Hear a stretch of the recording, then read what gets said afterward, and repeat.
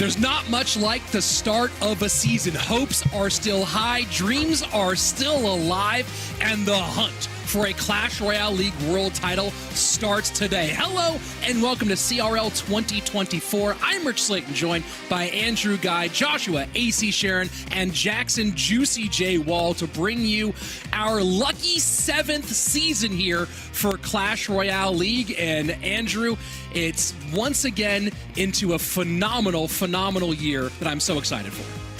Oh man, it's so good to be back here with you. It's so good to be back with all the boys. And it's of course great to be back with the same group of competitors. Of course, some new names showing up in the mix, but we've got probably the 3 most celebrated players in Clash Royale history here in our very first monthly final. I cannot wait to get going, man. And Josh, I know you're super pumped for this one. It's been quite the off season and a lot of things have changed in Clash Royale. Yeah, that's right. I mean, we're seeing double Evo decks. We're seeing all sorts of tower troops. We got the Duchess, the Cannoneer. I'm ready. My heart is pounding. I am ready to go. And Jackson, our World Cyber Games champion, the meta has certainly shifted. I know you mentioned very recently that your favorite card is back in the mix. Expectations for big changes here in this first month? Yeah, I think like we were talking about the other day, it's a completely different game, really. I mean, there's so much volatility in the meta. And like I said, Electro Giant might be back. I'm hoping that we see a little bit of it today. There are, of course, some big changes in CRL 2024, but one thing is not different, and that is the path to make it to these monthly finals like today. Stage 1, it's Path of Legends. You got to get top 1,000 in Clash Royale ladder. If you're able to do that, you're going to make it to Stage 2, the monthly qualifier. Out of the top 1,000, it's a Swiss bracket. You have to make it to top 32, and then that top 32 is getting whittled down to 8, and that's what we have today. 8 players in the monthly finals, and there's a lot on the line. That's right. I mean, this format is the general season format, but when we talk about just today specifically, we heard you guys talking about it all year last year. Don't worry. We've taken all the, the slight little advice we've gotten year after year. Double elimination, right? We got to have that here at CRL. Well, don't worry. 8 players competing in this double elimination bracket. Best of 3 in-game duel. No, not in-game duel mode anymore. Players will be given time in between each of their games to reset their decks. Now, this means that, of course, there's the opportunity for people to repeat cards, which has happened already and has happened in the past, and count on it, it probably will happen again here in 2024. But the other thing is that tower troops are repeatable. So cards in your deck, no. Tower troops, yes. And of course, why are we here? Well, the winner gets a golden ticket to go to World Finals in November. Where is it going to be? What day of the month? Who knows? Stay tuned for more information on that. But there are other ways to make it through community events, leaderboard points, things like that. AC, a lot of money on the line. That hasn't changed. Oh yeah, it'll never change. First place, walking away with $17,000 and the golden ticket and the chance to go to wherever we're gonna go to for the World Finals. Second place, walking away with $11,000. And hey, even if you lose every single game, you get embarrassed, you receive a phone call from a friend you haven't seen in 2 years and they said, wow, you did really poorly today, you're still walking away with $1,500. All these competitors are gonna walk away with something. And Andrew mentioned something very important here, that we are not in the in-game duels anymore. We are in the World Finals style of duels. And Jackson, that creates a pretty big difference here. How does that change the way these players build decks from game to game to game? So, I mean, in-game duels, you have a bunch of pre-selected cards, and there's a lot less sniping because, you have to pick one of the decks that you've already made.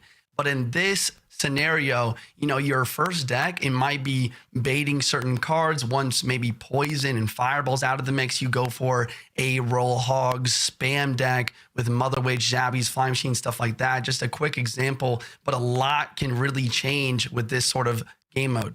And of course, with this World Final style game board, that might help out some of our World Finalists as we look at our bracket and see how many World Champions, how many World Finalists we have in here. Talking about World Champions, match number 1, Mohamed Light, the 2023 champion, up against 2021 World Finalist Hasiel.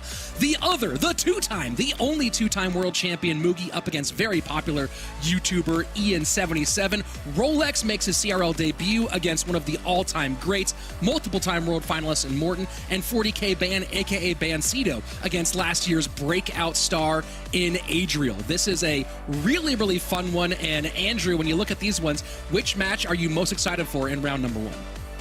Oh, man, I had to say round number 1 because I was already looking ahead to round number 7. I want to see those two guys go head-to-head if they can make it through round number 1. But since we are talking about round number 1, the biggest one for me is Mugi versus Ian77. I mean, we got a guy in Ian77 who has been one of the biggest names in Clash Royale for over a year, but he's always kind of fallen short in the competitive scene. He's been making a lot of content. He's been grinding. I met him at World Finals this last year. He's a great dude. I'm really, really excited to see what he's going to do here today against our two-time world champion. And then when you talk about that 2x world champion, we were just joking before the broadcast today. It's like, I think he plays like a couple times a month. Maybe he picks up like 30 minutes a day. He plays less than all of us on broadcast, but he is still the two-time world champion. So that's got to be it for me. Match number 2, man. Well, we'll see if Mugi can continue that lackadaisical greatness, if you will. And maybe you think he's going to do it. Maybe you think Ian77's got it. Well, go ahead to event.supercell.com where you can pick on Clash Royale or even put in /Clash Royale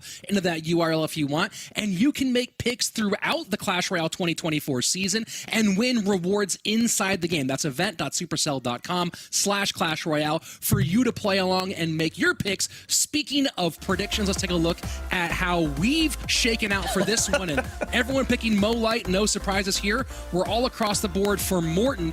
Josh, you're picking 40K Ban instead of Adriel. Yeah, that's right. I think I have to. I was watching him play some ladder the other day, and I was very impressed with his gameplay. But while I was impressed with his gameplay, I started to look around, and he was using the Princess Tower. He was pushing on ladder with the Princess Tower when everybody else is using the Duchess, the Cannoneer, and he's doing it on his lonesome. So after I saw that, I was thinking, well, if he's going to be able to do it on ladder, I think he's got a chance of being able to compete with the best of them. I've got a good feeling he's going to be able to sneak a win against Adriel. And of course, one other big outlier there on this screen as we come back to us, it's Juicy J. You're going with Ian77. Everyone else picking the two-time. You're going with the Hog Master. Tell me about that. Yeah, I think that I got to, try and pick something to get ahead of you guys in these predictions. I'm trying to win the predictions today. But, I mean, I also believe in Ian. I mean, he's a great player. And, we talk about how Mugi maybe doesn't play that much. Ian is always grinding. He's practicing. He's making content. He's kind of like Morten. He's like almost the only other guy that can create content full time, but still show up in the competitive scene and do pretty well, even beating Mohamed Light at one point in the CRL warm-up. So this is why I got to pick Ian here. Well, I think that's actually a really interesting thing. Sorry to cut you off, Rich, but you just talk about how much you have to play these days because of how quickly the game is evolving. I think that's a really, really interesting thing for you to bring up, Juice. Like, you don't play this game for a week, and you feel like you are months behind now. Well, Andrew, I was going to say that you and I are perfectly aligned in these picks, but we are seeing some good insight from the other guys. Let's go ahead and focus right now, though, on our opening match of the day, Mohamed Light and Hasiel. And, of course, Andrew, you and I were joined by Joshua Sharon for the first solo World Finals, which was Hasiel's big breakout year. Yeah, I mean, you talk about a guy that had an incredible showing a couple of years ago. He was someone that was, when we talked about last year, we were saying Hasiel could be the dude. When you look at the 2021 World Finals coming in 8th place, the last couple of years, honestly, have been a little bit downtrodden for him. And then when you look on the other side of that with Mohamed Light, I mean, talk about a way to start your season, but also to get you back on that path to victory. If you can start off the first monthly final with taking out Momo, that is huge in building your confidence for the rest of 2024. And let's take a look at a bit of Mohamed Light's career. And Mohamed Light's career should be defined by one word, and one word very specifically: win. Because that's the thing this guy does. Win, win, win over and over again. The 2022 world champion. Of course, more important in some ways are the domination of the regular season in 21-22, and we saw in 2023. And Josh, as you and I get prepared to kick off this one, we've talked a lot over the years about what makes Mohamed Light special, but we did see some cracks in the armor. We're taking a look at that right now here, this match against Adriel. What do you think is changing for Mohamed Light to get back to being the dominant, the pharaoh here for 2024? Yeah, that's right. I mean, I think he's doing everything that he can to set himself up for the future. He's switching coaches, he's switching playstyles. He's doing a lot of things that we haven't really seen. It's not, usually we chalk it up as panic from players when they're changing too much. But with Mo, we know how talented he is, and we just kind of have to assume, all right, you know, maybe he thinks that one little thing was off, he can fix that, and he's gonna go to glory again. I really think this year we're gonna see an improved Mo. I know he's finishing #1 overall in our hearts every single year, but I think he's gonna improve this year. Well, let's take a look at his opponent here in Hasiel, who, as we said before, really had kind of a breakout performance in 2021. A huge win to get himself all the way into our World Finals, where people kind of forget the Hasiel went all the way to top 8 at World Finals, got some big wins, including one over Samuel Basoto in that 2021 World Finals, but then was very quiet in 2022, and mostly quiet except for one good Season 1 breakout performance in 2023. And Josh, this guy seems like he has all the skills, but for some reason, kind of in and out over the last couple of years. Yeah, that's right. I mean, look, the competitive scene is difficult. You have to always be grinding. You can't, most players can't take months off at a time. And really, it just comes down to, if you're not Mo, it's not shocking to see you disappear from the competitive scene for 4 months. It's hard to stay at the top. He's trying to re-enter that upper echelon of players. We'll see how he does it, and no better way to tell everyone you're back than a first-round win over Mohamed Light, which a lot of players have done, of course. Mohamed Light famous for those lower bracket runs, and that's kind of what we expected when he took that first-round loss to Air Surfer at World Finals back in November quite recently. But most of you, of course, in the community vote, not expecting that to happen. 80% picking Mohamed Light, only 20% voting for Hasiel in this matchup. And Josh, you and I both, of course, also picked Mohamed Light in this one. What does Hasiel have to do to have a real shot at upending our former world champion? Yeah, that's a great question. I want to say I think it really is just as simple as picking the right decks, only because it's the first monthly finals. Players haven't really fully utilized the out-of-game duel format, the fact that they can switch everything up. So I really think it's just something as simple as making sure that you have everything set up so that way you get the snipes and you win off that, because that really is going to be the main difference between this year and last year, being able to switch up your decks. And that's, one thing we know that Mohamed Light is very generally good with, but of course we're just talking about that Adriel matchup where he went on stage with the wrong set of deck progression links and did his best picking. You have to imagine, Josh, that mistakes like that are not going to be repeated here in 2024. Yeah, basically, it's okay to make a mistake as long as you fix it. I think that's exactly what we're going to see. I also would say, just because it's the first monthly finals, I don't really see a lot of these players making any mistakes with their deck choices, using repeated cards. Everybody's so nervous, and they're going to be super well prepared. So I'm expecting a lot of clean games where the victor will just be the better player in that set. And I was talking to Mohamed Light a little bit about his preparation for this one, and I asked him, does he have any factoring for tower troops into his game plan? He said he's not worried very much because he thinks everyone is going to pretty much be playing Dagger Duchess.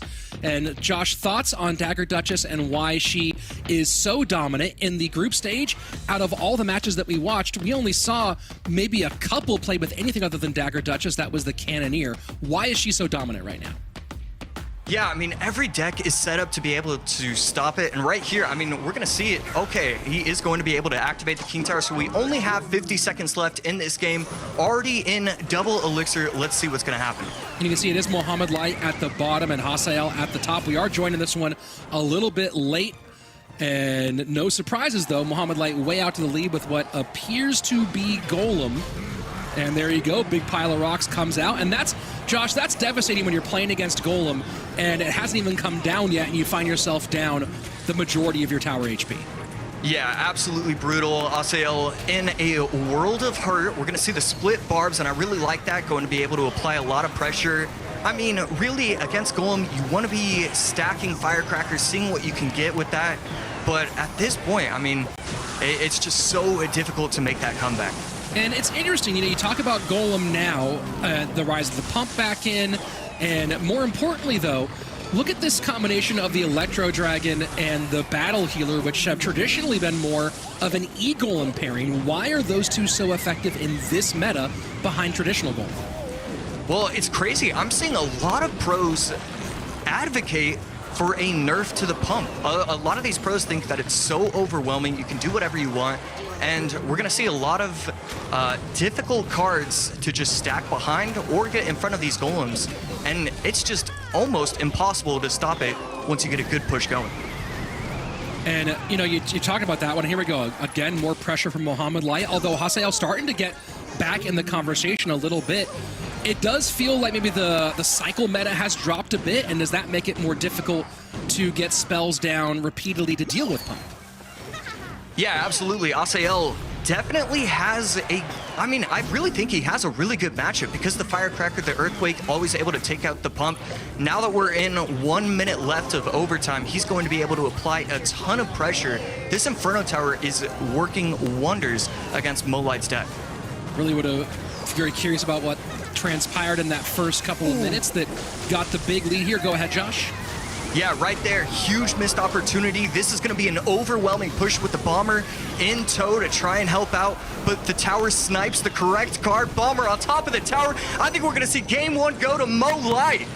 And 63 HP. Battle Healer does get picked up. Keep in mind, folks, no big spell for Mohamed Light. Does have to do a little bit more here and just saving that tornado for defense. Hasiel, full spam city, 15 seconds left. He does not have 3-card cycle available at the moment. Needs to get back to pigs if he has any chance of trying to break through here. 10 seconds left. They cannot get onto that tower in time, and able to hold off is Mohamed Light for a very important win here in game number 1. Yeah, right there. I mean, it really just comes down to he got too much damage early on. Hasiel couldn't make the comeback. But, I mean, when you look at the decks, you have the Royal Hogs, the Inferno Tower, the Firecracker. That really feels like a matchup where if you start out strong, you should be able to win it. And that's one of those wins that you really need when you're going up against Mo Light. That was certainly a tough one for Hasiel, and again, we did get in there a little bit late, and I'm very curious, we saw how much Hasiel was able to work late in the game, and if you don't sacrifice that 2,000 HP on the front end, you have to imagine, Josh, that's maybe a pretty comfortable win for Hasiel in the matchup. Yeah, but that's the great thing about these Golem decks. It's set up in a way where you can get 1,000 different positive elixir trades. You're always going to be able to defend Barbs against the Mighty Miner plus the Hog and still have a counter push. All it is counter push, counter push, counter push, try and pump up, try and overwhelm. And really, if you waste an Earthquake early on, which I believe is what we're seeing, because the Earthquake is the 3rd used card from Hasiel, there's a very good chance that he just wasted Earthquake, he was able to pump up and win from that. Oh, very interesting. So it's, we'll see if we can figure out what those opening moments were. Either way, doesn't matter. Mohamed Light taking game number 1 here, and a very important game number 1. And, you're thinking about this matchup. I'm seeing if I can go ahead and find the replay information here. I got to log in. Find the replay information here. Log out now for Hasiel, EQ out now. Of course, that was the matchup he wanted, was EQ against Pump. Didn't get it to work out correctly. And as you mentioned, Dagger Duchess can be repeated here as much as possible, but what cannot be repeated is still the most dominant of our champions, Little Prince out for Mohamed Light. Yeah, that's right. Little Prince, absolutely. I mean, it just fits into every single deck. Champions overall aren't really going to be, they're still very powerful, but they're not the main thing to focus on. It's always going to be the double Evos in all of these decks. I've talked to multiple coaches. I've seen coaches retire because they don't want to have to factor in double Evos every single round, trying to get all of these different cards lined up for every single set. It's stressful. It's going to be very interesting to see what each opponent will use for their double evolution cards. Well, taking a look, it was not a wasted Earthquake. Definitely Mohamed Light got a pump down. Earthquake was the response, but there was an exchange with a Little Prince and Barbs in response to the pigs. It seems to have turned into a potentially pretty big counter push. So either way, game number 1 in the books. Evos that are out. Bomber and Barbs out for Mohamed Light. Firecracker and Bats out for Hasiel. And Bats, really interesting, Josh, that Bats have in particular with this evolution found themselves in a pretty wide variety of decks. We're seeing them, we used to see them primarily in beatdown, then we saw them move into being cycle cards, and now they seem to be comfortably fitting into both archetypes. Yeah, Bats are probably one of the most well-balanced Evos in general. It's really amazing to see that there are times where the Evo Bats don't get any value, and I think that's very healthy for the game. So I think Evo Bats could be my favorite Evo just because of how well-balanced they are. So opening exchange here, Hasiel still saying cycle once more, and this time it's Minor Loon for Hasiel, and the Dagger Duchess plus the Phoenix will make short work of that one. Yeah, right there, Hasiel trying to utilize the fact that the tower was low on its arrows, tries to go in with the Loon at the bridge, but the Phoenix is going to be way too much for an answer. So XE plus Dagger Duchess will take 1 from the Royal Giant on the right-hand side. Now counter push in play. Fisherman to hold. First minute away. Miner's going to try to cover here. What's the game plan for Hasiel? Is he mostly going to get damage, you think, here from these XE NATO lineups, or do you expect to see a breakthrough with the balloon? Yeah, that's a great question. I think I would expect to see like Executioner lineups, those kind of things. Right there, Mohamed Light teaching his opponent how to get damage with a win condition, getting the tower all the way down to 1362. Great counter push from Mo Light right there. But yeah, I would expect most of the damage to not really come from the Loon, more so come from the Zap, the Miners, and the Executioner lineups. So we'll see if it does get involved. Either way, they are in some difficulty, as the damage has come in pretty significant on the right-hand side, and we are working to get these cameras switched to the appropriate sides. You can see Mohamed Light on the bottom and gameplay on the top of the screen. We'll have that all sorted out for you here in just one moment, folks. 1362 the mark on the right-hand tower, and so far, Mohamed Light maintaining a decent lead, but this right here, if Hasiel can figure it out, could be a game changer, but he has to prevent these hog shots. And you know, this is the first time we're seeing the bomb tower in. The control on the Royal Giant has been very minimal so far, Josh. Yeah, I'm pretty shocked to see him delay it for that long. I'm sure he had his reasons right there. Mo Light just going to be attacking the bridge. But right there in that last defense, Hasiel really showing why the Executioner is so good in this deck. He was able to get a massive lineup on top of, I believe it was like the Fishermen, the Archers, pretty much everything. And right here, Loon not going to make it to the tower, and Mo Light again going to have another solid counter push. And Exy this time trying to hold firm, and the death damage beginning to put Hasiel back in this one. After the big Royal Giant Rage push on the right-hand side, holding steady for the moment is Hasiel, but he just cannot get anything other than death damage from Loons. But will this be the big change? Balloon gets close, and it does connect just like that. Hasiel takes the lead with about 90 seconds left. Yeah, the Executioner putting a ton of work in. Mo Light was not able to snipe the Loon down with the Phoenix. Even the Evoed Archers were not able to help all the way. I love what Hasiel is doing with his Executioner. And the classic Zap to hold there for a second. Hasiel needs to be a little bit more conservative here. Does pull back with the NATO. Rage comes in. This RG will get 1, and it does get 2. Not just 1, 2. Hasiel playing fast and loose.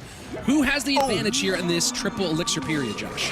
Well, after that mistake, I think I have to hand it over to Hasiel right there. Not going to do anything with that original push, but that is so much elixir to have wasted. 3 elixir from the Fisherman, especially it being the Fisherman, because that's such a good card for defense. Let's see what this Evo Zap can pull off. Evo Zap getting work done. Princess Tower, not the Princess Tower, the Dagger Duchess. Focusing on the wrong troop there. Death damage in, Zap in, 56 HP. Hasiel gonna go with the miners. Mo have a catch. He does not, 7 HP. The RG tries to get there, can't get it done, and Hasiel ties things up. Big decks for Mohamed Light in back-to-back games. Cycle for Hasiel in back-to-back games, but we are all tied up. Yeah, Hasiel really played that one well. I love what he was doing with the Executioner, always getting the lineups. His loon placements were over the middle instead of all the way off to the side because he was trying to get weird lineups where the Phoenix would have to be played off to the side, getting the NATO to collect everything into the middle. I really like what he did in game number 2. And he did it very, very well. And you know, this is the place you want to be in against Mohamed Light, making him make some funky choices, drawing blood early on, and getting that win. Gotta feel good, especially after maybe he felt like he should have gotten the win in game number 1. Yeah, absolutely. Way to collect yourself, make sure that you have the right head on your shoulders, and just win. This was a great game from him. Again, just one of those beautiful Executioner lineups. And I mean, Evo Zap, I haven't been able to talk about it yet on the broadcast, but I love Evo Zap. I think it's so strong. It always feels like whatever your win condition is, it will get to the tower when you have the Evo Zap in hand. And you see there the NATO for safety, the Zap to finish, and Hasiel taking game number 2. So through our 2 games so far, you take a look at the deck breakdown. Deck number 2, NATO played by both players. Mohamed Light taking the arrows and rage here in game number 2. So Josh, it's been Golem and then RG for Mohamed Light in games 1 and 2. We have not seen Cycle from him yet. Log, Fireball, Poison, Evo Zap still all on the table. Other side of things, we've gone Cycle twice from Hasiel. Do you expect a bit of a flip-flop here in game number 3 where Mohamed Light goes with something quick and fast? We know he has a really great kind of dominant minor Evo Tesla deck that's still completely available for him. And do you think Hasiel goes a little bit heavier here in game number 3? I definitely think that Mohamed Light is going to switch up his deck and go Cycle. I really think he has to. He is so talented, so skilled. It doesn't matter if he gets sniped. It doesn't matter how bad the matchup is whatsoever. He is going to win 60, 70, 80% of the time against any kind of pro opponent with a Cycle deck. I'd love to see him use that. And then on the flip side, Hasiel, like, I'm not exactly sure what he's going to set himself up with for game number 3. It's probably going to remain Cycle. I'm really just shocked that Mohamed Light is using so much beatdown with heavy tanks instead of going fresh, quick, like I'm used to seeing from him. So Hasiel has Tornado out, Evo Knight is gone, Evo Zap is gone, Log, Ice Spear all out, with the anticipation that maybe Mohamed Light's going Cycle and very likely going Minor. If you're in Hasiel's corner, what kind of deck are you putting together if your expectation is Minor? Well, that's a great question. I mean, it's always kind of easy to say use a minor deck yourself and then just switch 1 or 2 cards in order to win the mirror matchup. But it looks like Hasiel is going to go Giant Graveyard just based off of the first 2 cards that are shown. And folks, we are on the proper sides now. Drill. Mohamed Light from the top of the screen, Hasiel at the bottom, and Drill. Mohamed Light with the Snowball, Mother Witch, and Dark Prince. So especially that Dark Prince, some good anti-drill pieces here. But of course, I know, Josh, that the pros have been a little concerned with the strength of drill as of late. Yeah, absolutely. I'm not sure exactly what the discourse has been on top of the Battle Ram. I really like it as a card, but it's kind of difficult to get out the Evo Battle Ram in time to either win you a game or at least put you in a situation like that. So it's going to be really fun to watch Mohamed Light use the Evo Battle Ram so I can figure out how to do it myself. And, you know, talking about some of these Evo Battle Rams, if those of you who watched some of the qualifying stages may have seen Morten win a very, very tight bonus game to qualify for this weekend with a double Evo Battle Ram connection at the end. So we'll see if there's some excitement there. And look at that Guardian just jump the river from what seemed like it was going to be one half tile too far away, and Daddy Longlegs all the way across here to take out the work on the other side. Yeah, right there. Good cleanup from Light. Can he get the split? Not going to happen with the Skellies, but it doesn't matter. Tower cleans up the Dark Prince. Right here, Hasiel in a really good spot. Light giving up a couple Evo Bomber shots, giving up a little bit of damage. I really like that Hasiel switched up his drill placement. I mean, 2 months ago, everybody was putting the drill in the front, and then somebody taught the entire world how to play drill correctly, because ever since then, so many of these esport athletes are switching up their placements every single time, and it's almost impossible to stop a good drill player.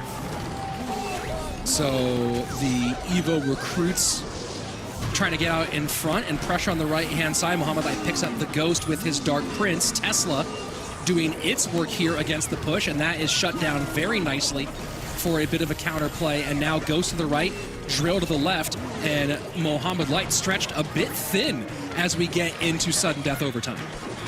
Yeah, right there.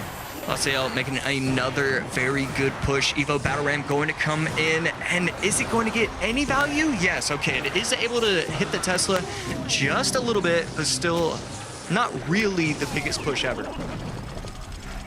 Yeah, Mohamed Light spending a lot of elixir to get not much out of it. Ghost does not pick up that bandit. It does not get visible in time, and suddenly Mohamed Light is back in the mix here. Hasiel, though, still very significant lead, and choosing to sacrifice some HP on the left-hand tower in exchange for a little bit more elixir, as he was thirsting a bit. Tesla does come out to cover as we approach the final 90. Yeah, right there about 5 seconds ago, Light goes in with the Skeleton Dragons at the bridge, predicting Hasiel's minions to be delayed in order to take out the Mother Witch. I have missed pro Clash Royale so much. These are not the plays that I make in-game. This is what I want to be seeing. And the Evo Tesla just practically, rather than a tower, it's more like a wall at this point. It feels like Mohamed Light has no clear path through, although this could be a game changer. Spamming the bridge on the right-hand side. Can he get past it? No. Tesla back in cycle. Josh, this is feeling like Hasiel is going to take another phenomenal matchup, play it well, and get through round one. Yeah, I'm not exactly sure what Light can do in order to save this game. I like going recruits in the back because you need to be building that correct push, but this might be it. No, the Bandit is going to be able to protect everything. Light has one more opportunity, and one more opportunity only. And here we go, final 25 seconds. Mohamed Light has to just pressure, but cannot give up that damage on the left-hand side. 17 seconds, Battle Ram down. Tesla is assuredly going to be there, back in cycle. That shuts it down. And, you know, Mohamed Light played all of these very well. Hasiel picking beautifully all three games and getting the second and third done for a round one upset against the Pharaoh. Yeah, I mean, him and his coach have to be just ecstatic with how that first set went. They have to be feeling really good in terms of how they're viewing the meta and figuring out what decks they want to use. Hasiel, these are the kind of setups where he's not doing anything fantastic, but that's exactly what you need from him. He's doing all the smart plays, all the right plays, trying to get the Evo Bomber double bounces every once in a while, but really just good defense. I have the matchup, let's play it slow, and that's how he was able to win game 3. And Hasiel's coach, I'm getting trainer lore he's been working with, so phenomenal research here on the part of Hasiel and his coach. And we look at some of the work here, and look at how deep we are into this game, Josh, and Mohamed Light just has not touched a tower. This was, you talk about getting the right call here. This is an S-tier matchup. Yeah, I mean, he just could not do anything. The Evo Bomber was always getting value. He was always switching up drill placements. I mean, maybe I think I'm going to switch my answer from before, because I don't think I was giving Hasiel enough credit. He was playing spectacularly. Even if he did have the best matchup he could ever possibly ask for, he still played it just perfectly. Oh, and of course we've seen that against Mohamed Light. You can't just have matchup, you have to play it well, and Hasiel doing that here. And, you know, it's interesting. I cast the CRL warm-up tournament final weekend, 3 days of competition. Mohamed Light crushed it through all of that. Of course, was great in the group stage here as well. But Mohamed Light has been leaning on the heavier decks, has not been playing as much cycle in these moments, in these competitive moments. And it looks like Hasiel and Trainer Lore just got the read on that here. You take a look at this matchup, and you're trying to figure out how in the world does a battle ram get to tower with all this on the board? And the answer, Josh, is it doesn't. It doesn't. Never. It's just never going to even really get close. I mean, every time that Mo had a decent push, he had either the Evo Battle Ramen cycle or split lane pressure or Bandit plus Dark Prince plus a little something behind that. It just felt like Hasiel finally was back to another Evo Tesla. The Tesla plus the Bomber, that duo right there is so scary. It's so difficult to get past the Tesla, and it's so hard to stop the offensive bombers. I love that pairing for Evolutions. Well, let's go ahead and we're going to get Andrew back out here in just a moment. I think we've got him ready. Andrew, upset in round number 1. Is this tales of what we're going to see, or is this just once again Mohamed Light getting ready to make a lower bracket run? I mean, it could be a little bit of everything, right? I mean, that was an incredible first match to start our day. You talk about the matchups that Hasiel had, and you look at the gameplay coming out from Mohamed Light. You know, one of the things that I loved a lot about that was, Josh, you talked about it, that skeleton dragons at the bridge looking for the minions. There's a lot of moments in there where you see the greatness of Mohamed Light. But Rich, to go to your point, it felt like he's kind of playing the game, or he's like playing Clash Royale's game right now instead of Mohamed Light's game. I mean, we saw him again do what he does on ladder with the decks that he is the best at, which is usually minor cycle. There was that minor poison Royal Ghost Bomber deck that he used. It just felt odd to see him go so heavy, and I get why. I mean, that first deck that he ran, that Golem deck, it is, you know, I think it's the Zodiac deck, is incredibly popular. It's incredibly dominant. But this is Mohamed Light that we have here at hand. This is a guy that can play any deck almost better than anyone, and can play any cycle deck better than anyone. I just would have loved to see him play more his game. But like we said, this game is so rapidly evolving right now. He's probably trying to figure out what is best in competition.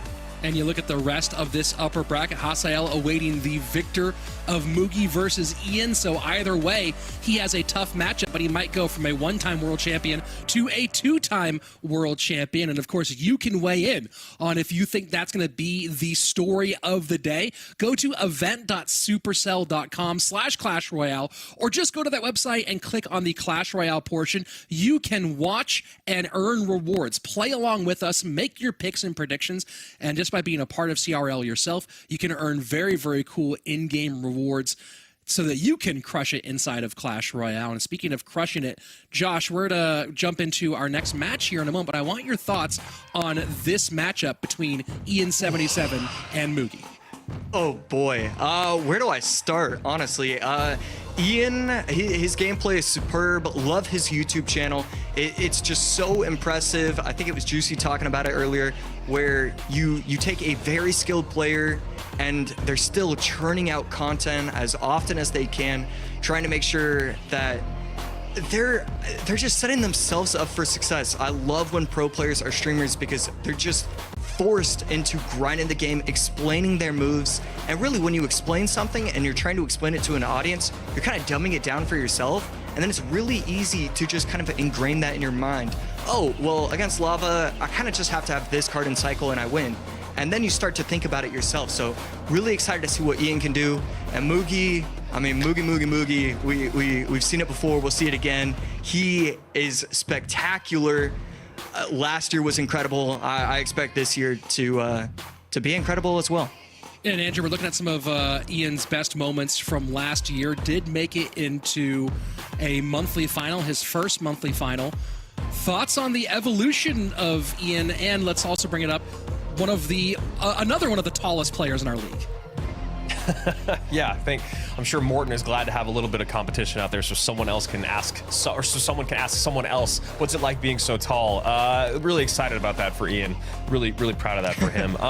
You know, it's one of those things where Ian, I think the biggest competition or the biggest conversation about this competition specifically between these two is you talk about the ice in their veins, right? So much of Ian and Mugi's conversation comes behind what they do in high pressure moments. Now, let's not forget that Mugi went through a lower bracket and upper bracket reset to win grand finals last year in person in Helsinki, $250,000 game. Like, there is not anyone who has more ice in their veins than Mugi. And then on the other side of that, you look at Ian, a guy that has so much experience, such great content, plays so much, so well respected, but he only has like one monthly finals appearance. When you talk about the competitive scene of Clash Royale League, that those nerves are such a factor when you talk about how well you play. If you could play in a vacuum in your room, no sound, or with music, or whatever is your comfort way of playing, that's all well and great. But when you get to CRL, when you get to the highest level, you have to be able to, and you can see right now,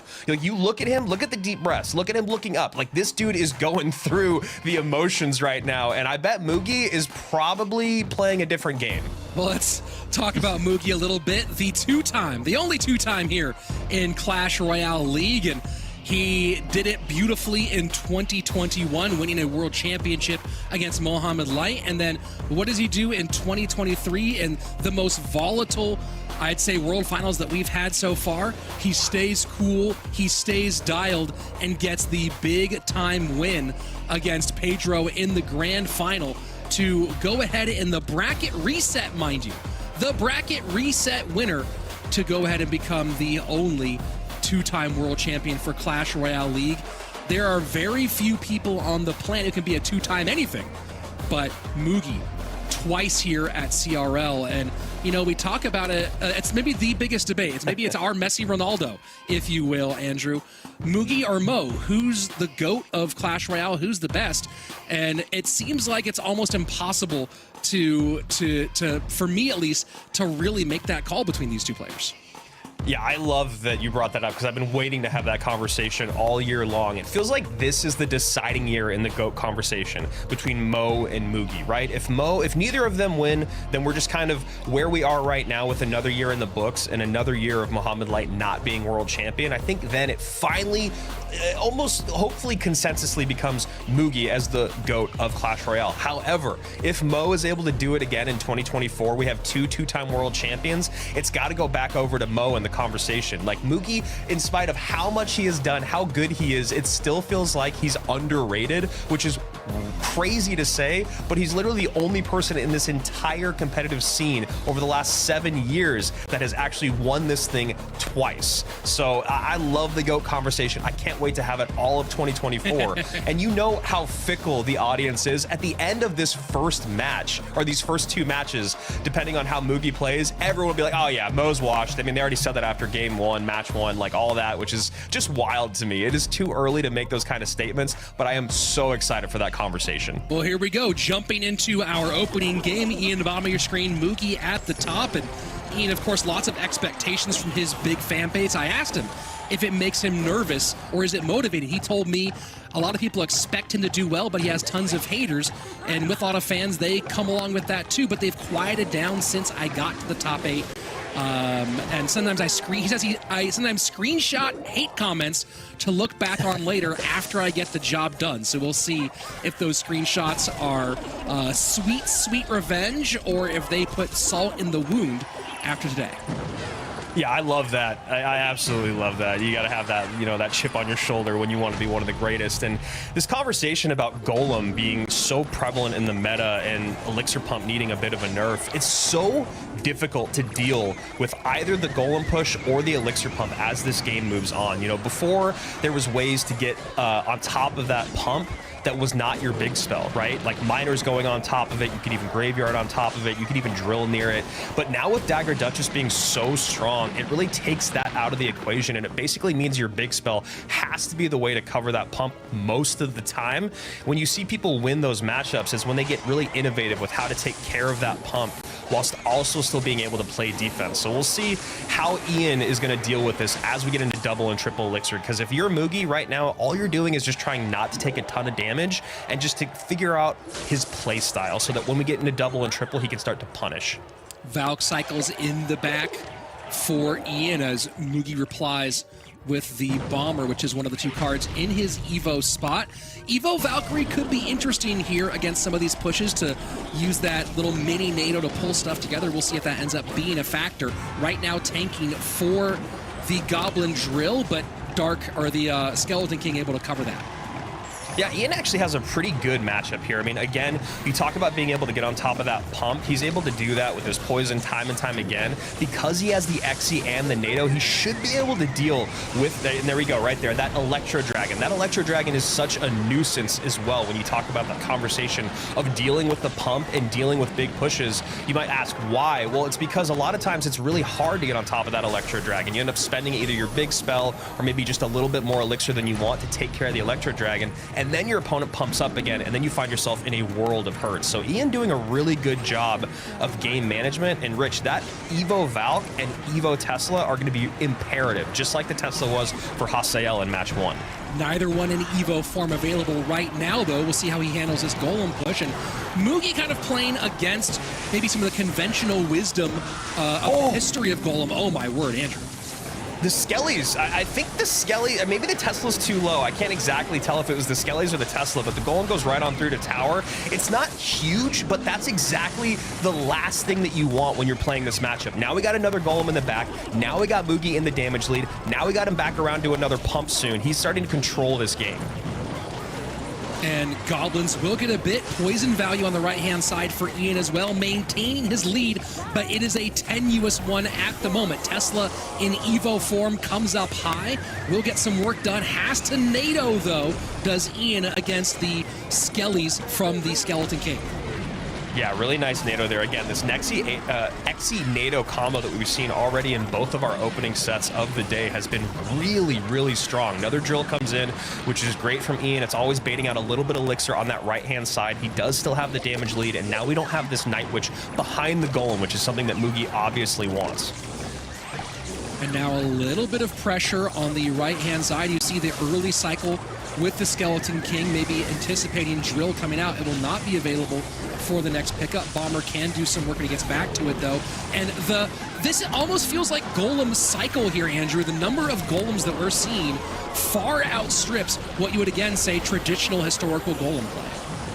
Yeah, I mean, it's funny because I was watching Juicy's stream, I think it was yesterday, and he was like, this guy that I'm playing has played more Golems at the bridge than anyone in the history of Clash Royale. And it's really interesting because that Golem at the bridge is not, you know, it's not a bad play anymore, whereas before it felt like it was just like a desperation play.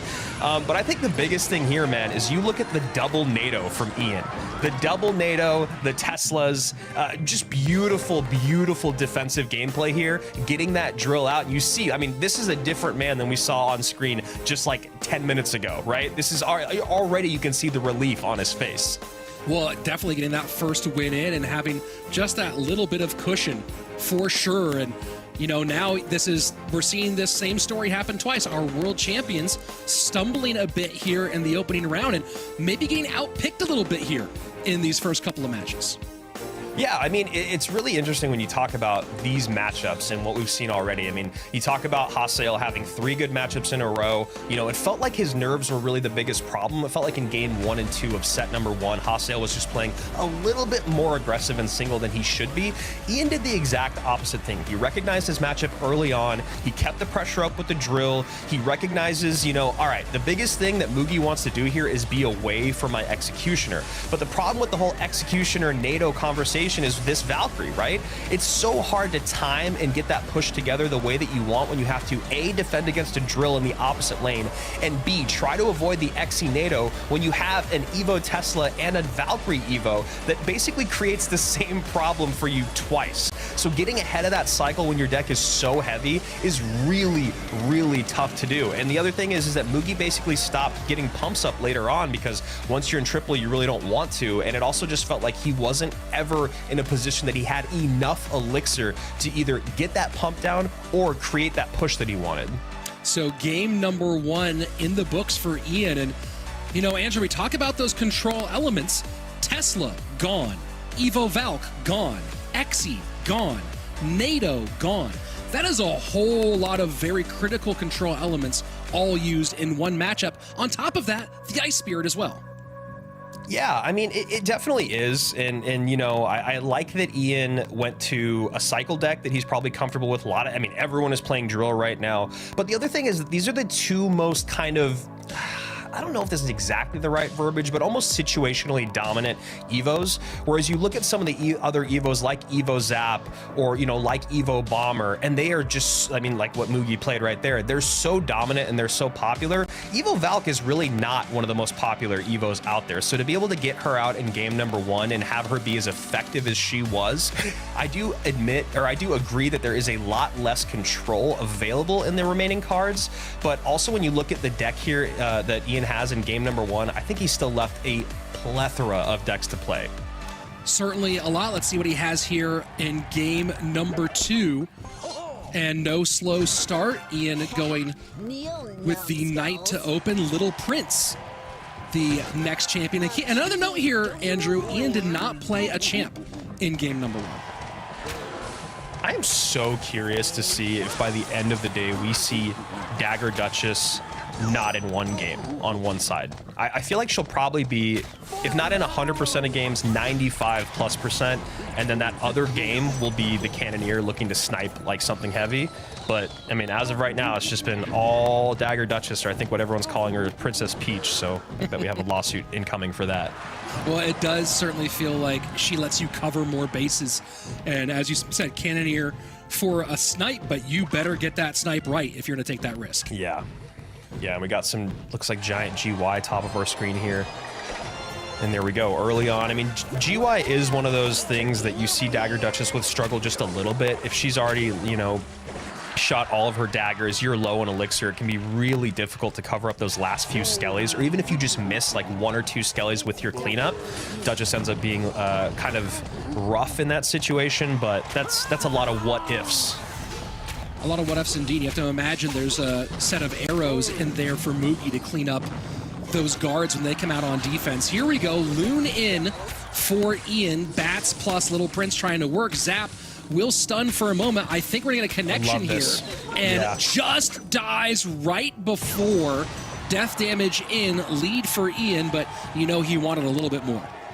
Yeah, I mean, he's only down a couple elixir. He gets the death damage. I like that he puts his opponent on blast there, right? The Dagger Duchess is low. The air cards are mostly out of cycle. The Zap is going to reset that Little Prince. So it makes it pretty scary there. Mugi still does a great job defending, doesn't end up down in elixir. And here's a nice body block at the bridge. And this is one of the situations that Balloon or some of those big tanks by themselves ends up really costing you, right? When they get caught across the bridge by themselves and that Dagger Duchess has a full clip. And good cover with the Evo Zap, and now arrows come out to clear on both sides. Ian with the lead for the moment, as we are just 30 seconds away from sudden death overtime, has held well, cycling guards to the left-hand side when a potential graveyard push is getting built. Yeah, and this is the second game already today where we're seeing Inferno Tower come into play, which I really, really like this. That's a great use of the ability there. Pushes away, doesn't actually retarget, though. The Giant stays just in range long enough. And now this is what I'm talking about. You see those last 2 skellies missed by the arrows, though. The Knight is able to clean things up, but look at this. You get the Knight right in front of the tower, lines up that bowler, and this is where the Little Prince just shines. Oh, that would have, I think, been maybe a King Tower activation if that bowler shot, which would have been huge for Ian. And Ian calling good game here. If the replay booth can pull what began with guards cycled opposite lane, and it looked like Mugi just went, oh, you're gonna take that out the gate. And I understand the arrows are there and the guards could be cleared, but man, Ian just felt like he had to spend a lot to not get a successful defense. Yeah, Bowler gets on tower there too, which is absolutely huge with the way the guards are placed. Dagger Duchess is low. I mean, one thing I will say after watching more and more of Ian play is he calls good game a lot of times when it's not actually good game, you know? I think the biggest problem with that in my mind, if you do it on ladder, it's whatever, but I feel like in the competitive scene, it almost feels like you're giving up on yourself a little bit. I don't know if he necessarily is, but when you talk about like winner mentality, I mean, look at this. This balloon's going to get a drop. You got a second balloon coming in. I mean, this is exactly what I'm talking about. Arrow's a little high, doesn't get the archers, but that little prince needs to be covered. Balloon is going to get a drop. No, wow. And that whole sequence, again, for the replay booth, pull that one out, and it began with, we saw a miner cycled earlier in the game that just went and died, but that time he used the miner to drain the daggers from the Duchess and let that tower be low, low, low. Balloon's able to sneak on through, and that was a brilliant recovery and phenomenal win by Ian. And now we have both world champions in the elimination side of our bracket. Oh, head over to event.supercell.com and look at all your wrong picks, Andrew. This is a horrible start to the day for me, but a great start for Hasiel, a great start for Ian, a great predictive Inferno at the bridge to catch that giant, and absolutely clean gameplay from our two underdogs. And just like I said, man, when Ian says good game, you really got to question whether or not this is a good game, or is he just lulling you into a sense of security? Beautiful stuff. I mean, really beautiful stuff. And that whole sequence at the end, we saw kind of the challenge of Miner against Dagger Duchess, right? Where the Miner got up earlier in the game and got absolutely shredded. But then we saw the why Miner Loon is back, drained the daggers out, and that is the one thing that can happen here. And take a look at some of the early action with this one. This Loon trying to sneak on through. This is where it didn't quite get on tower, but the death damage opened things up. And Andrew, it was nice, slow gameplay from Ian until the right moment came to strike.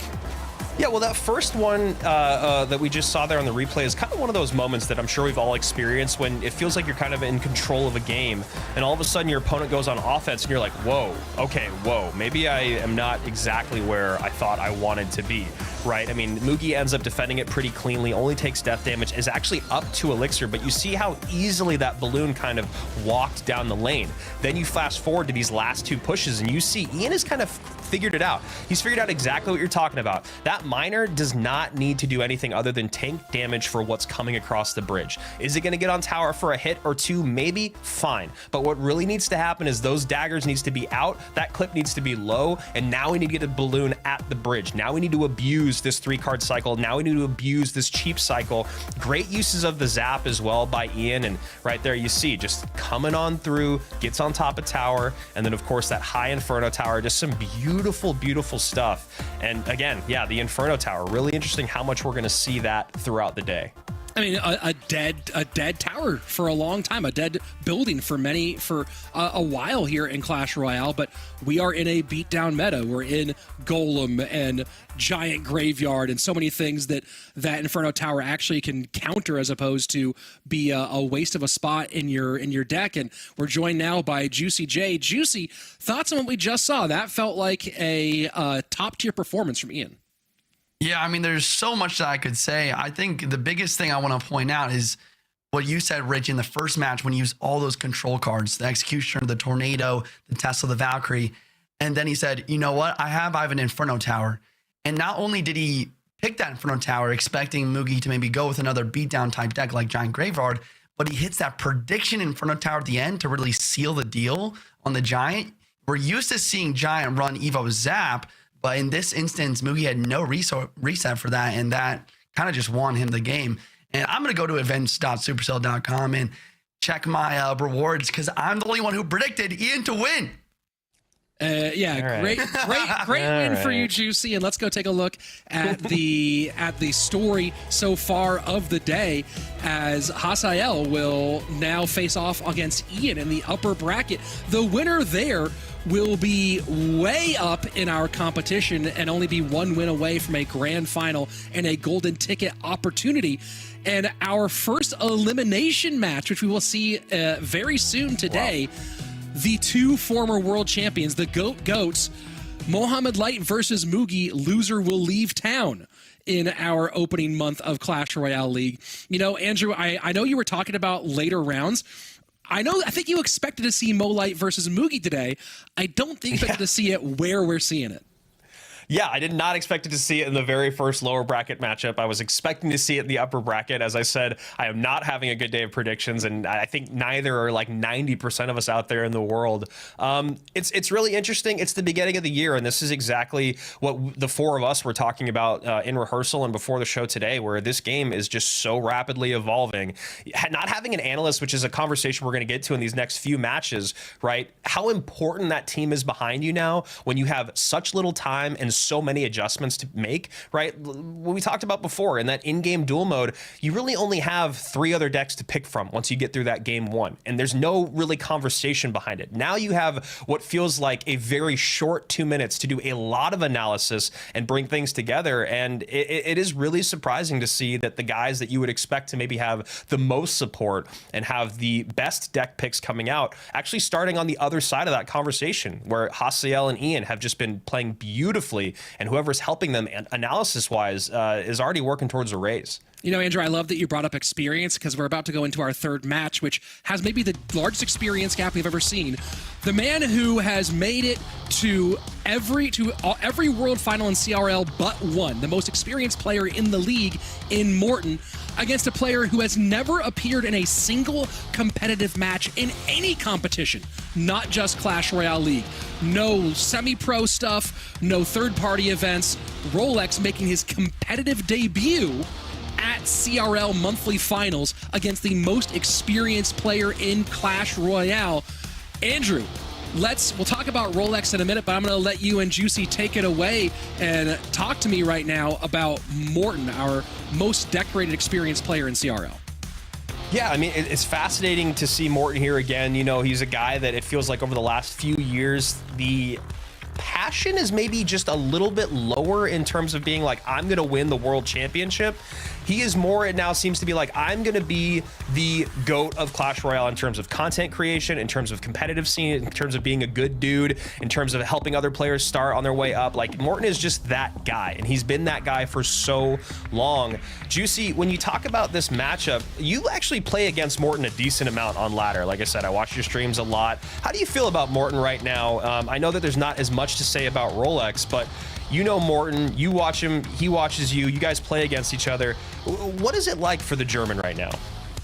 You know, he's the king of consistency. You know, win or lose, he's always making it to World Finals, and he's always finding a way to just continue to show that, whether it's content, whether it's on ladder, whether it's in the pro league. I mean, he's always there, and he's always, you know, playing really well. Maybe it's not Mohamed Light level every single game, but he doesn't have these drastic up and down that we see a lot of other players have. He's just always in there. And on the other hand, we have Rolex. I mean, first time in a monthly finals. You know, I won't say he doesn't have a chance to win, because like we talked about, this is a very different game than we're used to for Clash Royale. The evolutions, the tower troops, you know, you have to be grinding day in and day out. You have to be practicing all the time. But I mean, that's another thing that Morten is always doing, since he's streaming so much every day. Yeah, 100%. I know we're about to hop into game here, so a couple little tidbits of knowledge that Rich dropped on me, since he's not going to actually be on this cast. He's never played a professional event before. Rolex hasn't. He has no coach, no analyst. He's actually a huge fan of Morten, who this year, Rolex said, I am going to be a professional Clash Royale player. And one of the ways he did that was by watching hundreds, if not thousands of hours, as we know that's up there, of Morten, his opponent, right now, learning how to be a better player. And the last little thing that I thought was fascinating, Juicy, was in the group stage phase, Rolex ran the same deck set the entire time, and it was based off the idea that he knew his set, or his group, was relatively easy, and he did not want other people to know what decks he wanted to pick. So all that little player bio here on Rolex to see how he does, but Juicy, I already know he's winning points in your book. Is that an E-Giant I see here in game number 1? That is an E-Giant. This is the deck I was playing on ladder, and I got top 20 in the world on ladder just the other day with this, and I'm extremely happy to see it, because I think it's so good in the meta. And the reason why I think so is because we are currently in a meta where, you know, aggression and high beatdown style decks is kind of key, because you have to be able to bait out those Dagger Duchess daggers. And once you do that, though, then the beatdown push just kind of rolls through. But at the same time, E-Giant is not only a beatdown deck, but it's also a control deck in the fact that it's really solid defense. So I think it's perfect the meta, but Goblin Drill is the one matchup that you really do not want to play against. So Morten with a great starting matchup here. Yeah, I mean, you got the double buildings. The Tesla Evo is going to be tough. The Dagger Duchess is going to be really, really helpful here. But like you said, once she's out of those daggers, it can be really difficult to take care of these E-Giants. And here we go. Here's the first example of that here for Morten. A late Tesla, luckily will stun, but does not retarget. And that is a great, great start here for Rolex, already up almost 1,000 HP. And the other part of this E-Giant deck, Juicy, that I feel like is really great is that because of the cheap cards in it, like the Bomber and then the Little Prince that gives you that 3-card cycle, Lightning is really good in the meta right now. You got a great way to take out pumps and do good damage there since pump is everywhere. And you also have a really good way to get on top of those beefier support cards like the Dragons that we were talking about before in those Golem decks. So I actually really love Lightning right now, and I actually really love this E-Giant deck. Yeah, that's a great call. The Lightning also almost one-shotting Tesla. You know, a lot of the time we used to see Bomb Tower in the drill decks like this, but the Tesla getting one-shot by Lightning is going to be a major difference maker. And then going back to the cheap cards, the Bomber for Rolex going to be able to cheaply defend these drills really well. Here comes the E-Giant in the back. He's going to try and make a push off of this. And he's got the Evo Knight on the left side just kind of blocking lane here already, which is perfect. An aggressive Little Prince at the bridge there from Rolex to try to deal with the Mighty Miner. Evo Bomber comes down here for Morten. Now Morten edging towards tying things up here. Juicy, you know this matchup well. You've played both these decks quite a bit. What needs to happen for either player here to take the lead? Although Morten right now might be in trouble. Yeah, the thing that you have to do on defense if you're Morten is you need to pull these big pushes to the opposite lane Dagger Duchess, and because of these building placements, that is not happening. Phoenix is on tower, and that is just game right there. And the other thing, too, about the Dagger Duchess matching up against Phoenix, man, is you see how difficult it is to get on top of that egg now, right? You got to worry about the Bomber being lined up to make sure that when you're getting on top of the egg, you know, because the egg gets tanked for by the E-Giant. Then you have to worry about getting on top of the egg. But then when you're taking care of the egg, you got to make sure you don't line up that Evo Bomber. There's just so many layers of that E-Giant deck that becomes so difficult to deal with. And Rich here throwing some stats in the chat. Of course, you know he is. He goes, that the deck said that he never ran E-Giant, not once. So E-Giant coming out in game number 1, you love to see it. Juicy, so far, I started off the show saying our 3 most celebrated players, Morten, Mugi, and Mo, they are all off to a rough start here on Saturday. Yeah, and it seems like, I mean, not only the upsets are flowing, but also I think the biggest thing to mention here, though, is that, like we talked about, Rolex doesn't have that analyst, though. And we know that Morten does. And maybe he could get a really nice snipe in this first game. Or, I mean, it really wasn't even that good of a matchup. Maybe Morten just had a few mistakes here and there. But, you know, the second game, you know, Morten's analyst is watching this game. He's already prepared a deck. And he's going to give it to Morten. And Rolex really only has 2 minutes where he has to go in by himself and quickly make a deck preparing for the cards that Morten has now used. And that's a really tall order.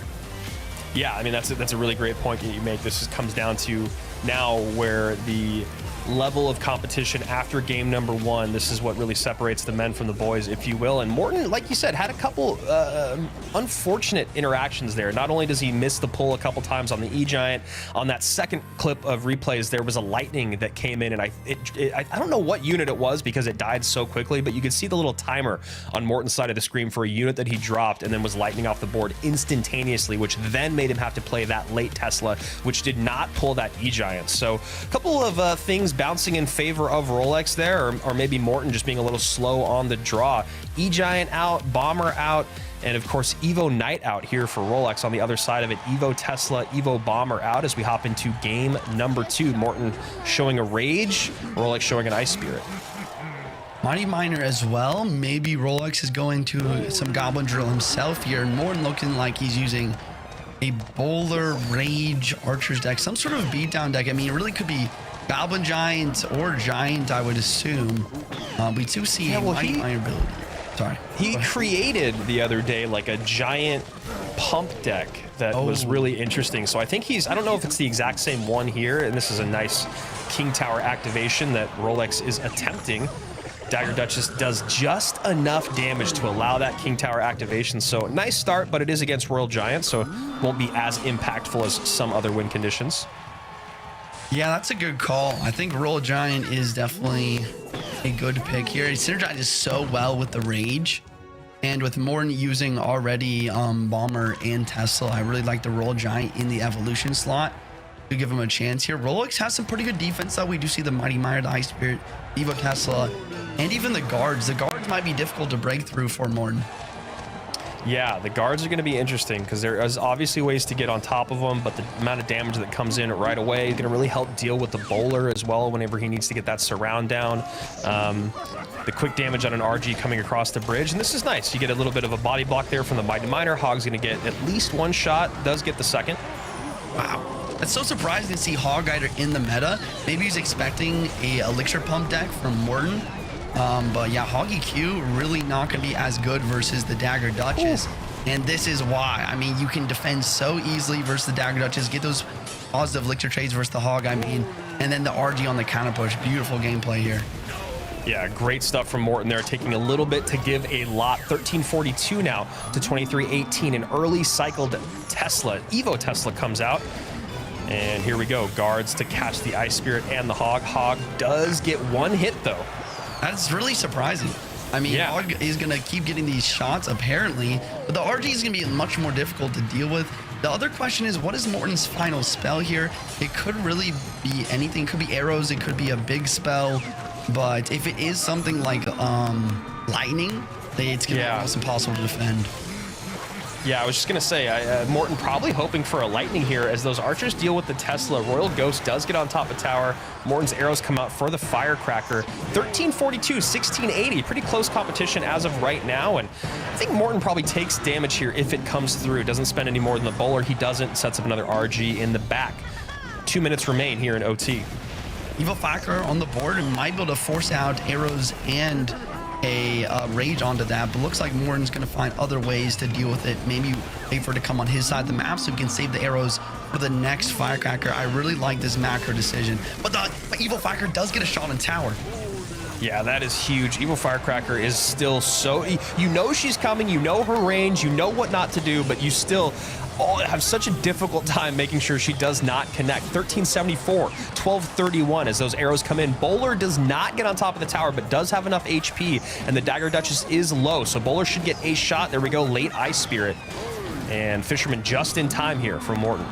This game is so close. I think the biggest thing here is Morten probably wants to go same lane this matchup so he can defend and counter push with the bowler, but defending counter pushing off lane with the Fisherman is also an option. That's what he's going for here. But as we head into the triple elixir, these RD pushes are going to become more and more difficult to defend. That's huge. And Rollers calls the good game.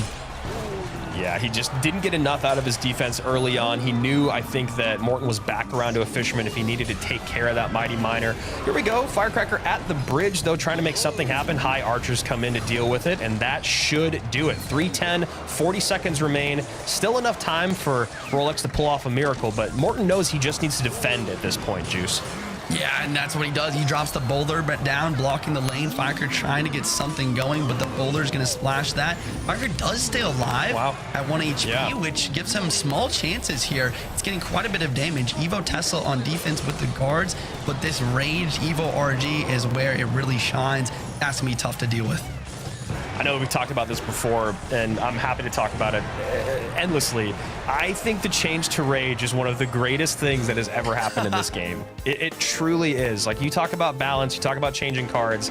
I think you talk about a dead card that now has become shockingly viable. Yeah, it's really good. I mean, the fact that it's able to damage, but also just speed up all of your troops, especially when paired with the Evo RG, where it not only is going to increase the speed of the hit itself, but also the knockback radius, taking out the guards and everything like that. It just synergizes so well. And we see a very nice match from Morten here. And this is kind of what I was talking about. You see Rolex not having the analyst. He heads in this match with Hog Earthquake. I mean, really a tough pick in the meta. It's not really very good versus Dagger Duchess. And I'm sure Morten was ready for something like this, having Bowler and Fisherman and guards for the Hog Rider. Yeah, so many great responses. That's a really good call there, Juicy. And it is really interesting, right? Because just a little bit ago, just a few weeks ago, Hog was everywhere in the meta. So popular. And how quickly things changed. Royal Giant hadn't been around very much. But now you see RG coming back in, already being played a couple times here today, and Morten able to even things out. And this goes back to what you just called out, Juicy, what you called out at the beginning of the matchup is, you know, what is Rolex going to bring out in these 3 games if we get to them? And already here in game number 2, it feels like that picker is just a little bit off just because of the things that you're talking about. Dagger Duchess, so strong against Hog, and Morten right there with every option in the book to deal with it. Yeah, I think the other thing about Dagger Duchess really taking out Hog in the meta is why we're seeing so much elixir pump. I mean, you guys were talking about it earlier, pros calling for an elixir pump nerf and all of these other things. It's because Earthquake is the only card that gets a positive elixir trade versus the elixir pump. And with Hog EQ out of the meta, I mean, that's why we see so much more of it. Maybe not in Clash Royale League because Rolex, you know, maybe trying to snipe something like that right now, but on ladder especially.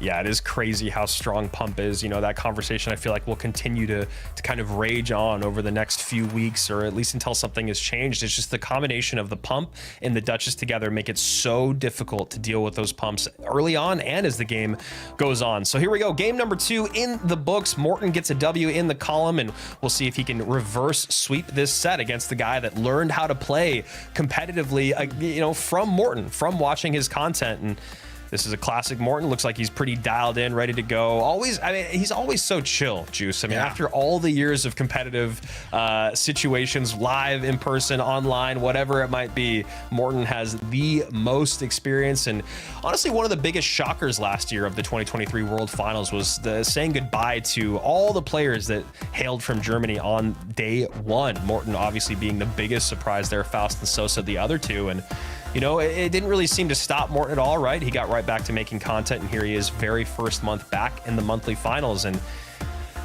you know, at least he's in a good spot here. Things all evened up.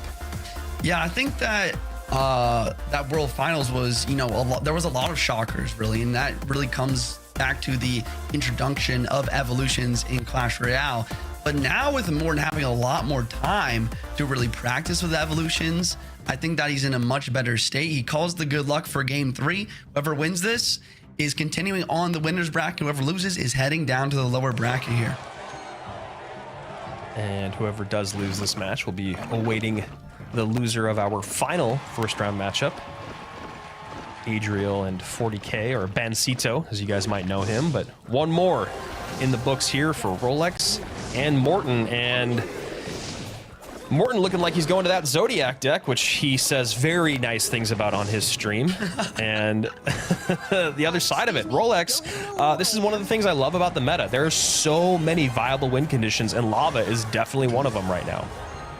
Yeah, Morten decided to go with the elixir pump with the earthquake out from Rolex, but Lava's a pretty smart pick. Lava versus this golem deck is actually pretty good. You really, if you are playing as the golem, you have to have a good defense in single elixir, which he actually pulls off fantastically here. But when it gets to double elixir, it's a lot more difficult to deal with these lava pushes. Yeah, really clean defense there from Morten. I like what he's doing right now, just kind of forcing elixir out of Rolex. Because he has the pump down, he knows he's going to be at the advantage by the time they both get to 10 here, or at least being able to be hyper aggressive and get to 10 at the exact same time. So we'll see what Rolex does. I don't know if he's going to lava up again right now. I think he needs to worry a little bit more about getting on offense, and instead goes Barbs in the back and doesn't really have a good way to deal with that pump right now, Juice. I mean, I think Morten has just won off of this. He used the 3-card cycle off of the Little Prince to get its 2 pumps down immediately. I mean, it looks like he's playing a cycle deck right now, but he's using Golem Beatdown. Rolex is going to try and respond with the Balloon Ops lane, but this push from Morten on the left side is going to be so difficult to deal with because he's up so much elixir, and double elixir is only coming through right now. And I was just going to say, you know, I like that Morten is taking the damage here. The Little Prince in Morten's book probably should have gotten a shot on that balloon, but it doesn't.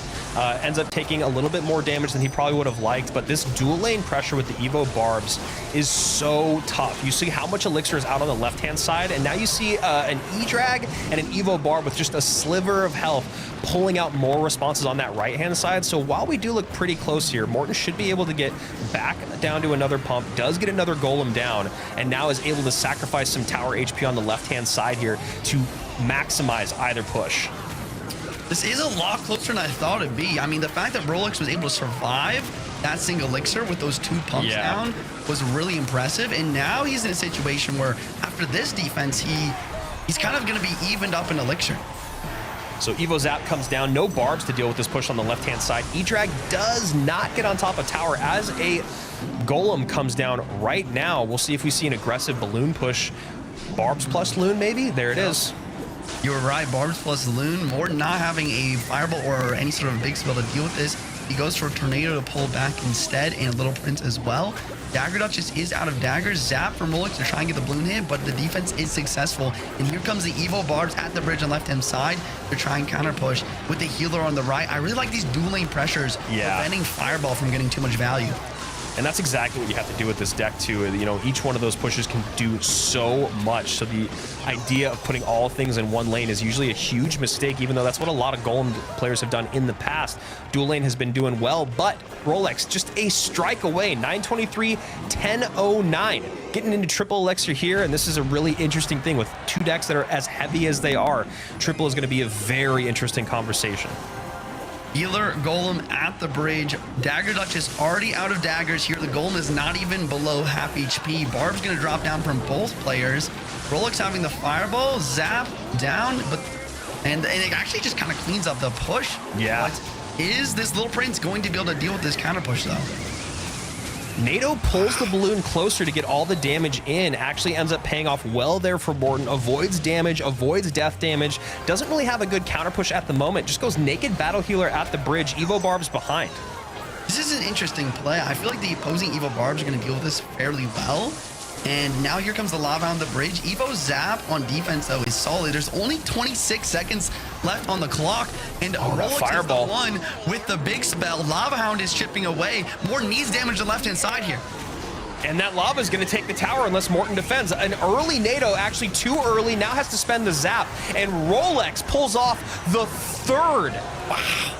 Third, I say, upset of the day. The 3 most celebrated players in Clash Royale history have been usurped. Mugi, Mo, Morten, all down to the lower bracket, fighting for their lives in our very first monthly final. And Juicy, my picks, my God, are so bad in our predictions. Yeah, I already know Josh is celebrating in the background because he ran. Oh, wait, no, he actually chose a ban Cito to win. So, no, we're all out on this prediction. No, we are all out. I mean, I don't think anyone could have possibly predicted Morten to lose this one. But, I mean, great plays from Rolex. I mean, absolutely fantastic plays. The Lava pick at the end against the Golem was definitely the right one. And the gameplay he had backed it up fantastically. The defense at the beginning really won him this game. Somehow surviving those 2 elixir pumps. I mean, perfect gameplay from Rolex. GG's. Yeah, I mean, Juice, do you feel like Morten kind of got caught playing Rolex's game here and didn't get enough pumps down late game? Now, I know pumping in triple elixir is basically a no-no across the board. Sometimes you see people do it with this deck, specifically with this deck, and not really with others. But not getting another pump down very much in that last, you know, when there was 2 to 3 minutes left to play, I thought was kind of interesting there. It felt like Morten was just playing a little more aggressive than he liked, and I don't know if that's because of what Rolex made him do, or if Morten just kind of got caught playing a game that he didn't want to. You know, I think what you're saying makes sense, but versus Lava Hound, I mean, it seems like pumps don't do much in double elixir. And what I mean by that is the Fireball from Lava Hound will never be used on Elixir Pump. Lava Hound players only care about one thing. Can I get a Lava Hound in the back and make a push off of it? And if you play a pump in double elixir, a lot of the time that's just what's going to happen. There's going to be a Lava Hound in the back and you're going to be stuck on defense. And a lot of the time, especially if Evo Zap is in cycle, your E-Drag and your Little Prince is not going to be enough to defend. So I think Morten played well with the pumps in the single elixir, and he just needed to take that tower at the beginning, but he just wasn't able to do that. Yeah, Rolex doing some really, really nice defense there. And then you talk about the spell responses from Morten here, obviously having NATO and Evo Zap, and you look on the other side of the board, Barbs, Skeleton Dragons, Mega Minion, all of those cards are not going to be doing, or those spells are not going to be doing enough damage to deal with, right? There were so many times that we saw Morten go super aggressive with the push, and then we saw Rolex on the other side of it be able to defend for just a few elixir cheaper. And that's really the name of the game, like you're saying, Juicy. You see Lava Hound players sacrifice towers all the time just so they can get a good lava push coming in. But obviously the better situation is, oh yeah, let me just defend for a few less elixir than it cost you to offend, and let me get this lava down in the back. Let me support it. AC, Juicy, all three of us here. AC, you had a little bit of time off. You did not pick Rolex. Let's just make that clear. But yeah. How'd you feel about this game? Yeah, it was really interesting. I thought Morten played 96% of the set perfectly. And then the 4% was just disastrous. In the Golem matchup in game number 3, he stacked in a way where Rolex was able to fireball the E-Drag, Barbs, plus the healer.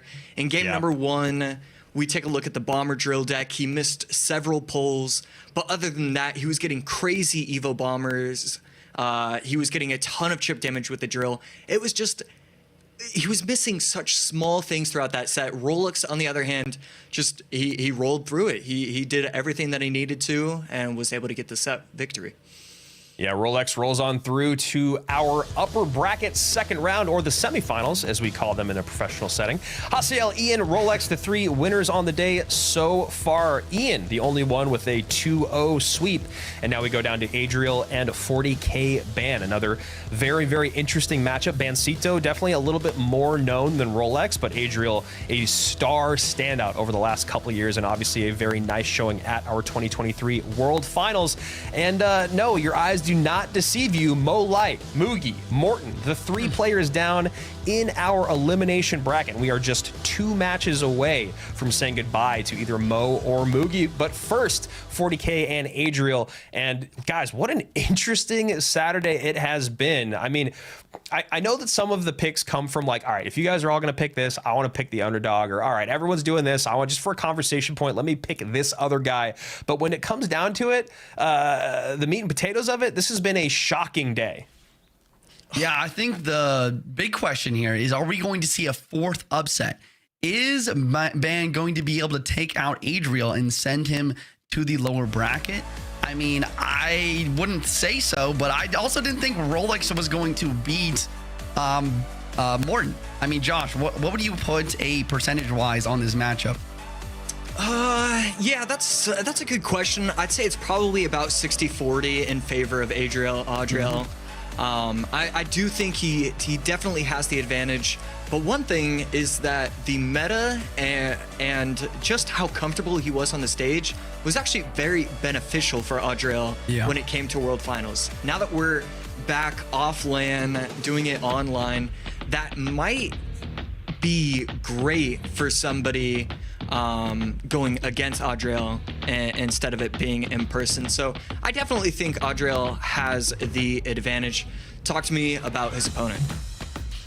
You know, Ban, he's a really good RG player. He plays ladder a lot. I've played against him a few times. He's extremely, extremely good with Royal Giant. The question is that going to be able to, you know, go with the other decks that he's going to have to play as well? Once again, this is duels formatting, out of game duels. We've seen a lot of beatdown today, so that might be able to translate, but you have to be able to play multiple decks on a stage like this. Yeah, that's absolutely correct. And I've been thinking about it for the last 5 minutes, and I'm so happy to finally bring it up. Right now, it's depending on who wins the set victory, either myself or Rich and Andrew are going to go 0-4 to start the day in terms of predictions. You're the only one locked up to at least have one. You're locked up. You got to be feeling good right now with that, right?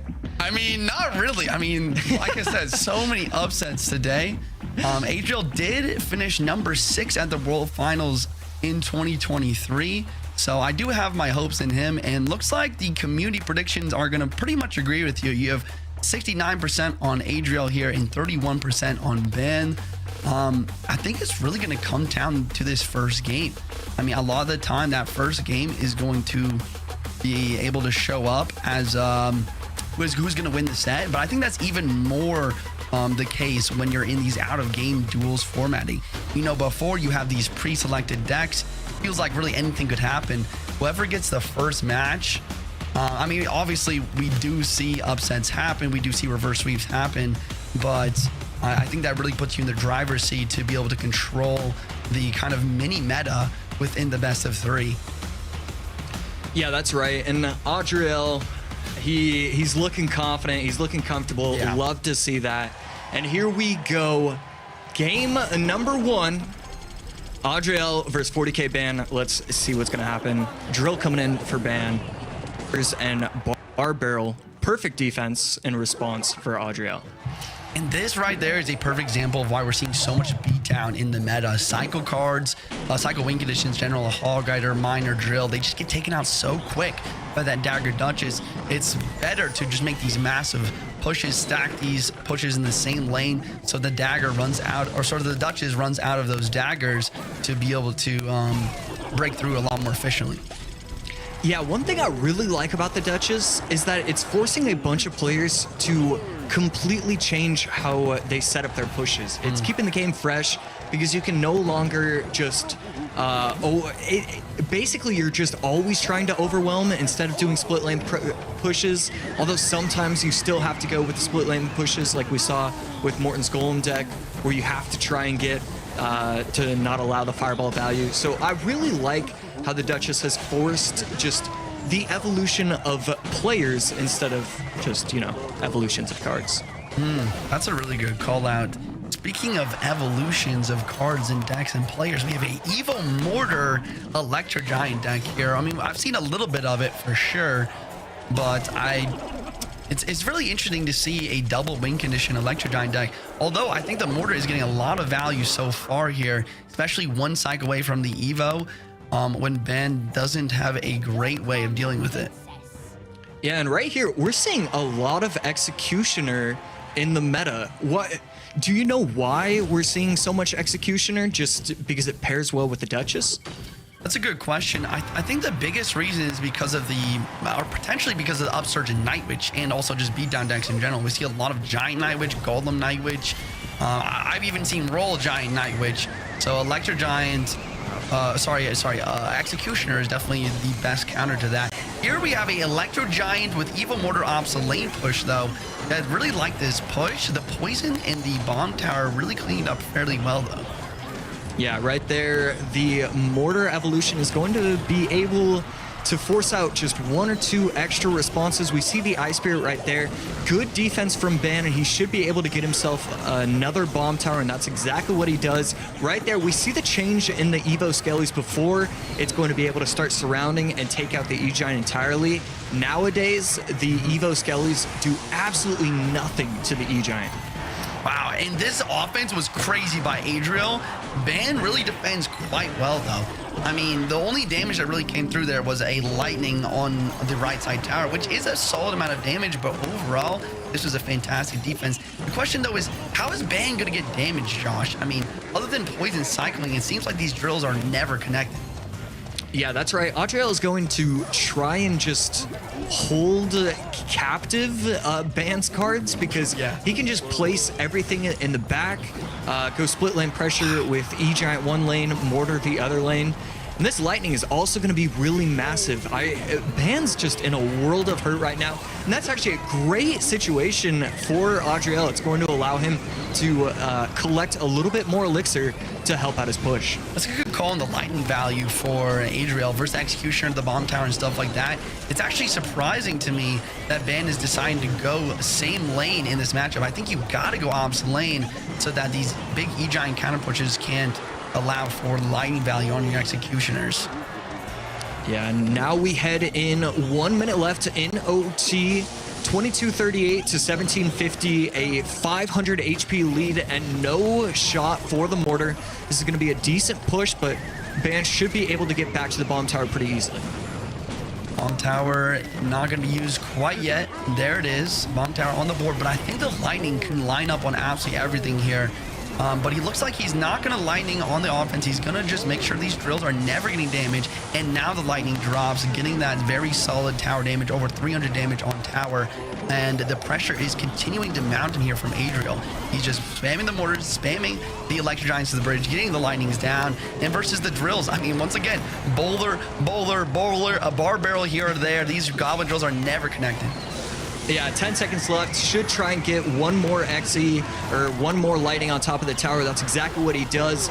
I mean, really, he has no chance, but I don't want to call it too early. With the help of the bar barrel, that's going to be game one for Adriel. A perfect game from him right there. E-Giant plus Bowler plus Mortar.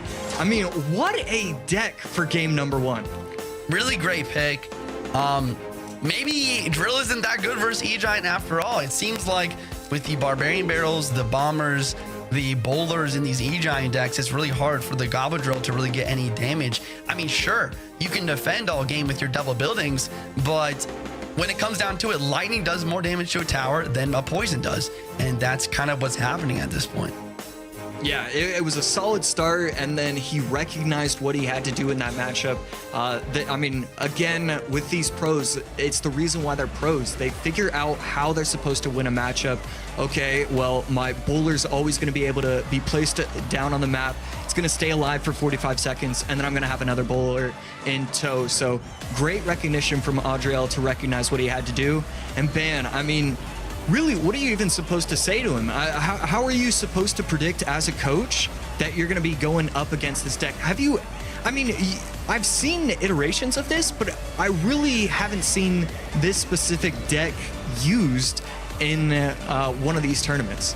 Yeah, it's a great deck pick all around. And, you know, like, I mean, we got to give it to Ban. I think he played fantastically. And an E-Giant, a bowler, really never hit his tower.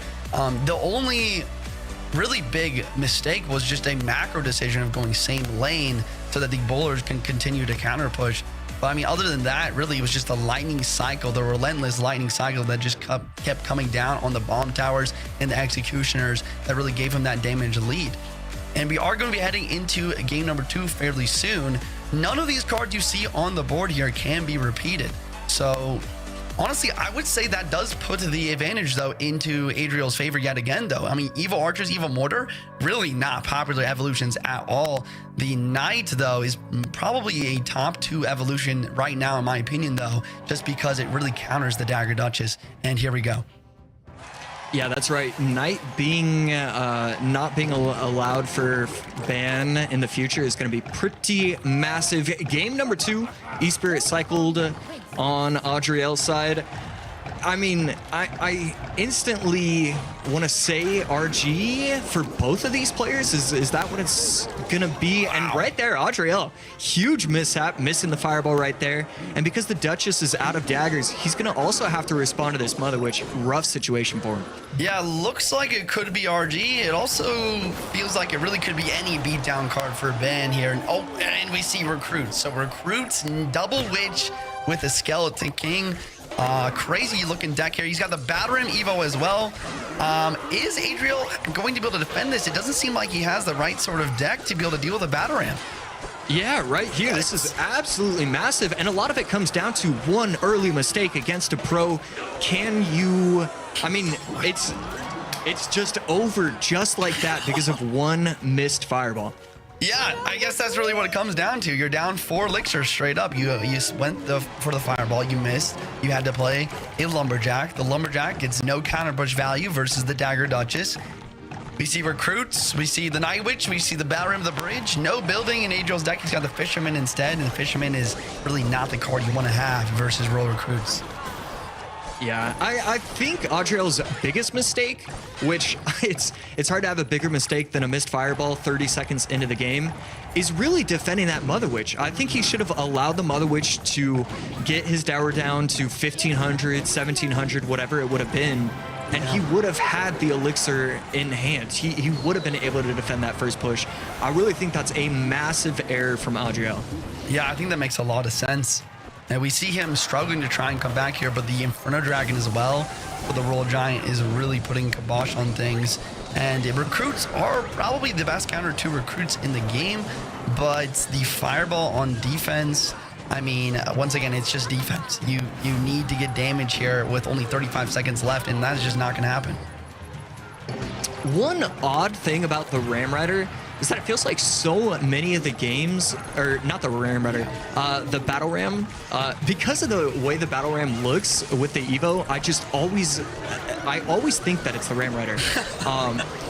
With the Battle Ram, it feels like so often the game is already decided before you get that Evo Battle Ram up. Yeah, that's a good point. I mean, Evo Battle Ram, when it was first coming out, I kind of seemed like it was going to be super OP. But, I mean, when it comes down to it, as long as you can stop that charge, it's really not that big of a deal. And like you said, I mean, it's a win condition that is 2 cycles. The only other really Evo win condition in the game is the Royal Giant, a 1 cycle. So it kind of makes sense. You can kind of cycle one of them, make a semi-decent push, but then once the Evo Royal Giant's in cycle, you can really go for it and get a bunch of damage. But with the Evo Battle Ram, like I said, it seems like it takes a really long time to get to it, and it doesn't really get that much value unless your opponent doesn't have a building. Then the regular Battle Ram is just going to get the job done, like we've seen here, tower down within the first few minutes. Yeah, right there. I was laughing when you said there's only one win condition. I've been watching a lot of Pedro's gameplay on YouTube, and he's always, in the nicest way possible to format this, he's always very upset about the bomber and believes that that's a win condition. Definitely. And that's just another one where it's only 1 cycle to get to it. And I just think it's very important with win conditions to have that 1 cycle up. Yeah, I mean, and that's really what the evolution meta has changed things to be. I mean, not only do you have to keep track of your opponent's win condition, the counter to your win condition that they have, but you also have to keep track of when their evolutions are in cycle, when you're down or up elixir. I mean, yes, in my opinion, maybe the introduction to evolutions have made the game, quote unquote, a little bit less skillful, but it definitely has made the game more difficult. Because you're always trying to keep track of all these things, because when it comes down to it, all the evolutions are strong enough to almost be win conditions on their own, especially the Evo Bomber when it's placed at the bridge. Yeah, it's really fresh to be able to have kind of 2-3 win conditions actually in your deck. Let's take a look at these. RG plus recruits from Adriel. I mean, what do you think this matchup would have been had these players played it perfectly? You see, I still think Ban would have won just because he's got the the Inferno Drag for the Royal Giant. The Fireball Arrows from Adriel gets a decent amount of value, but in reality, it's just going to come down to an Evo recruits plus Evo Battle Ram push. And how do you realistically stop that when all you have is a Fisherman and an Electro Spear to maybe stop the stun, or stop the charge of the Evo Battle Ram? It just doesn't seem like it's very good here for Adriel. Yeah, this is a really interesting deck from Ban. Yeah. The Inferno Dragon also would have provided a ton of value because I think Adriel only had the Archer Queen for air targeting units. So, I mean, we would have seen a ton of value. Not going to be able to witness it, though. And game number 3, Miner, Fire Spirit coming out from Ban. Adriel going to be using Drill. Early log, how does he want to respond? He's going to have the help with the guards placed down on the map. So we got a Miner control versus a Drill control here. One thing that we're going to see a lot when it comes to these cycle decks with Dagger Duchess in tow is we're going to see a lot of tanks placed at the bridge, maybe like the Knight or even the guards, to just get the Dagger Duchess out of daggers before we see that win condition come in. Yeah, and Ban, he is going to be running Evo Wall Breakers. Excited to see that. I don't know how strong they are right now in this meta. It's really difficult to get them to the tower with just how the meta is formed with the Tesla's guards. I mean, even just having Duchess as a tower, we're gonna have to see how Ban really wants to apply pressure throughout this game.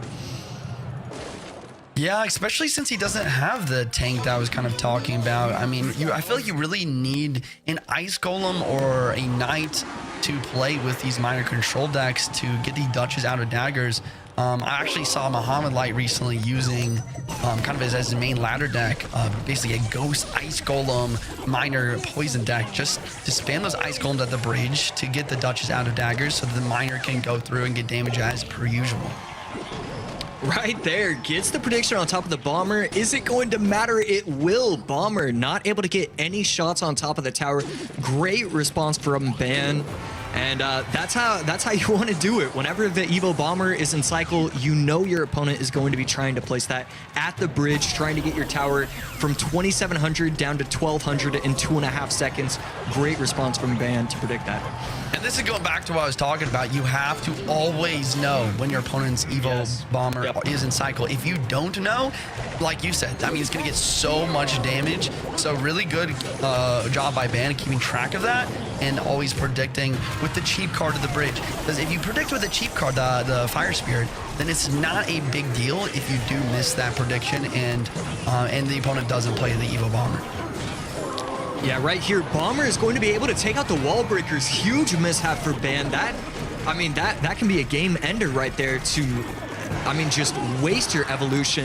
And Ban's already going to be struggling on defense because he's always using this royal delivery. It feels like the goblins are always going to get 1 stab early or 3 stabs late. Right there, I wasn't counting, but that had to be at least 5 or 6 shots from the goblins. Yeah, a lot of damage there, and it seemed like the prediction on the Evo Bomber was a good play from Ben there, but the Evo Bomber ends up actually distracting some of the Duchess's daggers and allows the drill to somehow get a nice connection.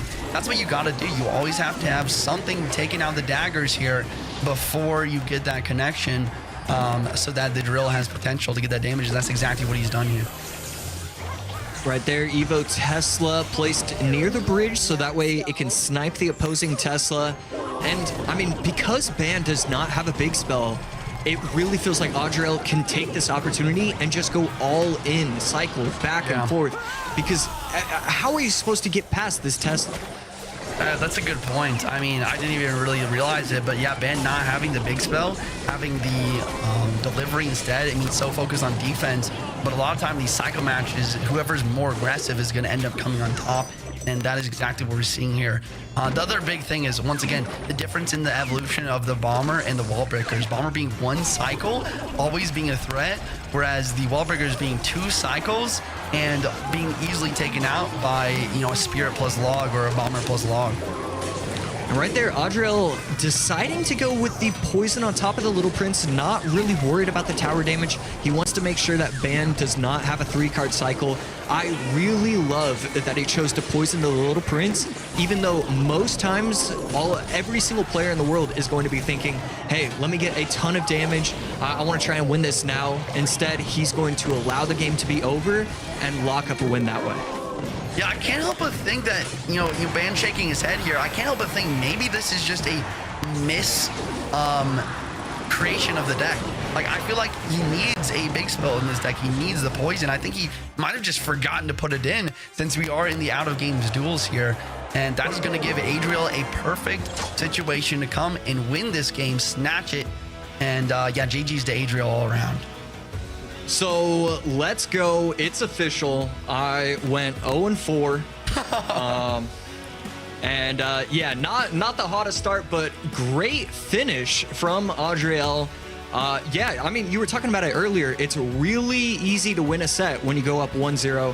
Right there, Adriel not going 1-0 and instead getting that reverse sweep, way to stay in the game from him. Just great stuff from Adriel overall. Really controlled the games. I love his deck choice in deck number 3.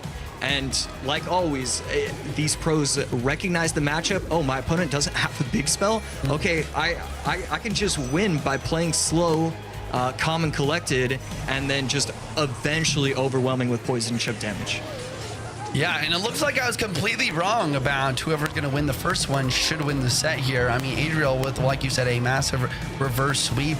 Ben, he played well once again. He played solid, predicting the Evo Bombers, not letting anything lock on the tower that way. But, I mean, I I don't know. I mean, I'm not sure if Ban has a analyst or not, but it seems like Adriel just had some better deck picks here in the second and third game. Yeah, just had his number. Adriel going to take the set 2-1 overall. And yeah, let's take a look at deck number 3. Adriel going to be running the Tesla Bomber. A lot of it comes down to we're talking about win conditions again. Bomber being such a good win condition, because even though Ban was making fantastic plays and always predicting it, you're still having to force out 3 elixir, 2 elixir, the wall breakers out of cycle. Instead of being able to use them on offense, you have to use it on defense. So even when you perfectly predict everything, the Bomber is still getting value on the map. That's why Bomber is considered a win condition by so many pros. Yeah, it's pretty wild to have a 2 elixir, 1 evolution that has so much threat of getting so much damage. It's definitely the best evolution in the game currently, and you always have to watch out for it. And like you said, even when you are watching out for it, you're forcing out negative elixir trades, and then you can get your poisons on towers, your goblin drills on towers, that much more. Ban, on the other hand, just never, ever being able to get the wall breakers to connect. If you could have gotten just one evil wall breaker or even just a regular wall breaker connection, I would say he had a chance in this match. But once again, he doesn't have a tank to bait out the Dagger Duchess for the Miner. So the Miner's always getting wiped out immediately. He doesn't have the big spell. And, Adriel has everything he needs for those wall breakers. Really great plays all around for Adriel and Ban. Adriel just having a little bit better deck pick here, but, also just backing it up all the way.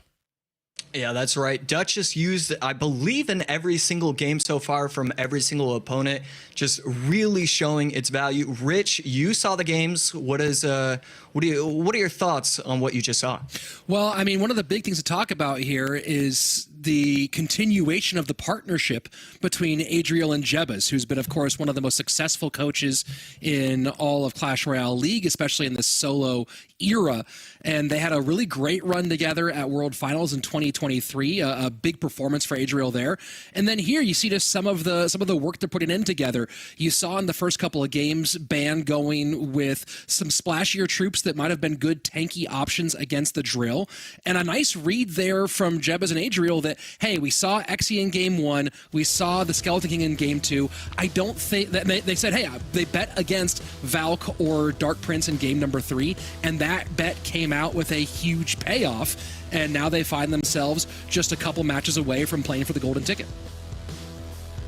Yeah, and right here, let's take a look at the bracket. We have everything locked up for the second round. Hasiel going to go against Ian77, Rolex, Adriel. I mean, this upper bracket is amazing to see. If anybody has predicted this, please let me know. I would love to see if anybody in the world was able to get this right. Lower round, we have Mohamed Light going against Mugi. Fantastic match. And Morten against 40K Ban. What do you think anybody in the world has been able to predict these first 4 games? Well, I know that we haven't, Josh, and so far I am very excited to announce that Andrew, myself, and Juicy have all got at least one matchup right. And Joshua AC Sharon, 2-time regional CRL champion, 4-time monthly final, no accuracy picker. This is a glorious day. I know Andrew's tickled there in the back at the moment. So far we're so good. And as Josh said, if you have gone to event.supercell.com and made your picks and you've gotten all 4 right, screenshot that. Go post it at Esports Royale EN on Twitter, aka X, or anywhere on social media. Go ahead and post it and tag us so we can see that. I want to see proof that you actually did that, because I cannot imagine that anybody came out with this specific 4 on this day. Juice, Adriel did at least carry this one for us. Yeah, Adriel, doing what he does best. He's pretty consistent. I know that he finished fairly high on the point leaderboard last season, and looks like that's what he's trying to do today. I mean, we do have. Oh, sorry. Go ahead. No, go finish your thought there, Juicy. I was gonna say, a lot of, there's gonna be 5 golden tickets given out to this year, but there is only 1 point leaderboard this year as well for the World Finals. So it'll be interesting to see who gets that one. And that's important. Every single point matters this year. Yeah. There is no, hey, I squeak in. There's either you're top of the leaderboard or you're not. And speaking of two guys who anticipate golden tickets, if not being top of the leaderboard, our next match, 3 world championships across these two players. Mugi, 2021 and 2023, Mohamed Light with the sandwich play, taking the 2022 World Championship. And guys, I want to give you a little context here. These two met 3 times in the monthly finals last year. Mohamed Light won all 3 of those. In fact, in golden ticket competition, Mohamed Light is 4-1. And in the 7 times that they have met in Clash Royale League competition, Mugi has only won 2 of those. One of those was winning a golden ticket from Mohamed Light in 2021, and the other one was, of course, that 2021 World Championship. So, very interesting matchup between these two. I mean, you say it's interesting, but Mugi looks so bored. I'm not. And right there, Mohamed Light with a 63% vote from the crowd. That's kind of what I would expect. I don't know. I feel like Mugi and Mo should be kind of like 52-48. It really is anybody's match. And Juicy, I don't know if Juicy's still with us, but I do feel like Mugi and Mo, we should have all the trophies here. Mohamed Light's trophy should be in the screen, and Mugi's trophies should be in the screen. I think we should see all 3 trophies right now, but unfortunately we don't have those at the moment, but we do have those, a great matchup in front of us. Yeah, that's right. I mean, it's shocking to see these guys, both of them in the lower bracket, but really, I don't think that their gameplay was anything. I don't really think they were playing poorly whatsoever. For Mo, a lot of it is a combination of deck choices, so I'd love to see an evolution in terms of that. I want to see him go way more into cycle in the second set. That's actually why I voted for Mugi to win this set overall. I think something seriously needs to change with Mo's decks in order for him to start succeeding in this tournament. All right, Juicy, last prediction here. Has your thought on Mohamed Light and Mugi changed at all with how chaotic today has been? You know, off cam, you guys were asking me, has Evolutions, Tower 2, stuff like that nerfed Mohamed Light? And I said yes, but not as much to be lower than anyone else. You know me, I'm a Mohamed Light fanboy. I think that he's got it to win this one. Let's go ahead and jump into it. Again, 4-1 in regular season golden ticket competition for Mohamed Light. Mugi looking to cut that down to 4-2. We'll see as 2 of the all-time greats, first ballot Hall of Famers, world champions, go head-to-head. Talk to him. And right there, one of my favorite interactions that doesn't really happen all that often, both Mohamed Light and Mugi were leaking Elixir, and they played a card at the exact same time, even though they were both leaking. It doesn't happen often, but I love those kind of small situations that occur every once in a while. And Josh, I am excited about this. I was hoping for this. Mohamed Light playing a deck that everyone's been playing that he came up with. And Josh, I'm gonna give you one guess why I love this deck. Ooh, one guess only. Could it be the first card, third card, fifth card? Oh, it's probably the second card. Is it the Ice Golem? Yes, the Ice Golem making a rare appearance here in Clash Royale League. And this deck has been so cool. Mohamed Light's been dominant with it. And yes, this is so exciting. Talk to me about the value of Ice Golem specifically in this deck, because it is very strange to see it at this high level. Yeah, I mean, Ice Golem only for 2 Elixir, and the fact that it is one of those mini tanks is actually massive because it allows you to pull to other sides. Ice Golem is going to just allow you to slow down everything. And once the Duchess has ran out of shots, that's always going to be important. And this is another thing. You can body block at the bridge. Now the Tesla plus the tower is going to be able to easily take out the Loon. It's a really cheap way for a very effective defense. First 2 minutes away, only chip damage so far between the 2 world champions. Ghost is going to get on tower here. Mugi going to eat a lot of damage from that Royal Ghost as the Miner now gets him behind. That was a pretty significant sequence for Mohamed Light. Yeah, right there, getting a ton of damage. This Miner Loon deck, it's really strong on ladder. It allows you to kind of outplay a lot of matchups, but it's struggling so far in today's monthly finals. And trying to cover this little Prince. Evo Zap gonna try to do a little bit of work there to make that not happen. Little fight at the bridge goes slightly in Mugi's favor, and here we go. No blocking this time. Guardian in front. Loon will get pulled by the Tesla. So one really important caveat for this deck is you actually really want to be using the miner to take out opposing buildings. Usually you're thinking that the miner should try and get a ton of chip damage, all that, but the miner, with the help of the Evo Zap plus the arrows, is going to be the most effective way at getting your Loon to the tower and then getting the victory. And you see here, very low on daggers is the Duchess, so we get a good amount of value from that miner play. Mugi with the classic, okay, now we're serious, seat adjustment, now that Mohamed Light has opened up that lead in the final 2 minutes. Well, and take a look at the right side. That gets the Ice Golem Bridge. Gets, I believe, 350 damage. That is not something we often get to see. And again, going in with these offensive Ice Golems, we talk about all the defensive capabilities in the world. Let's start talking about the offense. Yeah, Ice Golem, and I'm getting a message from Juicy in the chat. Ice Golem, best win condition. Oh my god. And yes, Ice Golem now tanking for the miner, and Mugi just kind of seeing. He did not have many options. Mohamed Light created the deck and played it perfectly, exactly how you want to see him come out with that one.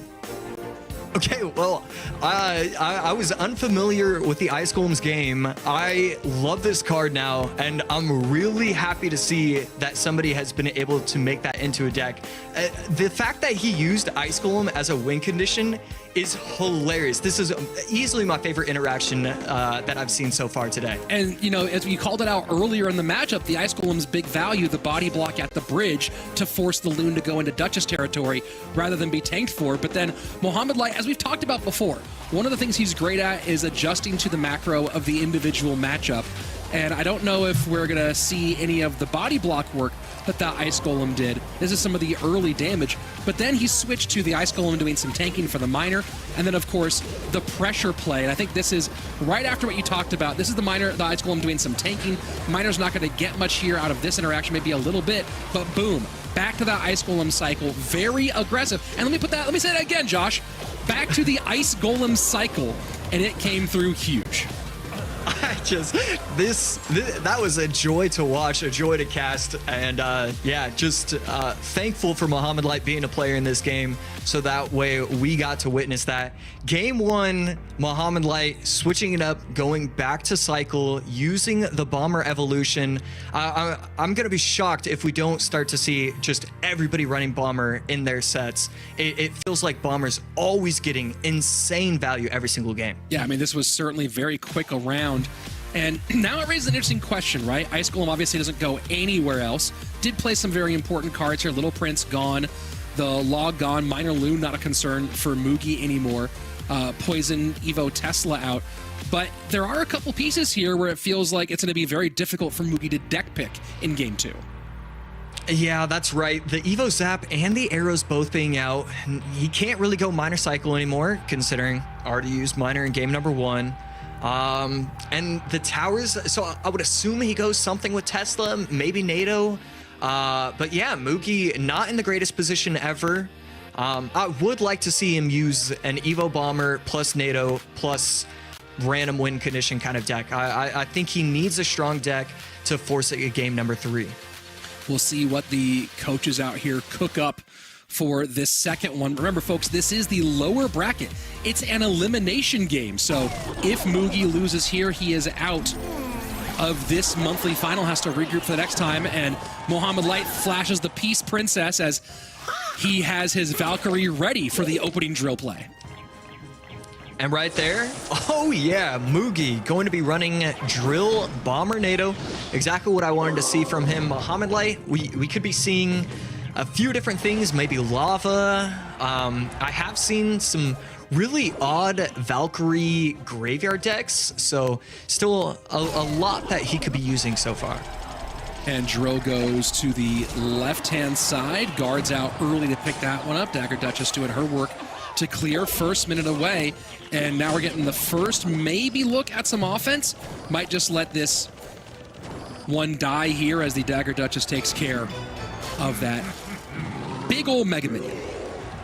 Okay, Mohamed Light going to be running lava. Seeing that, I mean, decently often. It's really interesting to see so many players using lava in their sets overall. Mohamed Light should be placing down a loon behind. It's not the most difficult deck to play ever. You get your lavas up and you get your balloons behind it. And there we go. Opposite lane. Poison going to go to work here. Dagger Duchess is a bit low, so Drill forced out on defense, disrupting some of the rhythm of Mugi.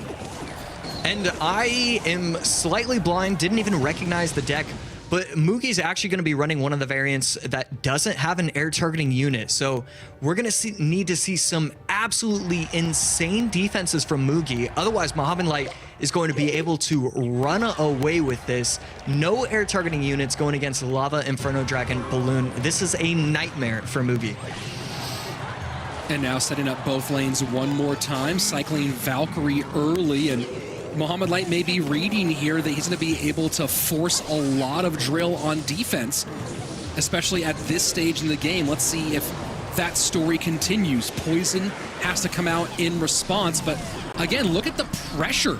I think that's the biggest thing that I would say feels different about this beatdown meta, Josh, than previous ones, is we're seeing it with Golem, we're seeing it with Loon, with Lava Loon.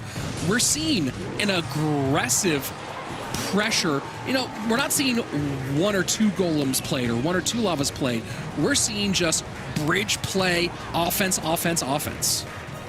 Yeah, I mean, it's exactly what I forgot where, but this is constantly recycled in chats all over. But basically, Supercell's thing is, hey, we want to see a lot of offense. We want to see a lot of like fun gameplay, crazy enough. And that's exactly what they brought out with the Duchess being created the way it is. Right now, Mega Minion plus the Lava Pups gonna provide a lot of value. Mugi can't defend this. Evo Zap going to help out. This is gonna be game over. Mo Light with the 2-0 sweep. I mean, just beautiful deck choice from Mo Light right there. Devastation on the side of Mohamed Light in this one. Clean 2-0. The Tesla not able to help, and really all Mugi can do here is shrug his shoulders and get ready for next month. Yeah, I mean, just not his day.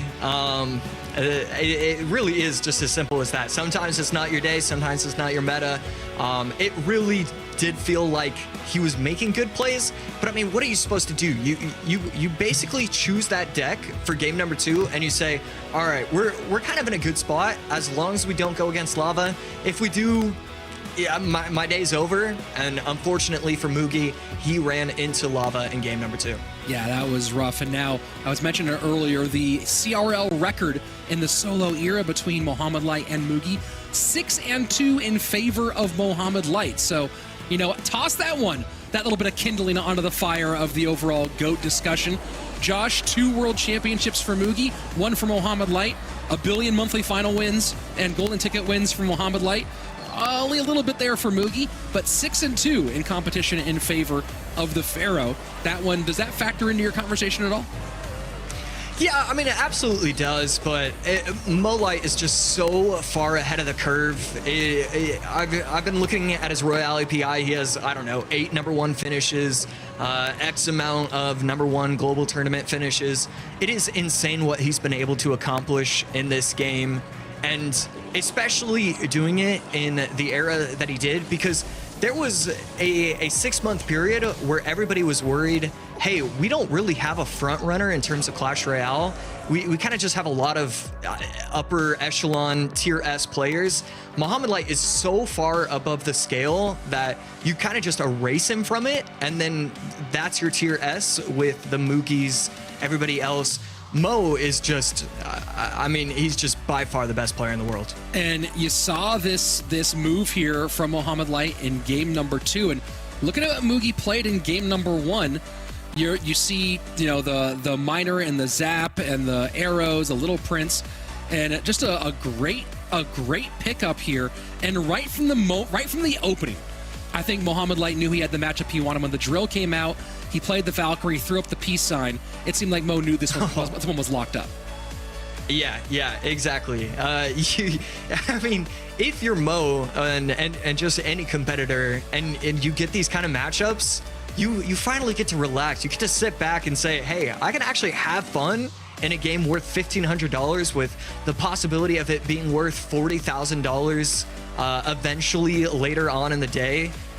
Right now, I get to relax, play my Valkyries, play my balloons. It doesn't really matter, and eventually I'll win. That's a great feeling if you're Mo. Juicy, welcome on here. That was a quick and clean 2-0 from Mohamed Light. Any thoughts on the matchup? I mean, I think Mo got a couple of really nice matchups. He did what he does best. He gets some damage leads. He holds on to his second game. I mean, Lava, when you only have one thing that hits air defense, I mean, he just steamrolls here. The Valkyrie and the guards for the drill too. Great deck picks, great gameplay all around. I mean, this is what we expect from Mo. Sure, he might go to the loser bracket first round, but yes, he's going to absolutely bulldoze his lower bracket, and that's probably what we're going to see. And of course, you were a little tickled there in the chat at the use of the ice golem. I saw you enjoying that one.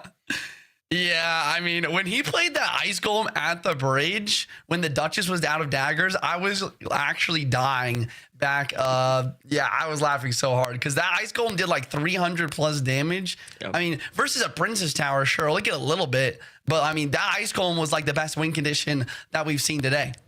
Josh, we had in this one two, not only of the best players overall, but two of the guys who have made the monthly finals the most out of anyone in Clash Royale League history. Regular appearances from both these guys over and over again. Mugi leaves early. I know you have a roommate there who's a fairly big Mugi fan as well. What do you think Mugi needs to do over the course of our next 4 months? Is it golden ticket or bust? Does he really need to, where do you see him after kind of falling out really early this weekend in terms of the points hunt? Yeah, I mean, that's a good question. Really, it comes down to, it's going to be hard to make the World Finals. With so few spots vacant, you're kind of just, you're not really even focused on anything. It's like, oh, can I get lucky this month? Can I kind of do well enough to set myself up for the future? You have to get lucky. Everybody knows that a championship team, it requires a little bit of luck, and that's what's going to need to happen for Mugi. Well, let's take a look at the bracket and see the advancement so far. And just a quick note there, you see no Mugi name against Mohamed Light in round number 1.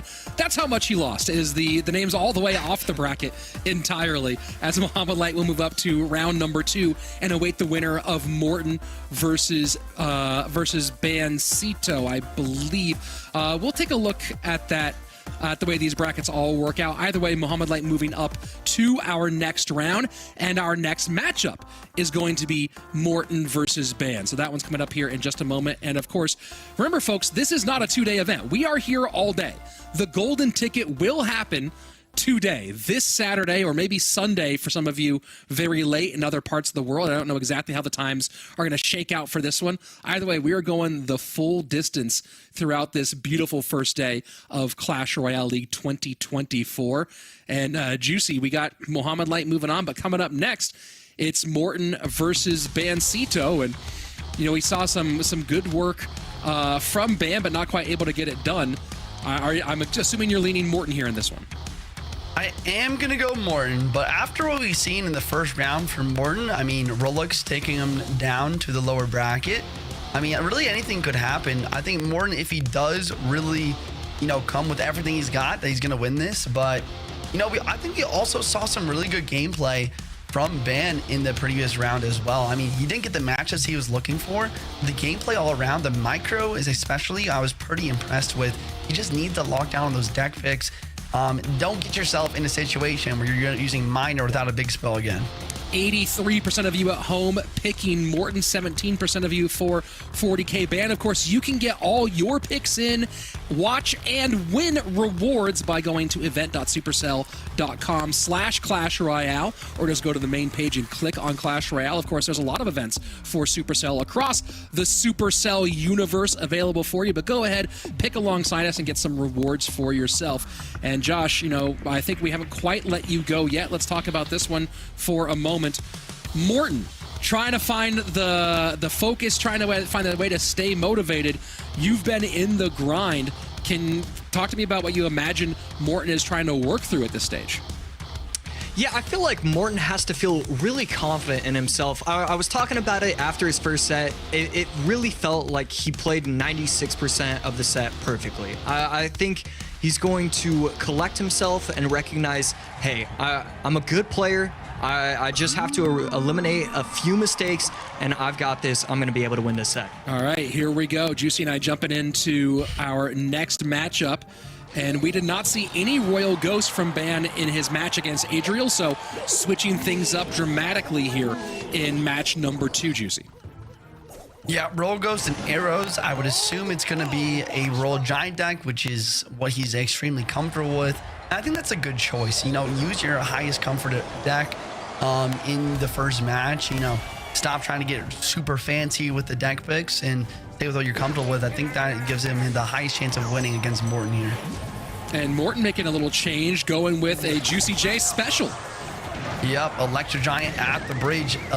Fisherman gonna try and pull here. Tornado does a great job though. Ban is, you know, not on his head though. He knows the Fisherman's gonna pull that Electro Giant in range of the Dagger Duchess in the opposite lane though, and that's gonna be solid defense all around. And NATO was nearly able to get the Fisherman into a worse spot, but I think maybe it got body blocked a little bit from pulling all the way in. Yeah. And that was very, very good for Ban. You saw Morten not totally pleased with the results of what he thought was a good play. Yeah, it seemed like a really scary push, but that Giant Skelly actually one of the best counters to Electro Giant because of that body block, keeping the Fisherman a little bit more towards the middle, but also just the fact that it does a pretty solid amount of damage. Overall, though, I would give Morten the matchup advantage here. The Goblin Cage can be really tough to break through with Royal Giant. As well, the Bowler and the Phoenix can be tough to break through since Ban does not have a big spell.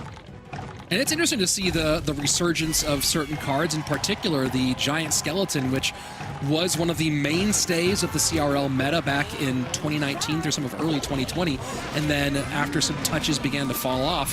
But Giant Skeleton, very specific use cases, Juicy, but very powerful in those use cases.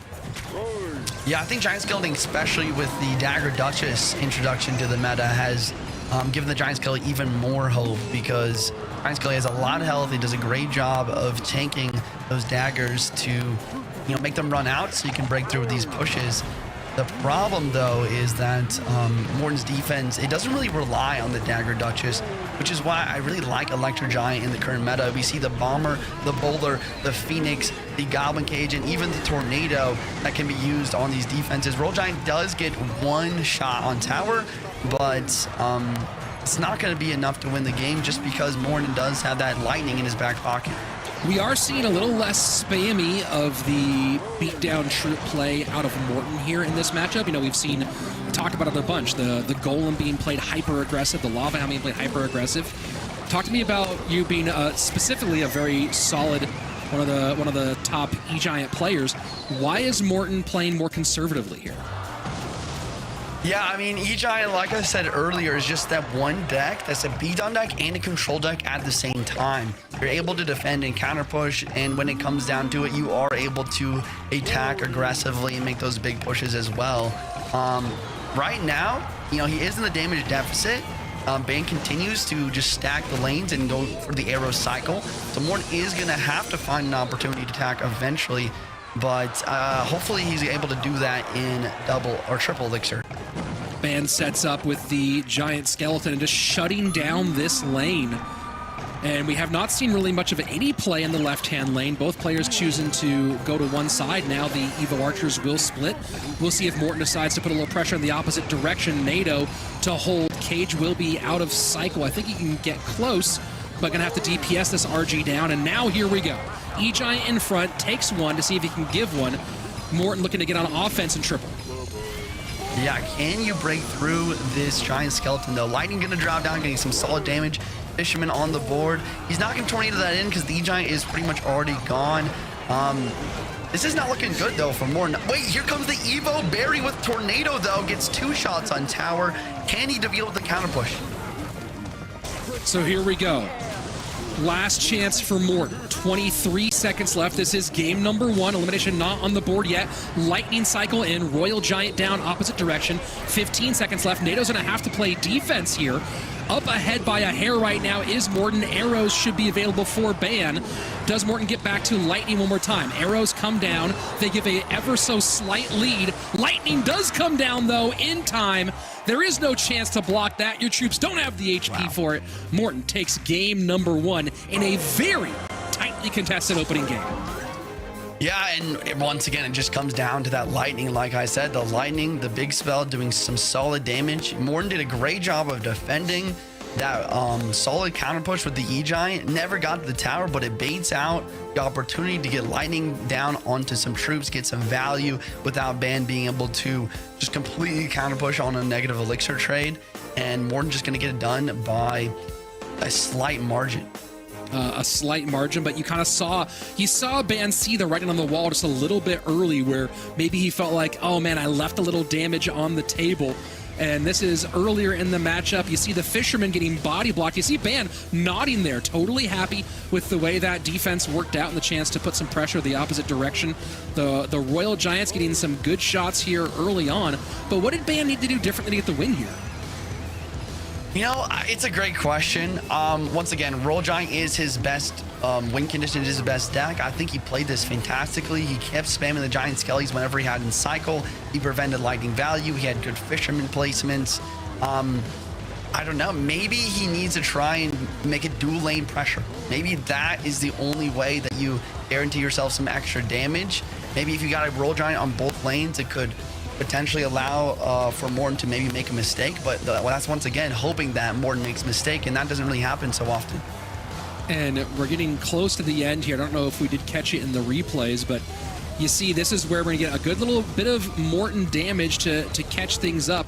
The E-Giant not quite gonna get the, and then we have to pull away just a little bit early. We got some of the damage from the bowler, but you did see with about 15-25 seconds left, Ban kind of recognizing writing on the wall, could not get back into it, and now has to fight from behind. As you said, having played his best deck already. Royal Giant gone for Bancito. Morten, as you can see, Bowler out, NATO out, Evo Archers, Evo Bomber, the Berry, as you called it, gone here in game number 1.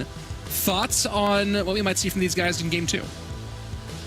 You know, Evo Bomber out, Evo Archers out. I'm guessing we'll see maybe some Evo Knights from Morten here to try and seal the deal, potentially with a beatdown type deck, or even with a balloon or some sort of control deck.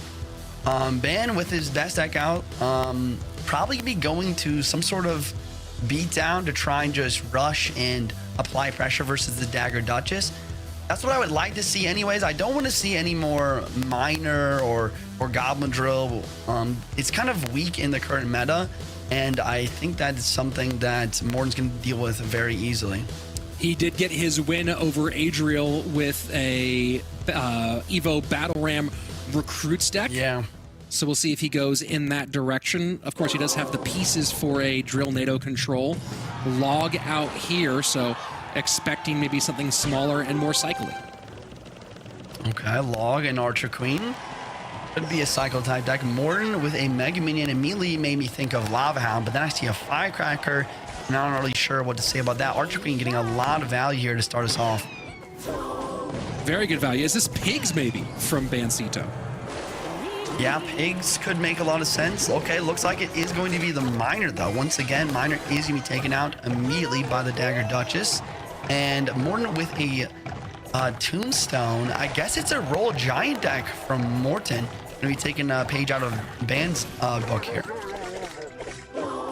And Morten shaking his head here, not liking the early exchanges in this one. Cycles his Fisherman in the back. Royal Giant more likely now even from Morten as the Fisherman comes down. Mortar Miner from Ban here. And of course, you see Morten calling the good game. Mortar very nice against these Royal Giants. I wonder why he's calling the good game so early. Makes me think maybe Morten's last card is Lightning and he isn't going to be able to play it since he played it previously. I don't know, it could be an interesting conspiracy theory, but Skeleton King on the board. Fire Spirit does connect. That's a fireball's worth of damage for one elixir. We see more Morten head shakes here. Yeah, seems like something's going wrong here, or maybe he just doesn't like the matchup, but I'm not sure. I'm just double checking a couple of things here. I don't see any repeated cards from Morten in this deck, so should be fine on that account. I just mean that what if his last card's lightning? Then he won't be able to play. He won't get disqualified if he doesn't play it, but he might have to play with a 7-card deck here. Could be possible that that was done, and that might have been the exchange. Now, of course, if it is and he wins this with 7 cards, that would be one of the great CRL moments. But again, that means it's almost impossible to break past these mortars. Yeah, the Mortar and the Archer Queen. We do see a Skeleton King ability to try and force out the Archer Queen ability, and it's not lightning, so I am a conspiracy theorist after all. We see the Fireball coming through, and I guess he just must not like this match. I mean, it does make sense. Mortar and the Archer Queen going to be tough to break through, even if you don't have the lightning, even if you can't play it or don't have it. So that's going to be something that he's going to have to try and figure out a way to deal with. What do you call a Clash Royale conspiracy theorist, right? Clashing on? Is that what we're going with here? Yeah, that sounds about right. Yeah, okay, go ahead. Oh, here we go. Right-hand side. I think the Archer Queen took a bit of a hit here, but she does stay invisible. Fireball not going to clear. Evo Firecracker staying on the board a very long time. Does she get one more shot on this Dagger Duchess Tower? And she does. It activates King. It doesn't matter that much, though, because it is Royal Giant here that we're talking about. And Morten gonna have the damage lead for the first time this game. Ban setting up another mortar on the defense here. I like this placement. 1 tile up to prevent any fireball value, and he goes for the poison cycle. Morten has to find a way to break through yet again, though. He did get the firecracker connection earlier. Maybe he can try to do that again. Queen plus guards at the bridge, log out of cycle, and Miner to pull the Skeleton King way to the back, although push starting to build here. Archer Queen stays alive long enough to make this a little annoying here. Firecracker goes to the left-hand lane, Mortar on its work. And now aggressive RG here, so not going back front, instead just getting right into the bridge fight is Morten, trying to see if he can cycle his way back around to another Royal Giant. 1796 to 1809, now 1751. Lead changes back and forth. Ban choosing to add to that one with the poison. Poison down. We see a pre-fisherman trying to lock onto something. We do see the lock onto the Arch Queen, which at least will slow down the shot of the Queen ability, but the Dagger Duchess locks on top of the Royal Giant, which really starts to shred down the HP. Morten really desperately trying to cycle back to another Royal Giant here, and the Skeleton King ability trying to get any sort of damage he can. And look at that, a ton of damage. Skeletons sneak through. Evo Mortar does comes out late. Firecracker will distract, log to clean through, and Royal Giant's gonna connect. Royal Giant's going to connect for a ton of damage, and Ban had a great game, lost it right there. Morten from the lower bracket, 2-0, huge win for the 5-time world finalist. GG's. I mean, this is the bad parts of the Dagger Duchess. Every tower troop, every card in the game has its ups and downs, its pros and cons, and that is one of the cons right there. Dagger Duchess, it's really good in single elixir when it can deal with things super quickly, but once you get to double elixir, there's huge pushes where you're able to get 2 win conditions down in triple elixir before the Duchess has any time to recoup her daggers. You're able to break through fantastically there. And, you know, you see it's 2 totally different emotions, right? The sly smile of Morten here and the kind of despondent nature here for Ban. And you got to think about this, right? Some of these players, you saw Mugi lose, and he wasn't super upset about it, a little frustrated, but Mugi expects to be back here. For some of these other players, for Ban, this is the big moment for him, and you have to wonder if he thinks this was his one shot at making World Finals. Yeah, especially with the point slots being so low this year. I mean, he's going to have other opportunities, but, you know, this one, it's definitely going to be a learning lesson. You know, there's a famous quote, it's you either lose or you ever win or you either learn. If you lose and you don't learn anything from it, then there's no point in doing it. But if he can learn something from this monthly finals this Saturday today, I think it's probably going to be the deck picks. You need to have a little bit more solid deck picks earlier on. I like the deck picks here, but with the good deck picks in this spot, I feel like his micro was just a little off, actually. I think especially versus the final big push, the Evil Mortar was just placed up way too high on defense. You have to play it more to the middle to allow it to tank as long as possible. 2-0 for Morten here in this one, and we're going to be waiting for the matchups in the bracket in a bit. Let's take a look first, though, at our decks. And, you know, the Mortar typically thought it was a pretty difficult way to break through, and we saw Morten call that good game earlier. Maybe he was concerned about getting the Archer Queen off the board, but we did see, of course, it was the sequence before the killer sequence, but that Fisherman pulling the Archer Queen back, forcing more Elixir out from Bancito, which then meant Morten was able to double down on that push. Yeah, that's a good call. The Fisherman really was perfect there on the Archer Queen. If Ban would have just popped that ability a little bit earlier to prevent the pull, I think this could have been a much different match.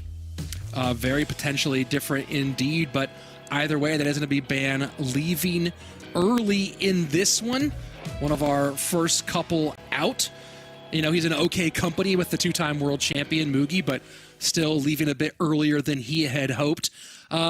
You know, Andrew, you and I have been watching Morten since we've been calling his matches since he was like a teenager, and now he's this veteran, and it still seems like it never gets old watching him play on this CRL stage.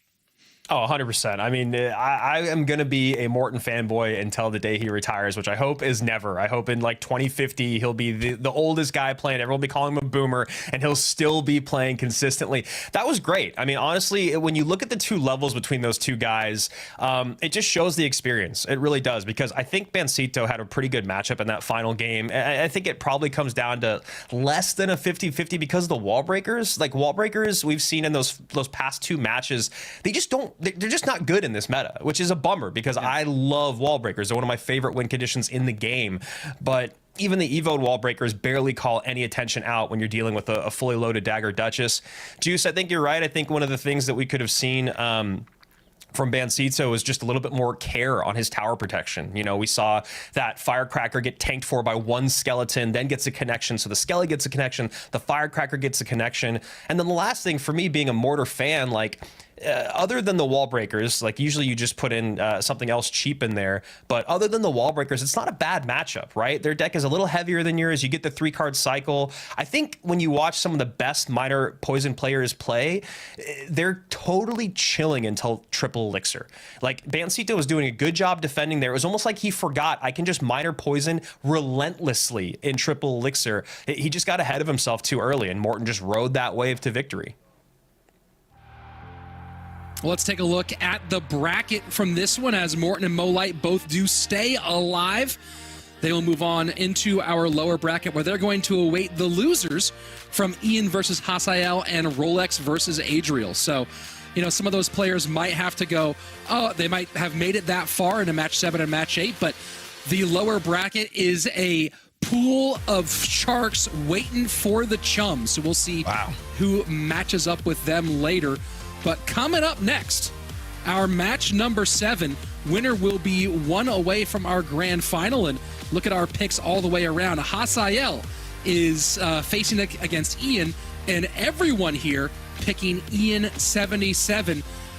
Juicy, I'm going to toss this to you as we get ready to go into our next match here in a moment. Have we overlooked Hasiel at all, or is Ian just that good? I think that we might be overlooking Hasiel a decent amount. I mean, like you guys said, I mean, he did make it to the World Finals in 2021. He had a solid performance, but I think Ian's just kind of, I don't know how to say it. He's just kind of in right now. He's really good. I mean, he's very popular. I remember watching the chat, the YouTube chat, when Ian was winning his first match. They were all spamming, "Go Ian. Ian is him. Ian is going to be the world champ this year." I'm not sure about that, but I will agree that he is going to win this match versus Hasiel. Andrew, how tickled are you to look at that and see only one colored in space for your friend Josh?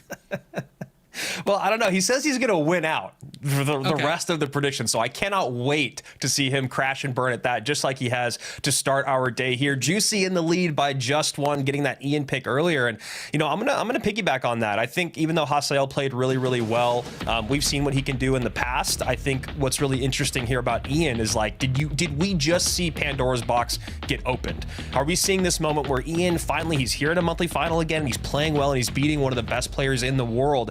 Is this where he starts to actualize that vision? Is this where he starts to build the confidence that we need? I mean, we saw him at the beginning of that first set. We saw him at the end of that first set, and there were two radically different players here. I mean, look at this. He's even lost the lead. In the first one, he was like wearing a blanket on top of his head, like as he was breathing heavily. Now he's dropping clothes. He's showing off the guns. I mean, he has been working out, you know, so Ian feeling himself here going into this second matchup, but you know, just to give Hasiel some credit, obviously no slouch. I mean, you see the way he started today. Obviously a lot of pressure going to that third game against the GOAT. It's a tough place to start considering like how your last couple seasons have been compared to your 2021 season and compared to how Mo Light has played period since he picked up a phone. So Hasiel and Ian both did really, really great stuff here and playing through the nerves, and a lot more smiles on Ian's side of the screen here. And it looks like the audience agrees. 65% to Ian, 35% to Hasiel. Rich, I know we're going to say goodbye to you in just a minute, but I'm sure you want to get some thoughts in really briefly or really quickly, which is fine. We're going to hop into the game. I still want to hear your thoughts on Hasiel, Ian, before Juice and I take this. Well, I think the big thing here, and we've seen it so far, is talking to Ian before the matches. He said that he's not as worried about the meta shift as people might think because he's been playing lots of Golem and other heavy decks for his YouTube videos, and that grind is paying off, and looks like we're seeing the fruits of that grind here in game number 1.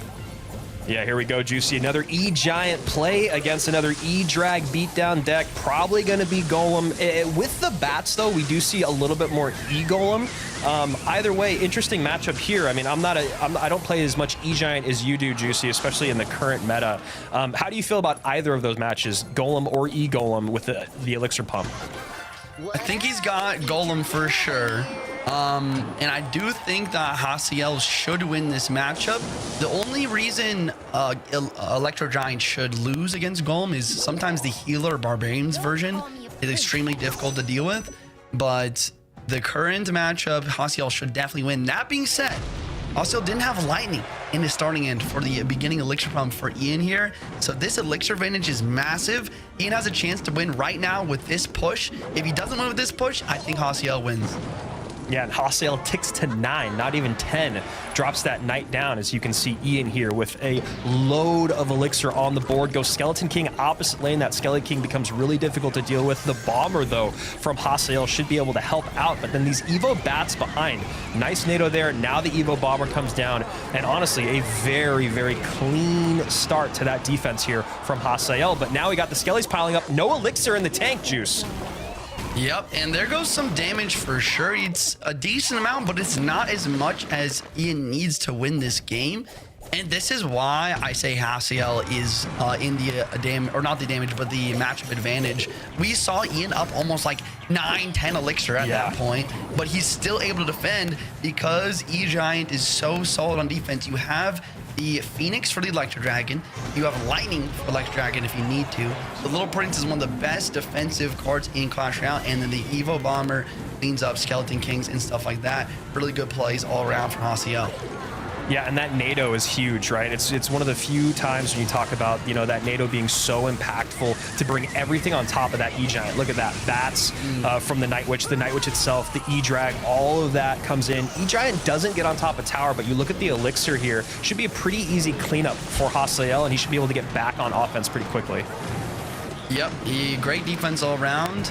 Does Hasiel have the Lightning back in cycle for the Elixir Pump? Yes, he does. Has to play the Knight first, though, but that's totally fine. He's getting his Evo back in cycle.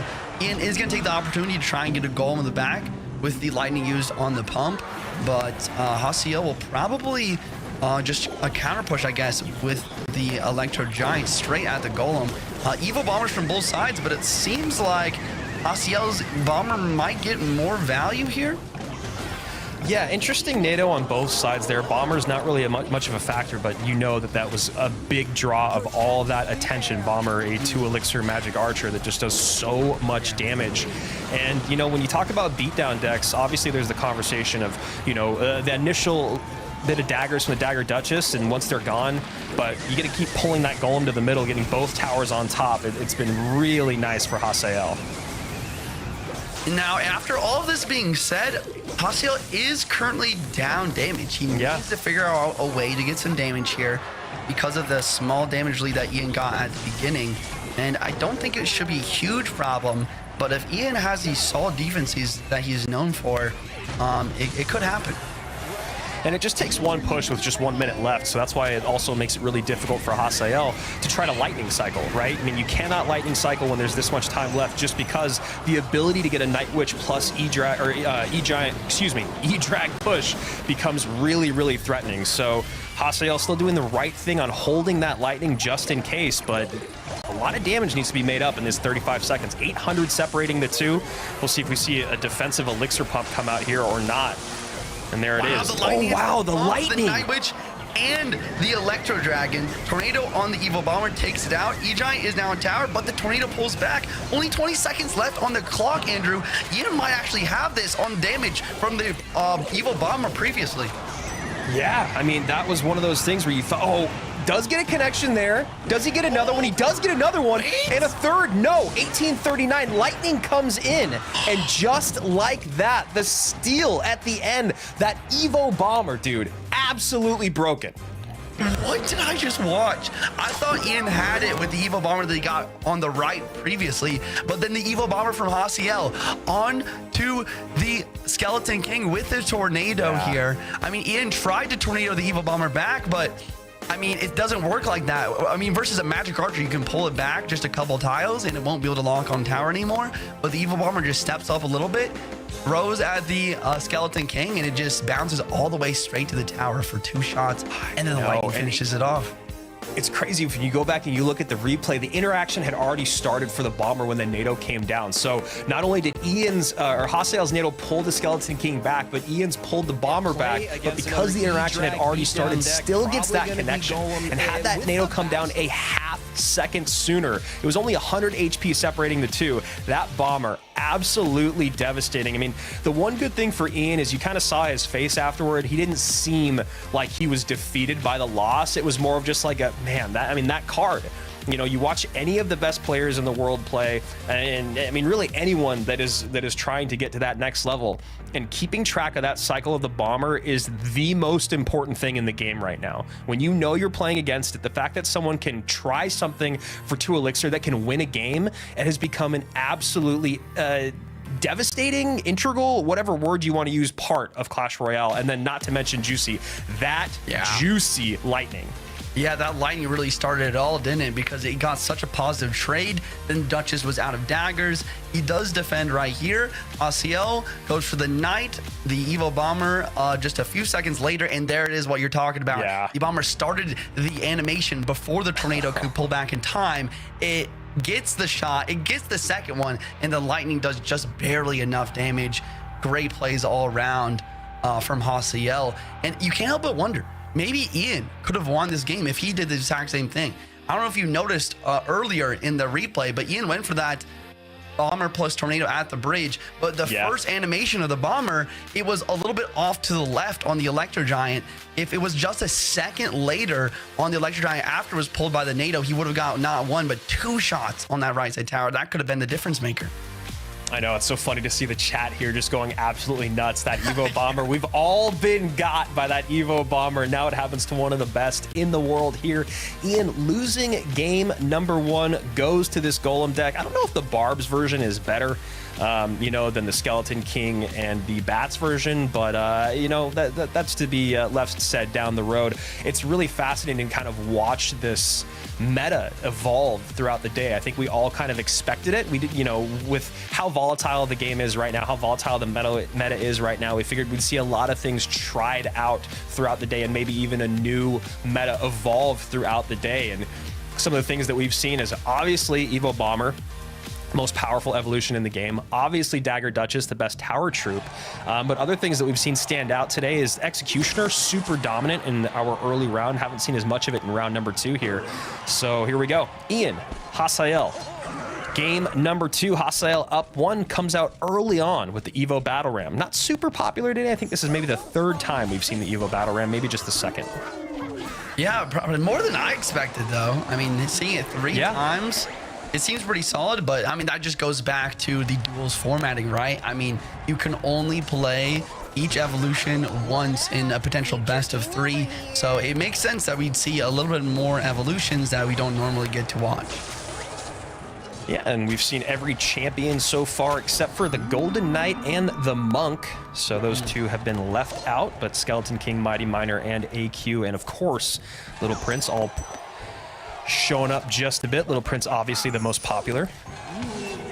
So looking at the decks here, it looks like Ian's playing a Drill Poison Evo Zap deck in Hasiel with the just solid Evo Battleram Bridge spam. We see the Evo Zap already in cycle within the first 90 seconds, getting a huge elixir advantage, or not elixir advantage, but positive elixir trade onto the Skeleton Dragons there. I think that's really important. If he can continue to do that throughout this match and get that positive trade on the Skeleton Dragons, he will be able to get some really solid trades. Evo Zap, just kind of a middle ground between the small spell and the big spells. Yeah, it's a really good point that you make there. You look at the cycle here of Ian, obviously can get to a 3-card cycle, and then he has really, really cheap ways to get all the way back around, making sure that Evo Zap is in cycle so that maybe he can save that poison for other things than those Skeleton Dragons. We saw earlier how brutal those Skeleton Dragons, Mega Minion, those types of cards can be to deal with when all you have is the Evo Zap. So now Ian with a couple options to deal with the recruits and the Zap, and a very, very nice cycle to go with it. Poison dropping down the right-hand side again. I really like how Ian has really solidified which lane he's going for. I think that can cost you a lot of games with cycle decks like this, but here comes the push. Inferno Tower dropping down though, but Evil Battler not gonna get stopped. Boing, boing, and boing, and then it's gonna be heading towards this tower right after. Evo Zap coming down, but one of those Evo Barbs is going to get on tower for sure. Only gets a couple swings in, but that Duchess has no daggers left. So a nice push coming in. Skeleton Dragons here from Hasiel, and now Ian doing the good game. So that means he's about to go into beast mode, right, Juice? Isn't that what we decided earlier? Yeah, I don't know why he does this. I think it's just a habit he's formed. He's always trying to get people off their guard. He wants...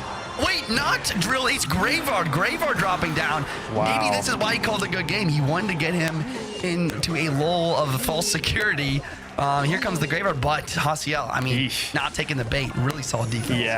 Yeah, really clean defense. And we've seen how Graveyard can be, well, I'm sure you guys have seen if you've been playing, how Graveyard can be pretty successful against Dagger Duchess once she's a little bit low on those daggers. But you saw here Hasiel with the double spend to make sure enough units came down, didn't have to worry about it that much. And I gotta say, I haven't seen a whole lot of Evo Battle Ram interaction, so to see how it did last time against that Inferno Tower was really impressive. Yeah, and if he can get that happening again, I think it's possible that he will secure the damage lead to win. Here comes Evil Battleram right here, but I kind of wish he would have saved it to go with the recruits, because now look, it's not really going to get much value at all. Yeah, I mean, it's literally exactly what we were just talking about was how good that last push was, but that push came in layers. It came with the recruits, it came with the Lumberjack, and then it came with the Evo'd Battle Ram, and that became a push that you couldn't deal with. So Hasiel has 1 minute. I don't know if he actually has enough time to get back around to that exact push, because he has to get another set of Evo recruits out and another Evo Battle Ram out, but we shall see as this ocean of red comes across the board. Okay, recruits do get taken out very nicely. Ian using the 3-card cycle, get it back to 2 zaps to zap the left-hand side along with the Evo Zap. Very, very close game. If Ian can continue to defend at this level, he should be able to win with just 1 more Graveyard Poison.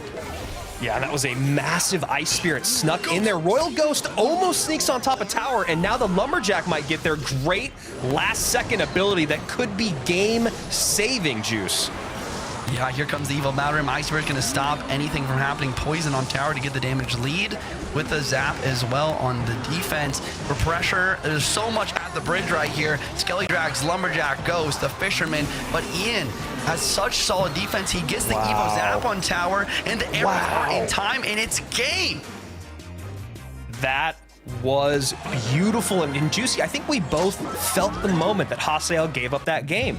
It was when that Evo Battle Ram came down completely unsupported, right? We saw a really good offensive push come in before, and like we said, it came in layers. Now, what you're relying on in this moment is for Ian to not play perfect defense, which is a big if, and instead you are giving away the best push that you had with only a minute remaining, and you're just completely throwing that out of the mix. So I think that was just a little bit of a misstep from our boy there, Hasiel. Yeah, I think you called it exactly. I mean, the last 2 Evo Battle Rams that Hasiel played, it was not paired with the recruits. and you have to get the recruits in front, tanking for that Battle Ram, maybe even try and get a prediction arrows on the Ice Spirit, and then how do you stop the Evo Battle Ram at that point? I mean, maybe a ability from the Little Prince, but that's not easy to do. I think that it was just a small macro, well, not small, but a huge macro mistake there from Hasiel that allowed Ian to just defend and get that final Evo Zap to finish the game. In the chat going absolutely wild here for Ian as he ties things up here. And yeah, it's really interesting because in game number 1, I was really impressed with how Hasiel was able to kind of hold and play patiently and then steal the game at the end, right? A great Evo Bomber lineup. That Lightning finally comes in. You know you have the edge there. That game was ticking down. You and I had felt like it was pretty much sewn up, and Hasiel holds the line, gets in that last little bit of offense and steals the game, right? Then you go to game number 2, and he does what I think was so successful in game number 1 was that patience, and I think he just kind of forgot here at the end of game number 2. The nerves got a hold of him, and he just gives up. Like I said, the best way for him to create any offense, it was written there right on the wall, and he just kind of gave that opportunity up because I think he got a little ahead of himself. Because the other side of it, you guys see those defenses there at the very end. So many things have to go absolutely perfectly for Hasiel, and you need to have Ian make mistakes in that moment. So just like you said, Juice, we need to see that predictive arrows on top of an Ice Spirit, which is a really difficult thing. And on top of that, you have to expect Ian to not play defense cleanly. So a couple things there at the end for Hasiel where the victory just slipped through his fingers. But I do like that the Evos he played here in game number 2, Juicy, aren't really the most dominant out there. Yeah, that's a good point, because now with Ian using Evo Bomber, the Evo Knight, and the Evo Zap, that, you know, arguably top 3 Evos in the game right now, Hasiel should have a opportunity to use some better Evos in game 3. The other thing though there is that could give Ian the opportunity to easily snipe what deck he's going to play if he knows which evolutions is going to be. But I mean, I don't really know if that really has much merit behind it, because really evolutions can pair with almost anything. Yeah, it is so difficult with the way the meta is now to predict what's going to come out in the next game. What I will say though for Hasiel is with Little Prince, Evo Zap, Inferno, Poison, and E-Drag NATO out, what if we go to the skies here for Hasiel? I mean, we saw Lava be strong earlier. Yes, you don't have the Skeleton Dragons, but I think you could get around that and make a pretty strong Lava deck with maybe Evo Valk. Yeah, I think that's a really good call. I think Lava is extremely good in the current meta, and even Ian used that Inferno Tower like you said. So we'll see what's going to happen here. Hasiel starting with Archers. Looks like probably not going to be Lava Hound. Here we go, game number 3. Winner moves on in the upper bracket. The loser of this match will go down and face either Morten or Mo. Can't remember exactly where they land. And we see a Goblin Giant out early. Juicy, Goblin Giant not very good in the current meta. Yeah, Goblin Giant, after the nerf to the HP, doesn't get as much value as it once did, but we see a Fireball Zap come in, make a little bit of a threat. Ian calls the good game already starting the mind games here. You love to see it. Yeah, the only thing that could really make Hasiel's Goblin Giant get a lot of value is when it's paired with a giant skeleton. So maybe we'll see a giant skeleton in front of the Goblin Giant. We've seen a little bit of that on ladder recently, but no, he's gonna be using the Sparky. Gob Giant Sparky as Ian waves the white flag. Royal Ghost completely ignored. Left-hand lane gets, I think, what, 3 shots? No, just 2 shots with the Dagger Duchess interaction. And you know exactly what a Gob Giant Sparky player is going to do when they ignore a push on one side. It means they're going to go all in on the other. And that Sparky didn't know what to target for the longest time. Ends up going to the Royal Ghost, and a nice clean defense here from Ian. Wow, that was actually really good. I was kind of scared for Ian there when the skeleton didn't distract the Sparky, but looks like the Fisherman's going to get the job done. The question, though, is can Ian keep up these solid defenses? As we head into double and triple elixir, defenses will continue to get more and more difficult as the Duchess will be out of more and more daggers. Yeah, and the other thing with playing against these types of decks is it's hard to decide which lane you want to play in, because as you see right there, Hasiel and most Goblin Giant Sparky players are usually happy to switch lanes because they know it only takes 1 push to take that tower. So once they see what you've started to focus on, they're like, all right, well, let's change up the pace and make you change lanes again. So Hasiel doing all things right thus far, although maybe wishing that Dark Prince was in front of the mini P.E.K.K.A. Yeah, here comes the Evo Skellies on the defense as well, and the Zap was just barely used elsewhere, but the Skeletons actually find a way to get down. So this gives an opportunity for the Gob Giant to get some pretty solid damage, taking the damage lead for the first time this game. Yeah, perfect splash there from that Sparky shot to clean up all those Evo Skellies. Could have been tough if, as you were saying, Juicy, that Zap was then out of cycle. Those Evo Skellies could have went nuts, but here we go. Ian able to stay alive, 2066 to 2152. Called out the good game about 30 seconds in. We'll see. Zap down on the Hunter. Fireball will be able to take that out now if he decides to do it. Sparky locked on the Hunter. Is that take a step? I was just going to say. Oh my gosh. That is one of the most frustrating things in the game is when, you know, you're so used to where you play your ranged troops, not thinking that they're ever going to be a factor or a conversation in your opponent getting tower damage. That's why you play them where they are. But then when they're just right next to the tower like that, I have lost so many games from that Sparky splash. And just as quickly as it started, it might be over here for Ian.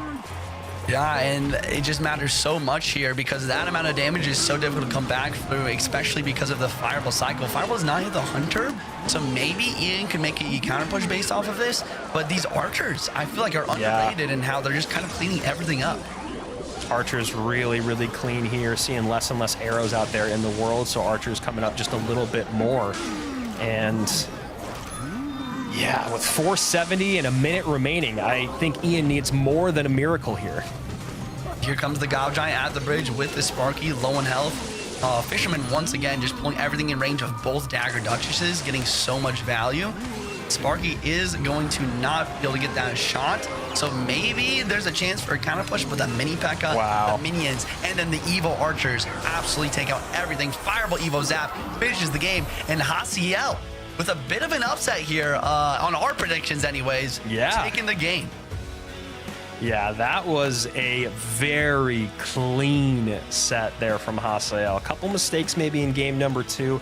Great come from behind victory where he had to persevere through that adversity in game number 1. Steals it in the final moments, and then a just absolutely dominant game number 3. And as you just said, Juicy, the end of that where you saw the Archers, the Minions, and the mini P.E.K.K.A just cut through that RG like butter.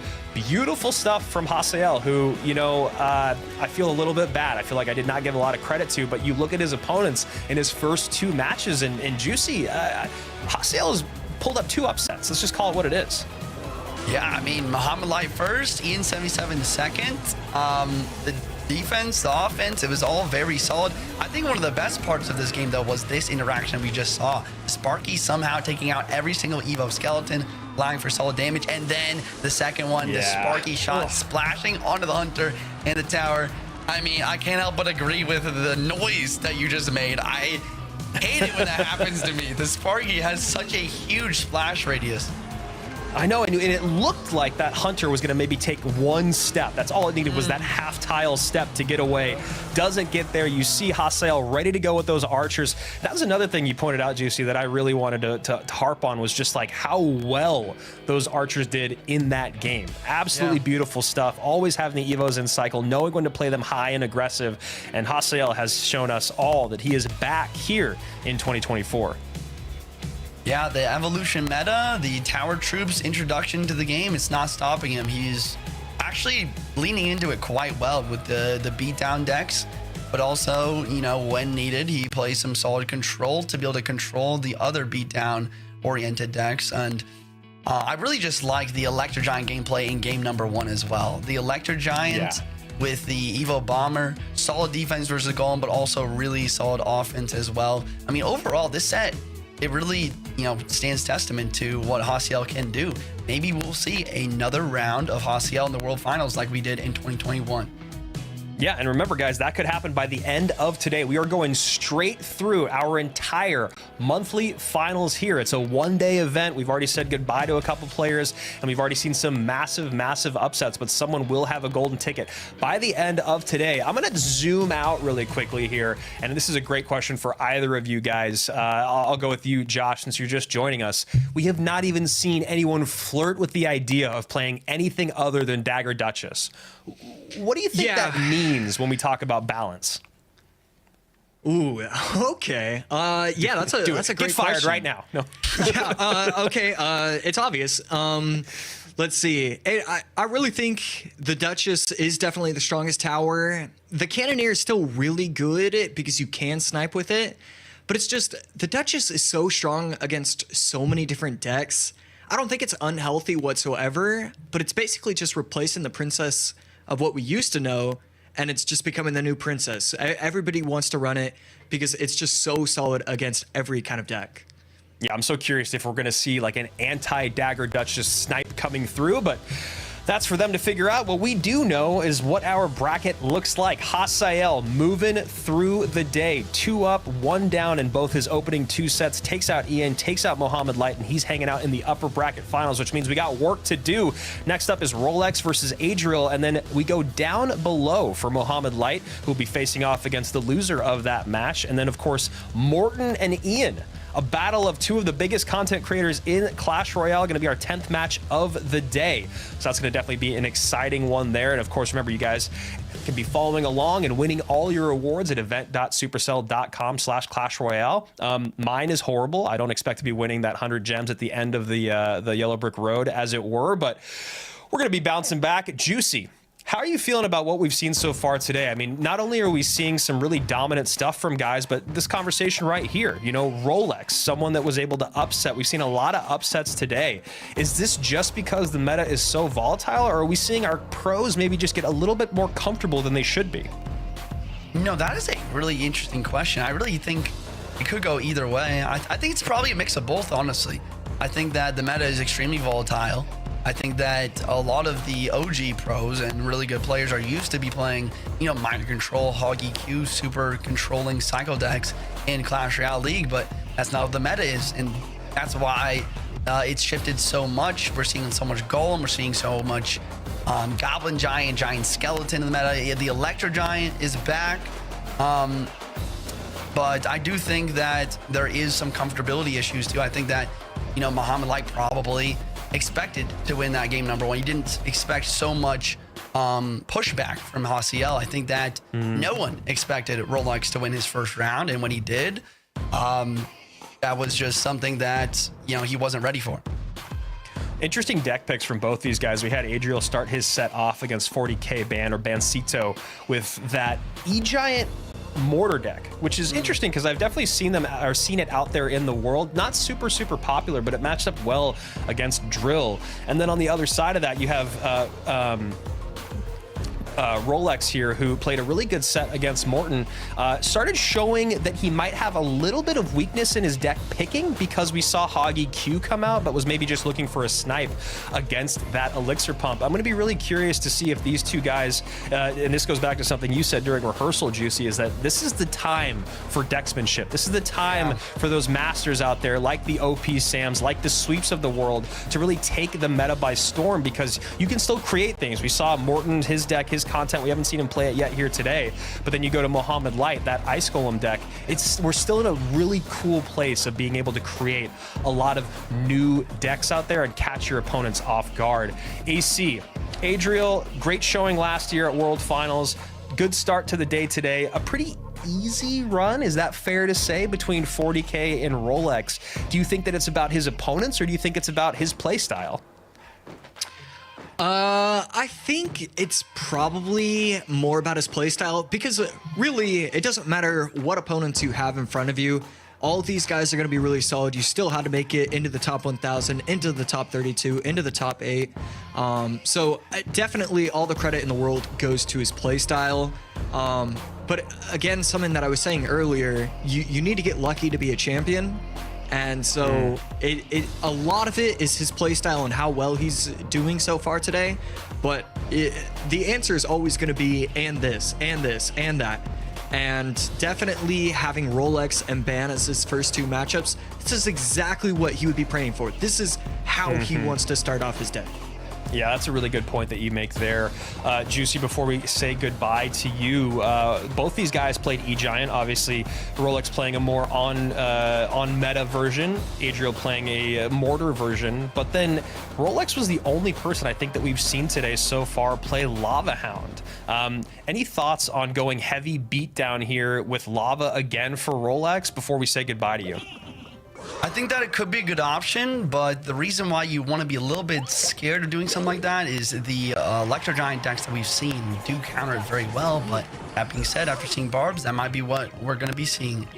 Enjoy the cast, boys.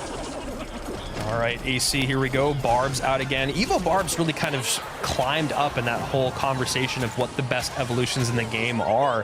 Felt like they disappeared for a little while, and now it seems like they're back in the SA tier conversation. Any thoughts on that for you? I mean, it feels like Bomber is far and away the #1 Evo. What do you think about Barbs in this conversation?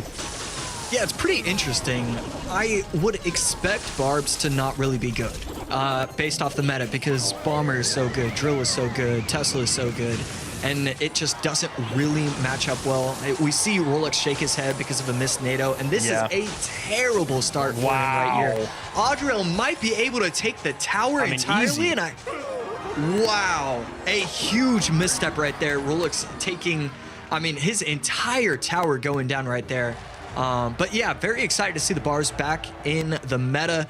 Rolex going to be running Golem. Adriel going to be running the no air targeting unit Bomber Drill deck, which is, it's going to have a pretty easy time. Well, not easy, because Golem is just difficult to defend always, but definitely a solid time defending that.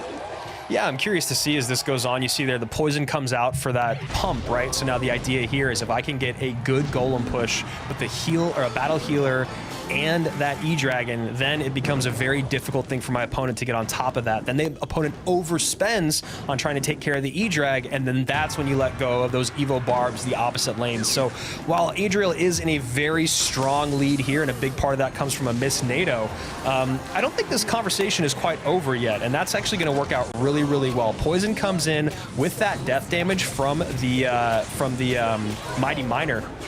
And about as clean as a defense as you can get here from Adriel. Yeah, not even able to take the goblins off of the map.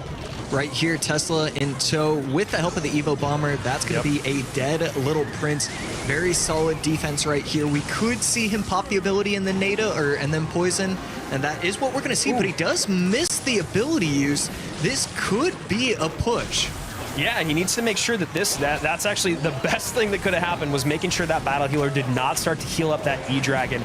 Looked like there for a moment, you could see Rolex finally kind of lost that little bit of enthusiasm he had in that final push there. It looked like that E-Dragon caused a lot of problems, battle healer behind, but Evo Tesla comes in. I think Evo Tesla is one of the most fascinating cards to be added to the game. One of my favorite evolutions, period. I mean, maybe not my favorite to play, but I really, really enjoy watching it played well, because it can be such a great shutdown card, as we just witnessed.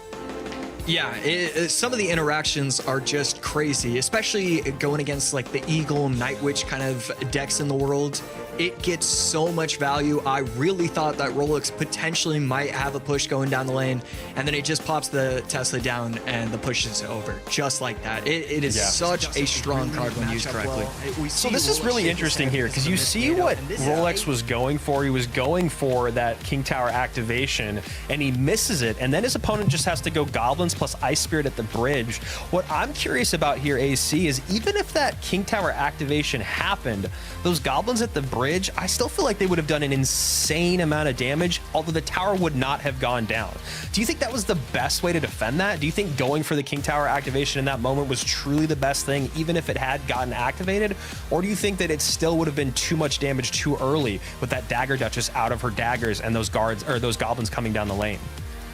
Yeah, that's a great question. I want to say that you have to Because I don't play a ton of Golem, so I'm not exactly sure, and Golem has changed so much. I mean, we've been talking about it all day. We're seeing bridge Golems like crazy. After this monthly finals, I'm going to take the next week and just play Golem again and again so I can figure out this deck. Really, I feel like you should just be defending as much as you can in single elixir, trying to push it to double elixir, because we saw what happened. Once it got to double elixir, the pushes started to come down the lane. It started to become difficult for Adriel. But going with the NATO right there, just, it feels like that can never be the play that you're supposed to make. It's a really good point that you make there about just like how quickly that game started to fall in Rolex's favor once we got into double elixir. And again, when you talk about the deck that Adriel was playing and abilities to get on top of those E-Dragons, if all you have is a poison and a Mighty Miner Death Bomb or an Evo Tesla, I feel like you can really create a lot of damage, but you just got to kind of hold pause for a little bit. So now Adriel looks like he could be going to the skies, guards and Skelly Drags out early. Rolex on the other side of it, archers, guards, and Rage could be seeing some RG. And there it is. RG from Rolex. Adriel going to be running the Inferno Dragon Lava variation. So sometimes it's going to be running the Mega Minion plus the Lava and Valk. Sometimes you're going to be running... I've seen this. I would believe it's going to be with the Evo Bomber. And if so, this is a really good matchup. Inferno Dragon always gets so much value against the RG decks. Those guards, I think, are played too far away. Yeah, and there you go. Inferno back around on top of tower. No elixir in the tank. Tower down, and wow, what an opening for Adriel once again. Back-to-back games, under 2 minutes, tower down. Beautiful plays from him, and just levels, man. We always talk about how there's levels to this game, and we could see it. Just mistake after mistake. While they may be small, they are still massive in terms of how this game is going to unfold. And right there you saw the guards don't pull the Inferno the way that they're supposed to. Then you have to spend more. You have to rage up your own tower so you can get back around to your archers. Archers get fireballed off the board. You miss the pull again. Inferno tanks for your lava. And I mean, I don't think you can make two mistakes that big that early. Yeah, it's when you have RG going against Lava, it really requires you to play a perfect game, and it's not impossible either. It's not the most difficult matchup in the world per se, just because you can get the RGs on tower with an Inferno Dragon out of cycle. It's certainly possible, but actually now that I'm looking at it, Rolex is using a very specific kind of deck. Only has the archers, which can always get fireballed off the field. This is just one of those decks where, hey, if I go against Lava, I lose, and he happened to go against Lava. He absolutely did. Going to be a 3 crown here. Adriel looking just like he did when he won matches at World Finals, when he lost matches at World Finals, when, you know, literally anything, and that is the look on his face. The man has ice running through his veins. He knows he's got a lot. I think that was maybe a smile. He's got a lot more to go through today here on Saturday, but a very, very great start for him. 2 great sets to start the day, and a very, very dominant second set. Yeah, I mean, he has to be feeling so good. Not only, I mean, he just won without really showcasing any of his skill. And we talk about showcasing the decks you're using, but sometimes you don't even want to be showcasing the skill. Because if you play a certain type of deck, a very specific kind of way, your opponents are going to be able to react to that and worry about that in the future. When you win off of the first push, especially in both of these games, now we don't really know how you play this deck, and so you can't gain any knowledge from it. Yeah, and I think that Lava is a really interesting win condition to be busting out in games 2 and in games 3, right? It seems like you can get a lot of information from your opponents in game number 1. Lava is so strong right now, and I think the other thing that's really cool about Lava Hound is there's actually a handful of different viable versions of Lava Hound. So not only does it let you adjust to your opponent's decks and what they've played already in maybe game 1 or game 2, but it also allows you to adjust to their play style, what cards have been used. You know, obviously everyone's using Dagger Duchess, so that conversation doesn't come in, but I really like Lava in the meta right now. Yeah, I mean, Lava in the meta, it's definitely one of those decks that really performs well in dual format. In the latter format, Lava is still really solid because you can kind of beat any kind of matchup. You can go Lava first play, get your opponent out of cycle. Well, when it comes to the duel format, if you know your opponent doesn't have Inferno Tower, or they have arrows but they don't have fireballs, so then you know that you can put the skeleton dragons in cycle. Lava just really excels in the duel format. So 2 very quick games. Obviously no change there in tower troops, as you can see the Dagger Duchess on both sides. But the conversation here was the archers. The archers are the only way to protect against the skies, which, yeah, I don't know. I don't really know if you want to put yourself in a position where your only ability to defend against the air is so easily spelled off the board. It is tough because a lot of the most popular, or a lot of maybe half the most popular meta decks out there don't have a ton of great air defenses, which is what you're talking about, AC, where you're saying, you know, lava on ladder is good, but lava, when utilized correctly in duel mode, could be maybe the key to victory here in our first month, because lava has, I believe, a 100% win rate so far on the day. And Rich, I mean, we've actually had a pretty good back and forth throughout the entire day. Obviously, Mugi was, you know, he got swept twice, so those were pretty quick sets.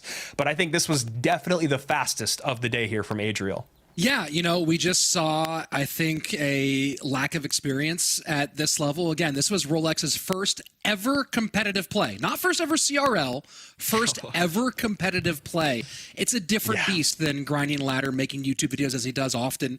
And, you know, between that and working solo, the only player here this weekend who isn't working with an analyst or with a coach, you put those 2 things together, and the deck situation that we saw, it was almost inevitable, Andrew.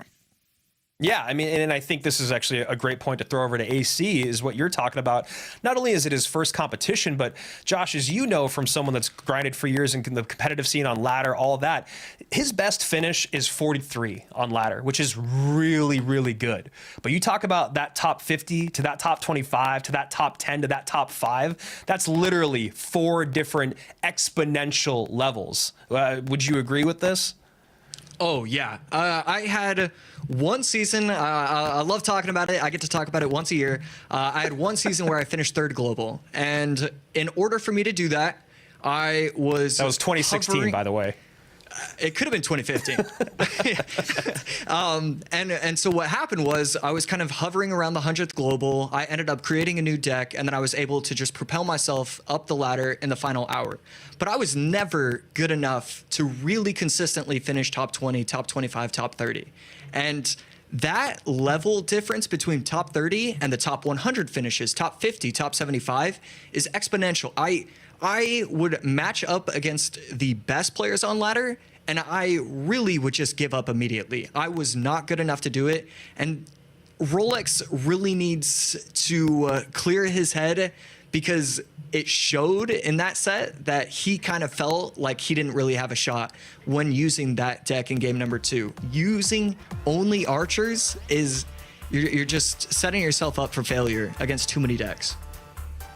And so most of the way through our day here, Rich, you guys are about to take over for Rolex. Mohamed Light, Ian, and Morten are going to be the next 2 in our lower bracket.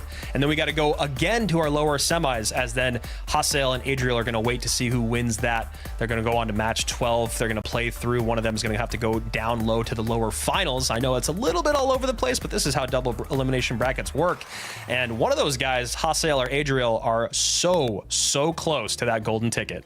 Yeah, I mean, they both are so close to that golden ticket. Keep in mind that they've both guaranteed top 3 at this point, right? So even if you lose here, you're 1 win away from being back in the mix. And now the big question is, who do you face in that lower bracket semifinals? And we talked about Rolex needing to regroup and feel like he belongs here. He's got Mohamed Light coming up next. He has the guy who wins everything, who's the lower bracket king. That's a really big task, so he needs to turn around, get himself ready, and come back and shake off all of that. Otherwise, this is going to be potentially a much shorter weekend than he had hoped. Well, and that's another conversation about that mental battle that AC was just talking about. I mean, we even know on ladder, like when you watch a great ladder player who consistently finishes in like that top 20, top 5 in that area, right? The amount of losses and frustration you have to go to and then turn around, shut it off, and go right back into game is absolutely insane. I mean, that mental fortitude is one of the most impressive things about great Clash Royale players. And to take one of your quotes, Rich, out of the frying pan into the fire, I don't even know how Rolex is going to be able to reset after that set, going from a very quick 2-0 now to going against maybe the best to ever do it. It's going to be a tough mental battle, let alone the one that's going to happen on the battlefield. Well, they are, of course, getting themselves ready for this one, and you can stay in the action yourself by going to event.supercell.com/Clash Royale and make all of your picks alongside us to see who you think will win. Rewards throughout the year, folks. So if you didn't get on it today, make sure you come back, watch, and win rewards with CRL 2024. And Mohamed Light opening up this one, getting aggressive out the gate with Drill, and Drill to the back to open here, Josh. Why did he go to the back, not to the front? Yeah, I really think it just comes down to a lot of players know that the drill in the front is going to be the best placement for getting the most amount of damage often enough. Can we see this balloon get to the tower? That's going to be one shot. Can it get a second? Not going to happen. Rolex, on the other hand, will be able to zap right there. And Mo, yeah, I mean, forget everything else. Mo is going to be able to get this tower down low. I think he takes the tower with this push. This is, I mean, this is now 3 games in a row where we've seen Rolex sell out and just drain his elixir as though, I mean, this is not the kind of play that got him here, right? This, again, every single loss we've seen in a row, it's been Rolex either puts himself. I mean, these are self-inflicted wounds, Josh. Yeah, and I'm taking a look at Mohamed Light's deck. I can't tell what the last 2 cards are going to be. I would assume it's Poison and something else. But really, this is another one of those matchups where I don't believe he has an air targeting unit. Yeah, I believe it's going to be Poison Log. So if Rolex loses this with this kind of matchup, that will be just detrimental for, I mean, just this competition, obviously, but even in the future to lose a matchup like this with so much on the line. And Mo goes for the lane switch play. Rolex does counter it with the Evo Zap and gets some clear. But he has a lot of ground to make up despite having a potentially very good situation here. And it all comes down to, again, I don't know if the replay booth can grab it, but he just left himself with no defensive options against that.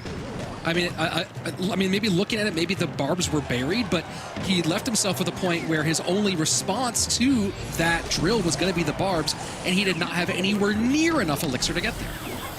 Yeah, not even close. Right there, Evo Tesla in hand, going to be able to defend that really easily. And yes, the Loon will be able to get to the tower, to the Tesla tower, but the Tesla is still going to be able to snipe one of the Skeleton Dragons, and a very clean defense. 20 seconds left. Mo Light has this locked up. No air targeting units whatsoever, and a very simple win still. Mo has to be feeling great after game number 1. Yeah, of course. Was nice, simple, didn't have to break a sweat, didn't have to do much. Rolex right now is handing these wins over to the guys he's playing against and needs to take a mental regroup and get himself back in because, you know, he's made it pretty deep in this weekend. He's gotten himself to a pretty great situation and is just, you know, the pressure is mounting. I mean, we've seen glitches before where it's like one player has 1,000% and the other player has like negative 100%, but this might be the largest differential in percentages for players that I have ever seen on legit scores. 94% for Mohamed Light, and we saw after game 1 why that is the case.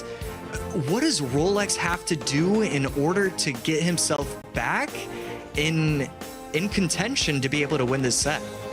I don't know. I mean, at this point, you go over the last 3 games, Josh, that's 3 towers lost in less than 3 minutes across those 3 games. So I think the biggest thing is get more conservative.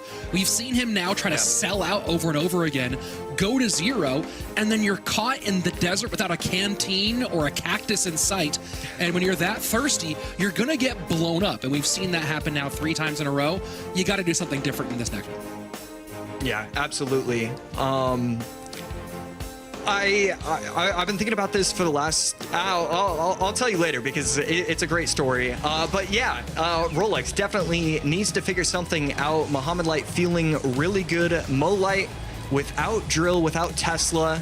I wouldn't really, actually, for Light, I would love to see him use a miner deck in game number 2. It feels like Rolex is panicking, making loose plays, not doing the right thing for basically every interaction. I'd love to see him just run any kind of miner bomb tower, miner inferno tower, and just control the game entirely.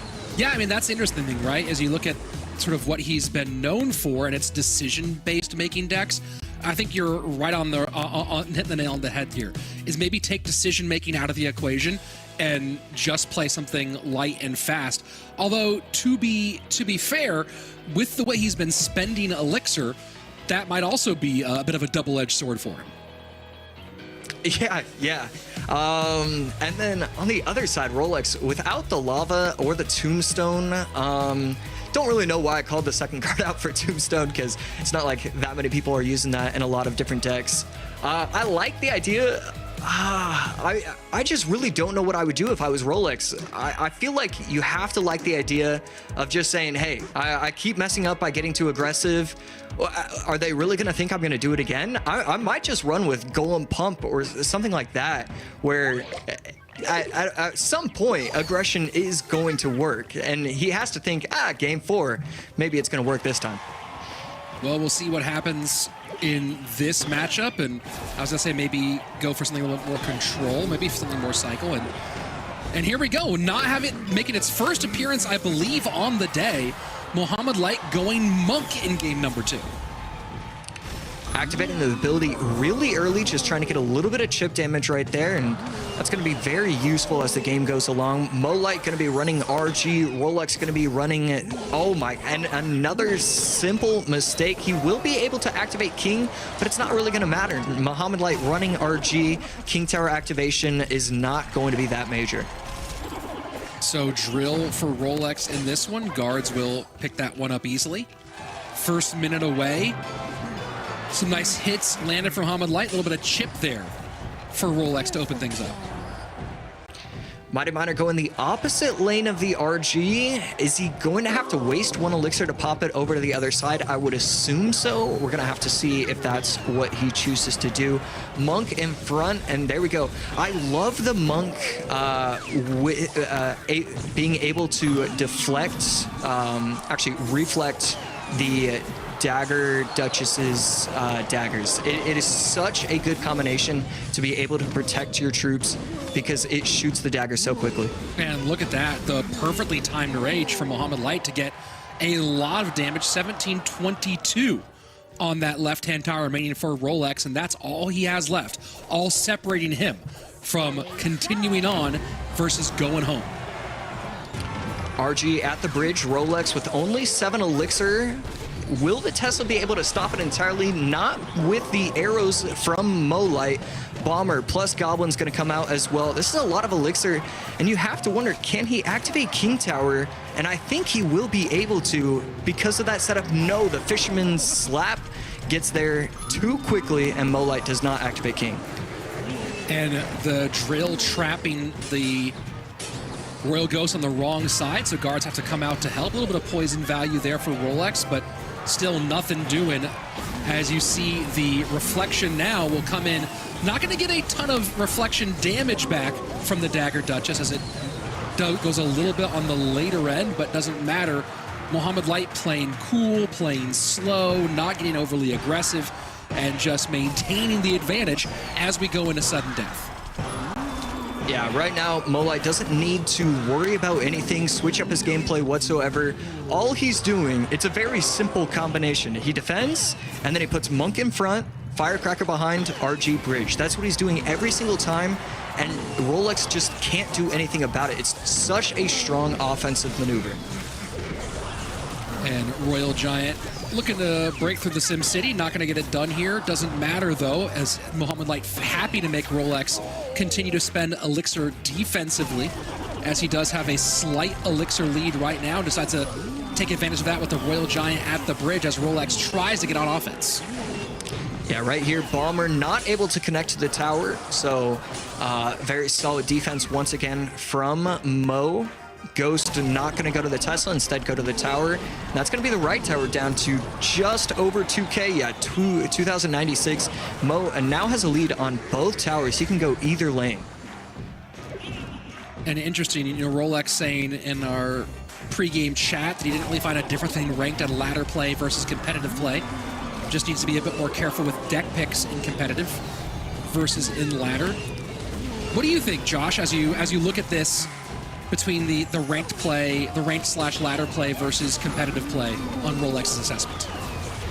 Yeah, I don't necessarily disagree with the assessment. I think really it comes down to on ladder, you can get away with playing lesser opponents. And then in these kind of tourneys, every player is going to be phenomenal. So you don't really get that opportunity. I do think they do correlate quite a bit, though. Here we go, 20 seconds left. Mohamed Light looking like he's got this one all the way locked up. Early Ghost here. Drill's gonna go to the front. Ghost does come back. Poison trying to work. Fishboy gets in the mix, and that's going to be it. Welcome to Clash Royale League, Rolex. We'll see you next time. And right there, 2-0, very clean from Mohamed Light. And I love the deck choice from this. He goes full control. RG control is definitely going to be one of the strongest control decks in the entire game, but also using the monk variation. That when your opponent is making a lot of mistakes, playing hasty, playing out of their element, you want them to continue to panic. And the monk is a great card to use when you're in that situation. I love this deck choice from Mo. And that is a continued lower bracket run for Mohamed Light, who takes one more big step forward. Look at the bracket in a little bit, but right now it's just Mohamed Light looking a little bit dicey in round number 1 as he got outpicked by his opponent Hasiel. But here we are deep into the lower bracket run, and Mohamed Light getting the picks that he is working right now with Julesy are coming out perfect. Yeah, just stellar job from the coach right there. And the gameplay overall, it's very, I love simple gameplay because it just, you found your answer right there. That was one of my favorite plays. Gets the reflection, the bomber ends up shooting on top of itself. So a great spot right there. But I mean, Mo Light, nothing changed from the beginning of the game to the end of it. He just knew how to get enough chip damage, how to win the matchup. It just exactly what we're looking for and expect from Mohamed Light. And a clean 2-0 here, and that's just an unceremonious exit here from this one. Mohamed Light, the timing on the rage was phenomenal. Got the big damage early on, and then from that point forward, defenses, no questions, no problems. And you look at this drill deck, Josh, and you're trying to think of, well, likely defenses here. I guess log you could disrupt a little bit, but the guards were a big factor in this matchup. Yeah, for sure. I definitely think Mohamed Light chose a great deck. Overall, though, I really think Rolex, and this is something that Juicy was saying earlier, like, if you're going to lose, you have to learn.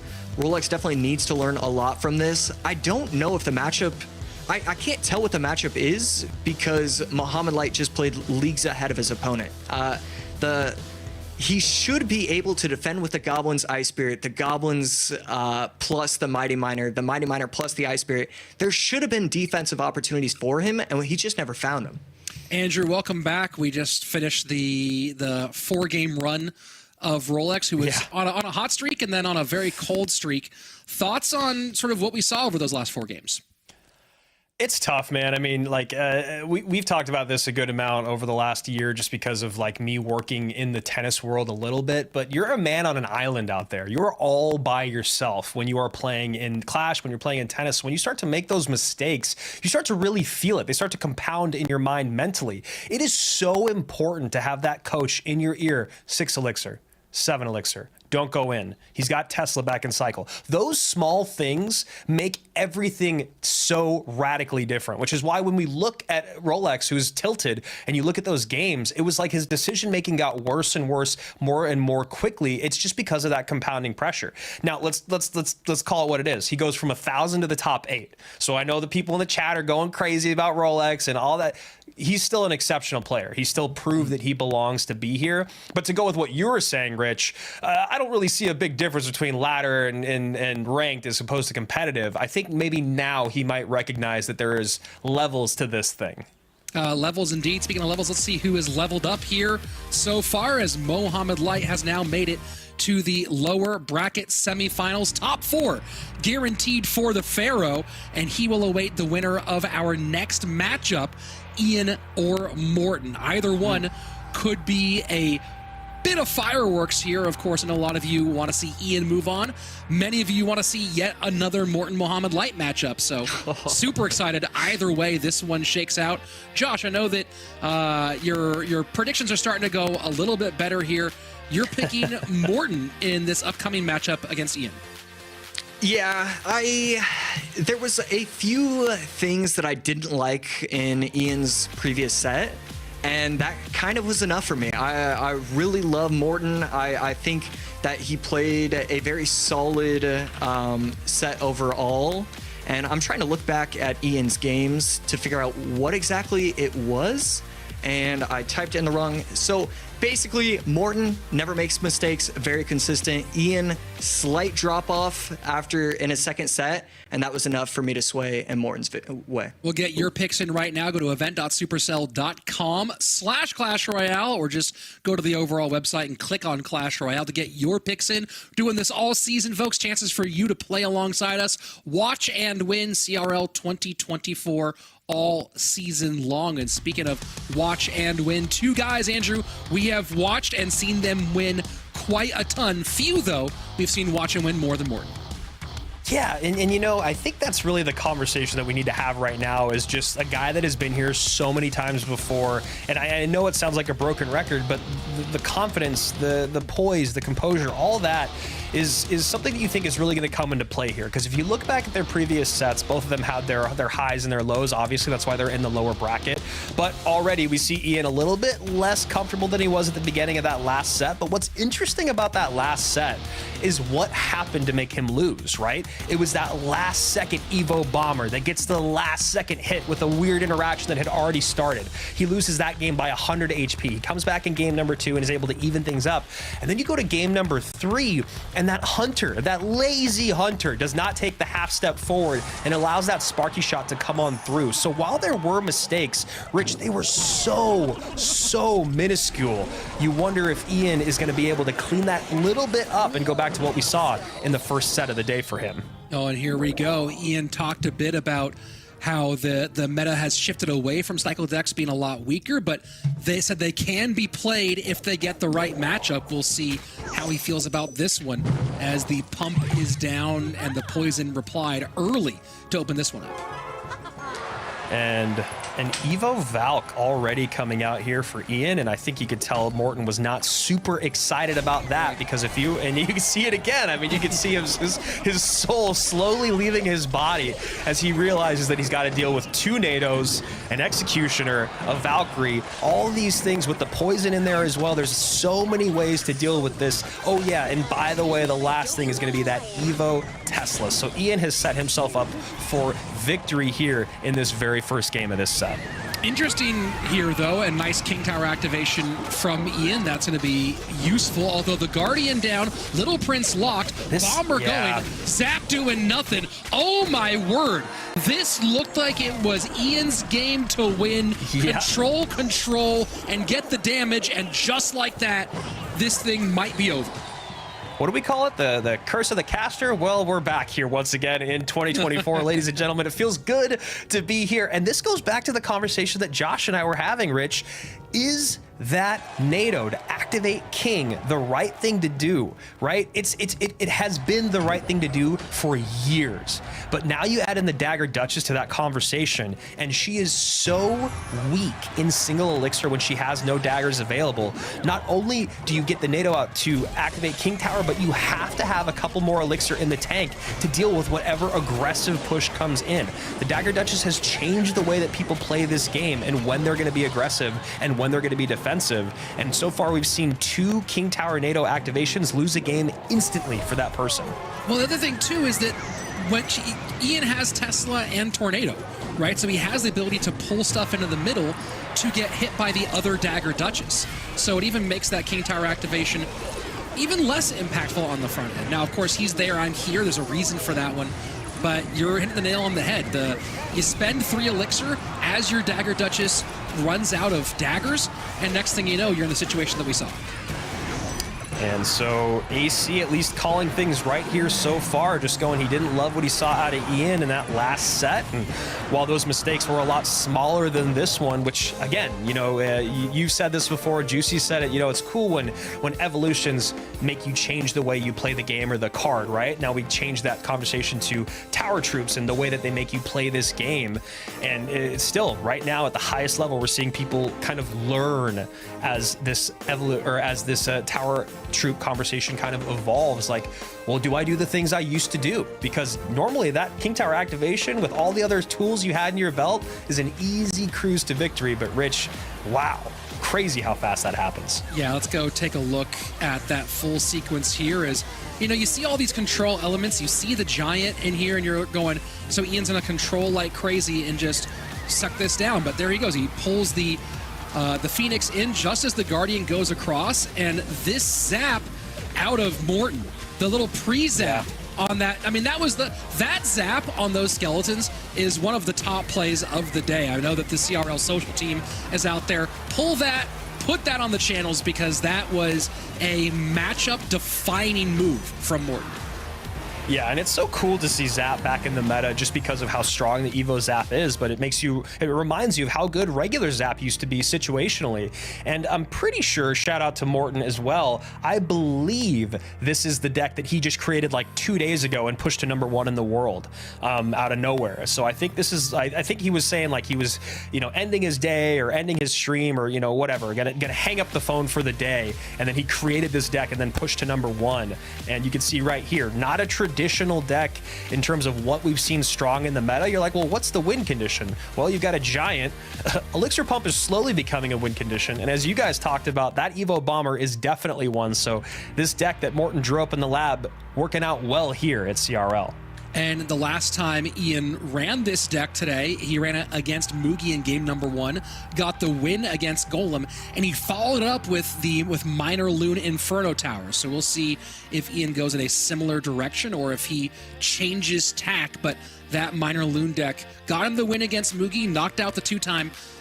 Curious to see if he saves that potentially for game #3, plays it in game 2, or completely abandons that one for something else. I just want to see him go to the skies again. I mean, I've talked about how strong I think Lava Hound is today. I think that because of all of the air defense that Morten played in game #1, I think you can actually go to the skies with a zap. That's really all you need at this moment. It feels like if you're able to get a nice push coming in, the zap is going to be looking for the Inferno Tower, which has been proven pretty strong here today. Maybe Morten comes out with that. And then if you go to the skies without your opponent having all of those air responses, you know, we could see Ian finding himself in a great spot. So here we go. Game #2. Will Morten cover for the air? Evo Tesla is available for him. Evo Archer's available for him as well. Goes Cage. And Ian sets up with Little Prince. Cage also starting to show back up in the meta. We've seen it a handful of times here today and starting to show back up on that leaderboard. Morten ran this with E-Giant. This might be that same Bowler E-Giant deck we saw from him earlier. Although that one did... aggressive RG at the bridge. As I say, that one ran Bomber. He already ran Bomber, but smart RG. Get a couple of good shots here. And he does have Elixir to try to control in the middle. King Tower activation. And Morten predicts, and gets the King Tower activation stopped in this one. Great play here. And this is twice now that attempted King Tower activations have gone awry for Ian. Yeah, and you know, it was a very obvious King Tower activation that was coming in, and Morten did a great job of being proactive and stopping it. Although damage lead significant for Ian here with the work done on the right-hand side. 2091 remaining. The Royal Giant did its job early on. And the chat kind of losing their mind over that play. Big fan of that. Some 5-head gameplay there from Morten. We'll see if it pays off, as you just stated, Rich. Down a handful of elixirs, or a handful of damage, about 700 or so. And that's a nicely placed bomber. Yep, gonna get some damage there on the tower. And now here we go. Can the E-Giant get moving? This is where, of course, that King Tower activation would be helpful. But you also see just how helpful the opposite side, not Princess, Dagger Duchess. I have to get used to that. That's actually I know, to say out loud. It really is, and especially because, like I said before, people are calling her Princess Peach. It just really makes it easy for us casters up here to not say the wrong thing, as we see Ian go back in aggressive, and that NATO not going to get quite as much as he wanted, as his units were pushed away a little bit. 1554, 2858, as you can hear that little Prince ticking away, and now a negligible counter push. And you see the little nod there from Morten, kind of a head tilt, knowing that he didn't get what he wanted, came out behind on Elixir, and is going to continue to play defensive and hope he can find an opening. But so far, those openings have not been there. Yeah, I mean, the biggest thing for Morten right now is he needs to figure out a way to defend these Royal Giant pushes without using his NATO, because he needs that NATO to pull the Fishboy in, unless he's going to get a perfectly timed lightning in on top of that Fishboy, if that's what his last card is. But as of right now, Morten just having a difficult time putting together the push you need, but he's got a lot of time left. I mean, that's the thing about E-Giant decks, is you can really wait until triple before you build that perfect push and steal the game. Fireball goes to the Evo Archers in the middle. Fisherman not in. This will be some decent damage. And look at that again. No lineup for the bowler on the King Tower activation. Morten trying to set up left-hand lane, right-hand tower in a lot of trouble. Evo RG comes out. Is Cage available to block? And just barely gets down in time. This should be enough to only give up one shot here. And now this is Morten's big chance. 90 seconds left. Needs to get something going. And that's such a tough shot to take, but Morten did the right thing. He had to take that shot so he could at least try to create some offense. Had he used the NATO there and spent down, he would have really been left wanting offensively. At least right now, he's kind of still in the mix for being able to win this game, whereas a moment ago, if he had done that, if he had spent that little bit extra, it would have already been over. And Fireball from Ian. Wow. Smart play now, slowing down and just maintaining the lead, not letting Morten have a chance to get back in it. That was the right call, and we'll see if Ian does start spending on that right-hand side just to not let Morten get into an offensive rhythm. Yeah, and that's the exact right thing to do. Great call there, Rich. I mean, he just needs to create a little bit of elixir to come off the board there for Morten on the right-hand side, just so he can't build a push that somehow gets scarier than it should. But as of right now, Ian playing really well. Now we finally see the lightning come down. Evo Knight tanking on that right-hand side, but the Fishboys in the middle and the inability to deal with them has been the kind of the nail in the coffin for Morten. And Bomber not going to connect. Wow. Royal Giant will, though. GG, well played. Game number 3 on its way. Yeah, really clean stuff there. Bomber at the end gets a little bit of damage. RG gets another shot in. It was just one of those things. I mean, this is where I'd love to have Juicy on broadcast and just be like, Juicy, how on earth would you have broken through that if you were the E-Giant player? And I honestly don't even know if there was really a way. I think what he needed to have happen was either have that NATO or Lightning available to deal with the Fishboy. But there was already so many other things happening on the board at the time that was not the only thing that needed to change. There was just such great defense, offensive pressure, as you were calling out there by Ian. Just really exceptional control from the American. And you saw, even with the very different, the failed King Tower activation with the Fisherman versus Tornado, as the Fisherman does not disappear after you play it. And this was, as you said, very nice and controlled. And, you know, we sort of see the maturity difference, right, in that experience where Ian knew how to slow down, knew when to spend. And I think that might be maybe the one of those single biggest potentially defining traits between an experienced and inexperienced player, is knowing when to spend and when not to spend, or knowing how to spend in particular. And Ian showed that very well in this matchup. Yeah, he just had really smart defenses all the way across the board. He never got ahead of himself. You see he took a little bit of damage here and there. He wasn't always trying to sneak in those Evo bombers to get damage. So when you, I mean, that's the other thing is like when you play against Evo Bomber and you've actually done the difficult task of tracking that one cycle, one Evo, one out, one Evo, one out, the next part of that conversation becomes, or that mind game becomes, all right, now I'm not going to play my Evo Bomber when you see like a really good opportunity to play one so that I can sneak one in once you've kind of forgotten about it, right? You're always so aggressively hunting to stop that bomber that when your opponent kind of eases off of playing it, that's when you kind of ease up on your defense. And you see there in the most crucial moment, Ian gets a great connection. A great connection indeed. Now thinking about game number 3, which is on its way. Morten does have Royal Giant available. We saw him play Drill earlier, but play Drill with Bomber.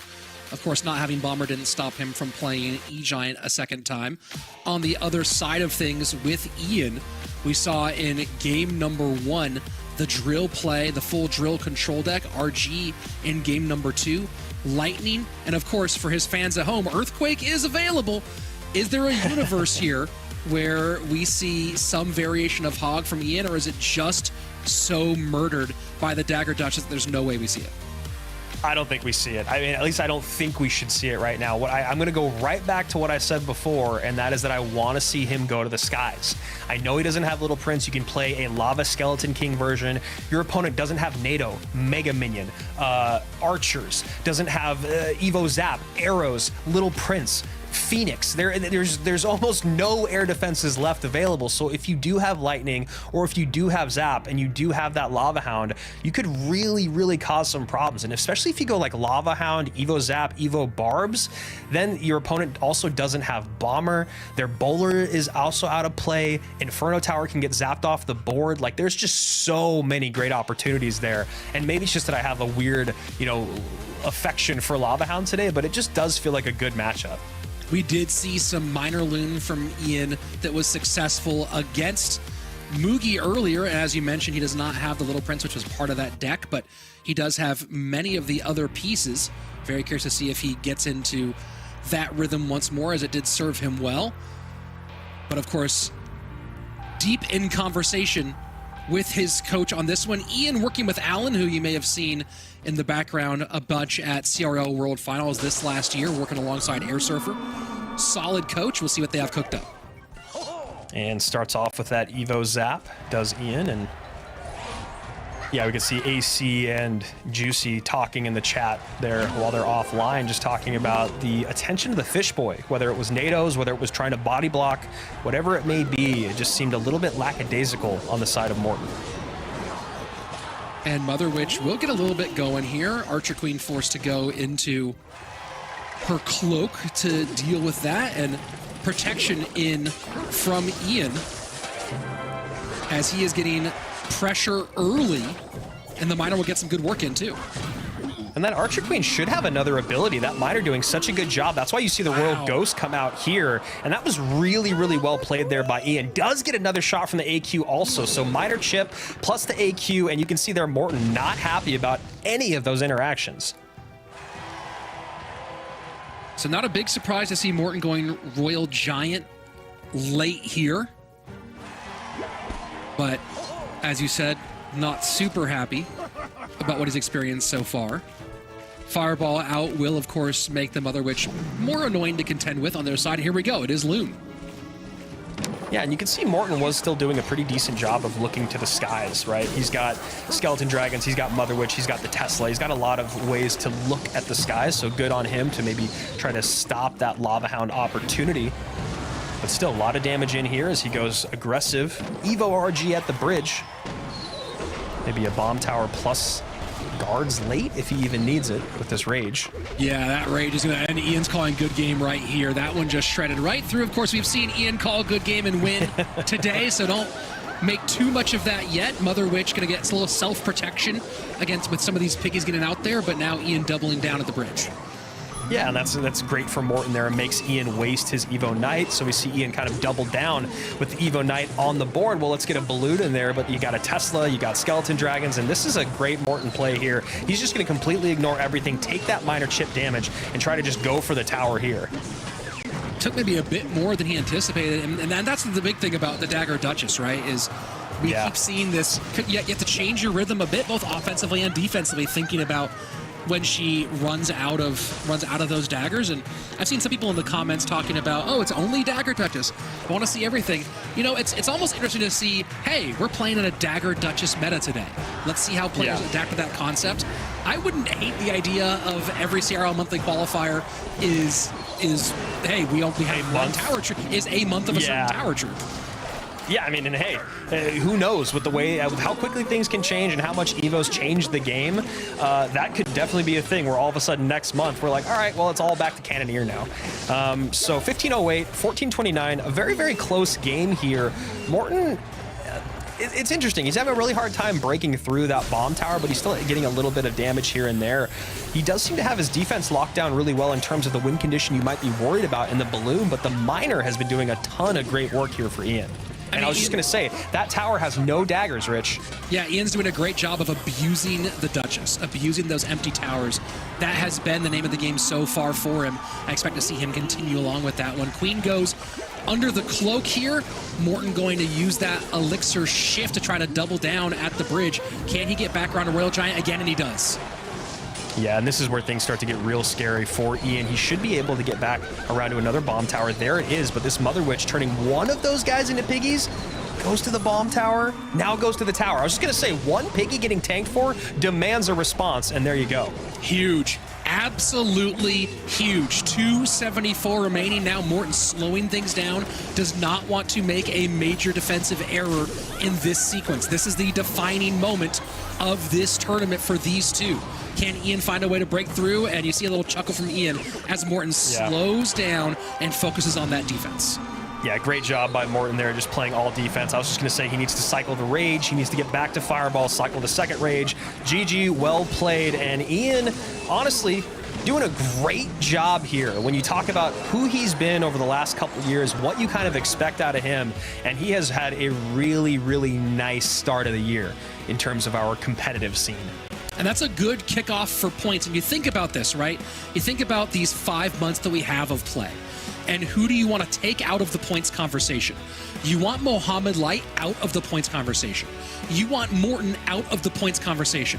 Because those are two guys you expect to see here more than many of the other players in Clash Royale League. So Ian getting a lot of points here, and one of those two having a good shot at getting a golden ticket. This is not a wash for Ian on this weekend. This is a good first month he can build on.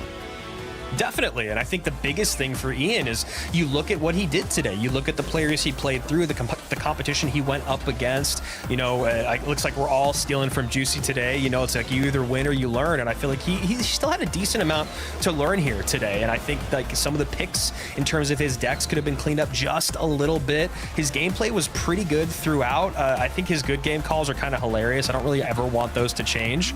But yeah, I think it's a really exciting start of the year for Ian, who it felt like, oh yeah, that guy's really good at one thing and he's good at making content. He'll never be a true CRL competitor. I think he's already changed the tune of all those people.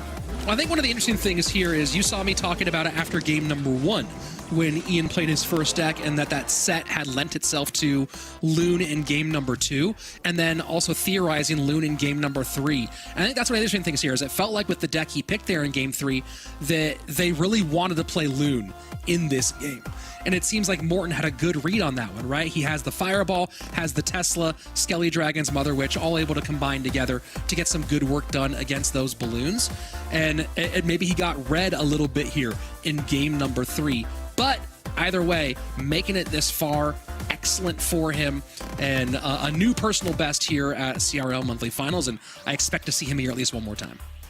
Yeah, and I think the Mother Witch pick there from Morten is really, really interesting because had he run into it, I mean, literally what I was talking about, that Lava Skeleton King deck, I mean, that Mother Witch would have gone off. Juicy, what'd you think about that set? Super interesting stuff, little different decks than we've seen so far throughout the day. Anything that really stood out to you? Honestly, I thought the gameplay from both players was solid, but I'm just really happy to see Morten back in the groove with some solid deck picks. I mean, like you said, the Mother Witch, the Tesla, the Fisherman. Not only is it a good deck versus Lava, but it's good against anything really Ian could have played. And that's what's like really good deck making for Pro Clash Royale is about. It's not just about, okay, I think he's going to play Lava. Let's play Tesla in this. It's about, okay, he has this range of decks that he could play. What is one deck that will have a solid 50-50 or better matchup that I know that I could potentially win? And that's what Morten got, and that's what he did. Well, he did a good job of covering. Let's take a look at the current situation. Remember, folks, we're going the whole way. We are not stopping here. Mohamed Light and Morten coming up next. A rematch of our 2022 World Championship, the final match there. And this one, stakes are also serious because the winner will go on to the lower bracket finals and await the loser of Hasiel and Adriel. Our top four, a phenomenal group. All four have been world finalists, and I know that Adriel and Hasiel aren't even thinking about Mohamed Light and Morten yet, but Andrew, one of them is going to have to pretty soon. Oh yeah, I mean, absolutely. No matter what you're thinking about with the match that's in front of you, you still got to be looking at that lower bracket and how terrifying it is. That, I mean, look, one of those, like any lower bracket that you're looking at and people are playing through, there's going to be some of the biggest names down there. But I think the idea of like those two names staying alive, Mohamed Light, who is notorious for playing through lower brackets, and Morten, who has played more competitive Clash Royale than anyone else in the world, it's just one of those things where you're like, all right, I got to think about my next match, I got to think about my next opponent, but I'm going to be watching that set very, very carefully between two of the best that have ever done it. I mean, this is exactly why you tune in on a Saturday, is to watch matchups like this one. Morten and Mohamed Light, 5 World Finals for Morten. CRL Western Championship. Mohamed Light has won more monthly finals than anybody, more golden tickets than anybody, and of course the 2022 World Champion. And Juicy, talk about this today. The road Morten has taken to get here today has been an interesting one. Yeah, I mean, both of these players started right off in the lower bracket after a bit of an upset. But Morten especially, I mean, he's done such a good job of playing throughout the entire thing. Rolex did take him down, surprisingly, in the set number 1. But, I mean, I don't think Morten played bad in this matchup. I mean, he played fantastic. He got his pumps down early. And after that, you know, he stayed calm and collected, and that's what the experience does. You stay calm, you know that you can win your next matches, and that's what he did. He's going against a band next, and he played well, extremely well, winning very, very dominantly, I would say. And Andrew, when we look at the paths here, of course, Morten on his lower bracket run, but he is facing a lower bracket semifinal against the king of lower bracket runs, a man who came back to do it against him at World Finals in 2022. This is just one more weekend for Mo. Yeah, I mean, what's really interesting about this conversation is you have two guys who have obviously the experience there in Mohamed Light in the lower bracket, but really about the way that they've evolved throughout today's gameplay, right? It felt like both of them, obviously, they both get set down to the lower bracket early on, and there was a lot of questionable things that kind of happened early on. You know, we've talked about people, we talked about Mohamed Light needing to play his game instead of other people's game. You know, get Mohamed Light playing decks where it requires him to make non-stop decisions as opposed to playing things on the board and hoping that things go the way that they want. Morten on the other side of it, some of his deck picking has always been up for question, but it feels like he's kind of locked that down. I think this is going to be a fascinating 1v1. Obviously the names are huge, but also just like adjusting to the meta, adjusting to the tower troops. And yeah, that is a very, very large margin for Mohamed Light, who has really had Morten's number since day one.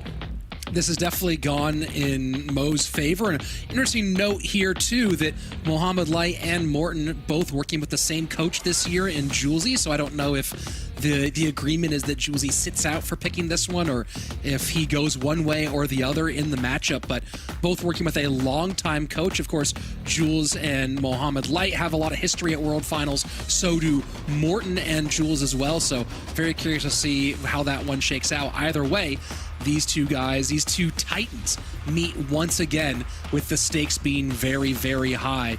And I guess this brings up another question, Juicy.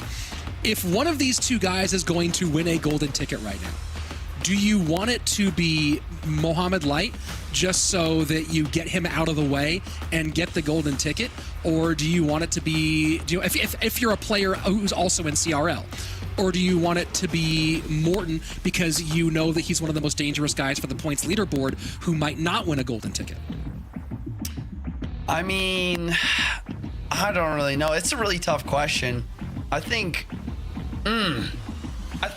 that you want Mo to win because you expect him to win again later more often than not. So I feel like that kind of gives the chance for like second place people to actually get the golden ticket. I don't know if that makes sense, but that's probably my mindset there. Yeah, I think that's a really interesting conversation there because it's like Morten was not the #1 leaderboard player last year, but Mohamed Light did win every golden ticket basically, right? Yeah. So it becomes like a sure thing versus something you're kind of rooting on or hoping for to happen. So I guess if you were another player, at least in my mind, I want to play, or I want Mo Light to get it because I want to go to World Finals. He's going to be there no matter what it feels like, and I want to beat him there. Morten, the other thing is we've seen him not win a monthly final and still get there based off of leaderboard points, and that's a lot harder to do this year. So I think I'm with you. I think you go with Mo Light here, and Mo Light going right back to his comfort deck, this deck that he created. And I was so glad that he played it, but I'm also so glad I get to be back on the cast while this deck is being played because it is so fascinating how good that Ice Golem is at body blocking at the bridge and also setting up Evo bombers because the way that units, like the way that the Ice Golem doesn't stop no matter what and the way that units track and follow it. So really, really exciting. Although this is a bit of a swerve. We see the AQ in instead of the little prince, maybe wanting that little prince down the line and seeing that AQ still provides a good 3-card cycle, still protects against Airwell. Yeah, leave it to Mohamed Light to figure out a way to continue to play Minor Poison, right? That's what he's doing here with the Ice Golem, and I don't blame him. Mohamed Light playing Minor Poison is so fascinating to watch. His defense is so on point. He understands when to go for the Minor. He understands that if he makes it to triple elixir up damage, that he's guaranteed to win.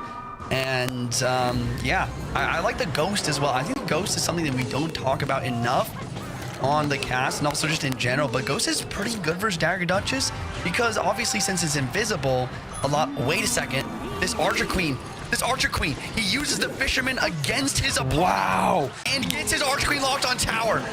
And the reset there, Evo Skelly's going to come out against this Evo RG, going to do a ton of damage, and that is why he is Mohamed Light. That was an incredible sequence there, and Morten's going to get 2, 3 RG shots, 4 RG shots out of it. Wow, actually a great fire back there. Yeah, Skelly Surround going to stop the Ghost from getting extra hit, but here comes the Evo Roll Giant at the bridge. Archer Queen down. Dagger Duchess not completely in daggers yet, but the Evo Tesla just really shutting down everything on the defense along with that Queen ability.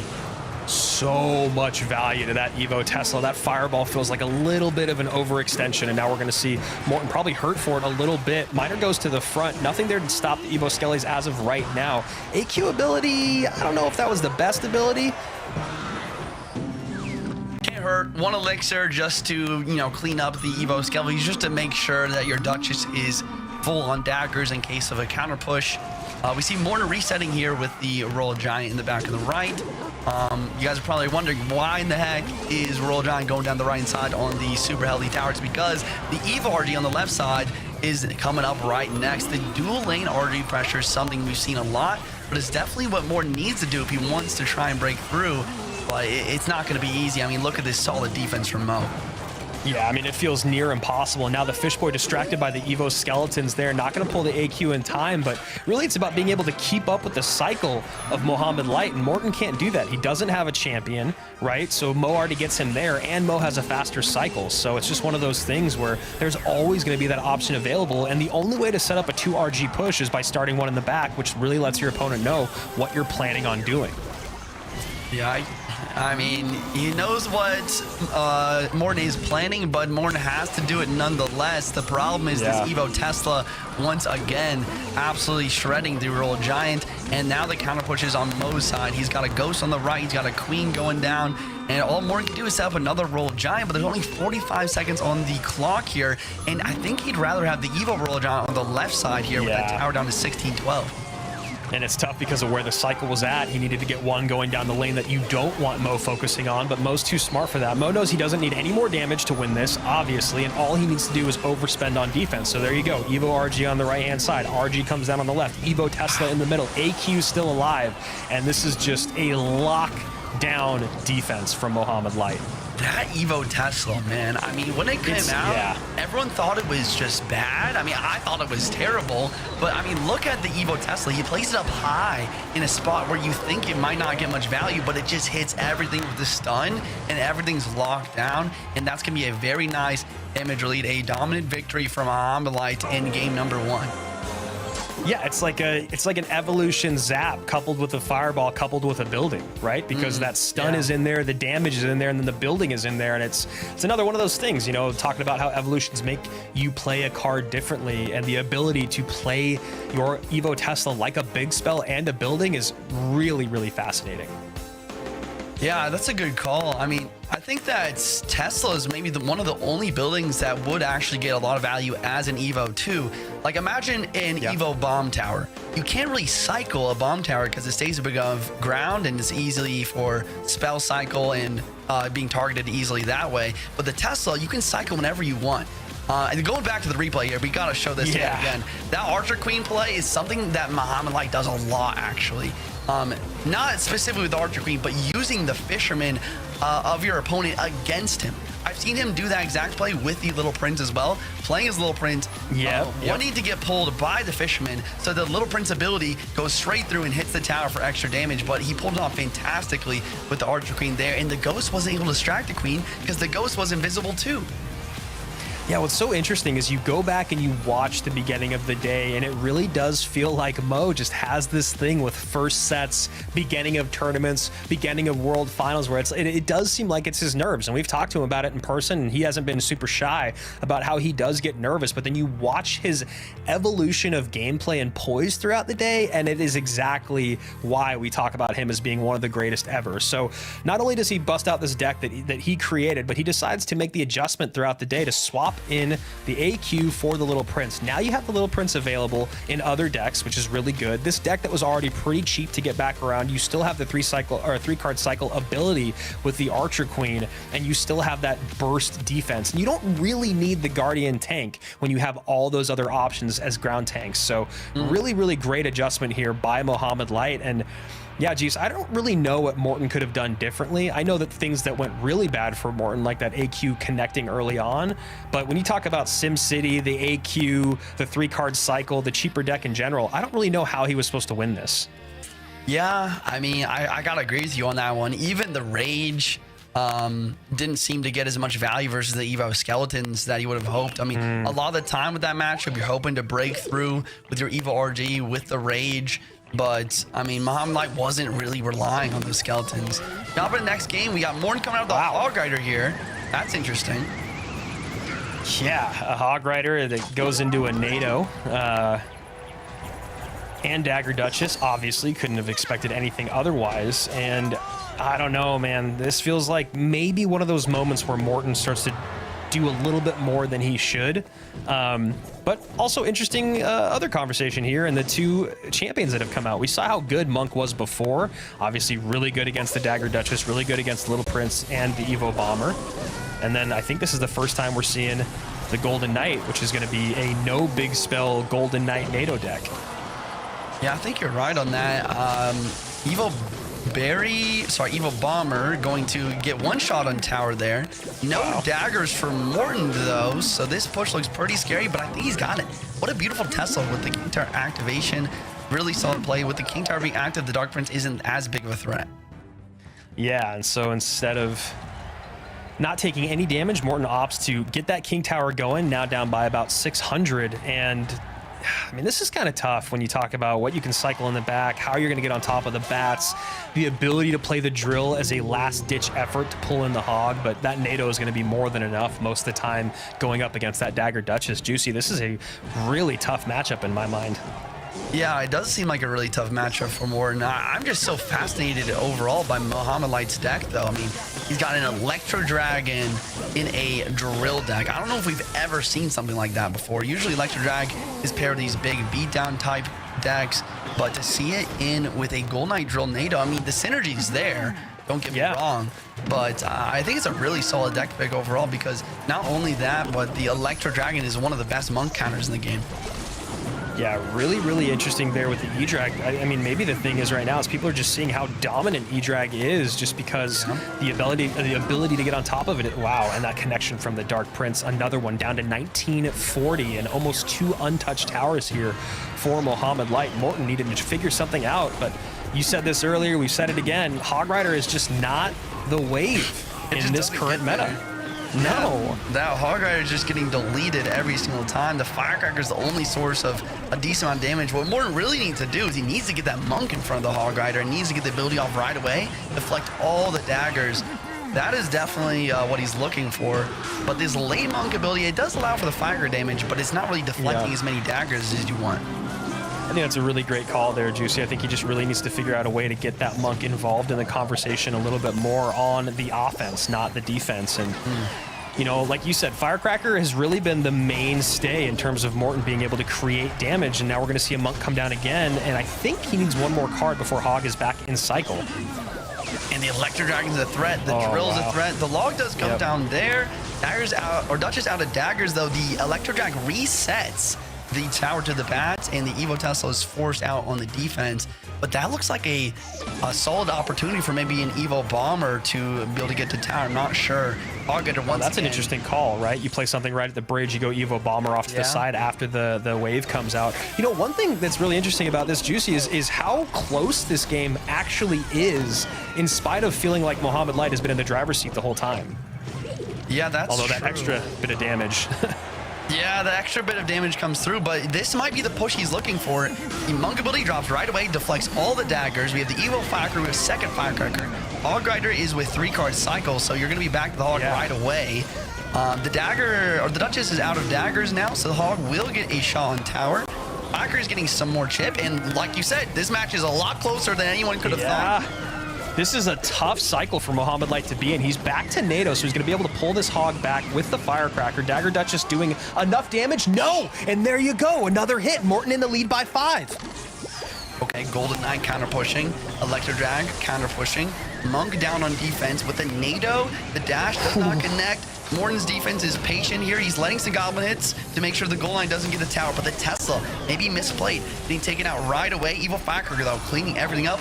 Drill through, no daggers. Log, though. Oh, my solid goodness. defense. Magic Archer does line up, but now the EQ comes in. He needs to stop that AQ. Wow, Magic Archer hit. And that was unbelievable from Morten, able to stick with it, beat the cycle, do exactly what you called out minutes ago, Juicy, which was get that 3-card cycle going, but more importantly, get that Monk in front of the Hog, and then get that second Hog Rider down. And Morten, I mean, he looks like he is exhausted from that game too. Yeah, I mean, I'm kind of speechless. That was a wild game from Morten. I mean, the matchup pretty much was definitely, I mean, not in his favor at all, but he got the Monk push going. I mean, I think that's the one thing about champions that is frustrating in the current meta, is a lot of the champions are tanks, the Golden Knight, the Mighty Miner, the Monk. And with Dagger Duchess, you want to have Knights, something that you can cycle multiple of to always be tanking those daggers. The Monk could only be in cycle on offense or on defense one at a time. So I think it was a really good job of Morten to somehow defend on the right side. It did take some damage because of it, but he did defend without using the Monk here. And that's what allowed him to use the Monk like on offense later on. And yeah, I think he did a good job of also going opposite lane in this matchup. Oh, yeah, and the very end defense was so clean by Morten, able to avoid not only the Evo Bomber, but also that Magic Archer. And, you know, that high Tesla he played at the end of the game was after he sacrificed Goblins, because there's an Evo Bomber tucked away back there that he knew if he connected to tower would have been the end of the game. So, like, right here you see Evo Bomber comes down, ability goes off of the Monk, so you go high Goblins, high Tesla, and that Bomber's distracted the whole time, then gets the Evo Firecracker coming in, and then right here you see the Magic Archer only gets one shot with the NATO, and just an incredible play there. Now no NATO on the defense. Morten goes in, and this is the other thing I love about when you see the best in the world play, Juicy, is they never give up. They never feel like it's over. I mean, that felt like it was so over for Morten for so long, and his ability to stick with it, adapt, just like it was almost like you were in his ear telling him exactly what he needed to do, and then implement it and take the win is always so impressive when you see that clock ticking down with like 30 seconds or whatever remaining. Yeah, I think you're right about top players having that never give up mentality, but especially when I watch Morten streams, I mean, I see him keep playing when his tower's down to 200 and his opponent has like 1,000. He actually never gives up, and that really paid off here. I think the other thing though is just the experience of keeping your emotions in check and not getting excited, not like you don't see any facial expressions of shaking the head really when he's taking all this damage, because he knows that if he just gets that perfect sequence, the Monk Hog plus Evil Firecracker combo, that he could come back, and that's exactly what he did. And now we're in a 1-in-1 situation, and whoever wins this next match is going to be continuing on this tournament, and whoever loses is out. And what's really interesting about this as well, Juicy, is now that conversation about how useless Earthquake is unless you're against the Elixir Pump. And now we have Earthquake out, and Elixir Pump is available. That's a good call. That really is. We do have an Evo Knight for Mo. Maybe he's going to be pairing this Evo Knight with some sort of beatdown deck. Or maybe he wants to try and be unpredictable as well. There's just so many mind games when it comes to like deck picks and all that, especially with all the evolutions. Oh yeah, I used to not envy analysts before, and now it's become even more difficult when you talk about how many different layers are added in there. Future king over here. What also is really interesting about this, Juicy, is that game 3 and there's 2 Little Princes available, which is really surprising considering that Little Prince is by far and away the favorite champion. Both these guys holding pause until they get to the make it or break it game of the tournament. Yeah, that's a good call. I think the Little Prince late game here, I'm sure for both players, it was solid to keep them for the end. I bet both of these players expected a game 3 to happen, considering the caliber. I really want to talk about quickly though this Mega Minion. I think we've seen a solid amount of Mega Minion today in non-lava decks. We've seen it in like a lot of different beatdown decks, but also in this balloon deck. I think it's such a solid card. It deals with the Little Prince really well. It deals with Skeleton Dragons, but especially the Electro Dragon. We've seen so much Electro Dragon. Mega Minion's a great counter to that, so I really like this Mega Minion pick from Morten here. Yeah, it's really interesting with Mega Minion. Like, do you think that Mega Minion is better than Phoenix in these situations? Because I know that for a long time people were saying, well, if you can play Mega Minion, why wouldn't you just play Phoenix? And I don't know if it's because of the cycle or what are your thoughts on maybe why it's Mega Minion more than Phoenix? I mean, Phoenix would definitely do a lot better right about now on that defense. That was a lot of damage. But I think the main reason is just because after all those nerfs, the one elixir, I mean, it's kind of like the Knight versus Valkyrie. I mean, sure, a Valkyrie, you'll get more splash damage, but it costs one elixir, and one elixir, especially these high-level games, can actually matter a lot. So nice defense there initially, but now Morten has to deal with this next wave, which is a Knight and 2 Evo Archers behind. High guards here to pick him off the board. Mo looking for it and now has a perfect ability coming in. That's the second time Zap has come out defensively in this situation where you have a Guardian and a Little Prince on tower, and both times getting a lot of damage for Mohamed Light. Obviously 1646, a little bit better than what he just got, but Morten playing a lot of defense right now, probably a little bit more than he'd like. Yeah, I'm trying to think right now, what does Morten have to do to be able to come back in this game? And I think what it's going to come down to is he needs to get the Evo Zap in cycle or the Skeleton Dragons, and he needs to get an Evo Knight in front of the Balloon. If he can do that, he has a chance to come back, because Mohamed doesn't have a building to pull the Balloon to the opposite lane Dagger Duchess, and that could be a huge game changer. And here it is. Yeah, and there you go. Knight out front does get body blocked. Mo was ready for it, and the snowball was out of cycle, so it felt like it was almost like Mo baiting it out. You got an Evo Knight on the board? Let me throw a snowball out. Now it seems like your Balloon has even more power, and Mo just had every answer in the book there to deal with Morten's push, and this game looking even worse than the last one for Morten. Yeah, we've seen this Balloon deck come out a lot today, but it doesn't seem to be doing too well. And that's because these pro players, they know when to block at the bridge.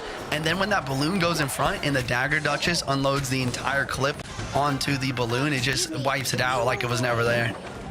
Yeah, and you look at the amount of air responses that Mohamed Light had in this deck just in case Morten wanted to go to the skies. And I think what you said is really, really important. You know, a lot of players or more casual players out there don't really understand matchup a lot, or maybe what analysts are looking for. They're not looking for 80-20, 90-10, 75-25. They're doing what you said, Juicy. They're looking for 60-40 at best, but mainly not having a 100-0 matchup against you with what's available.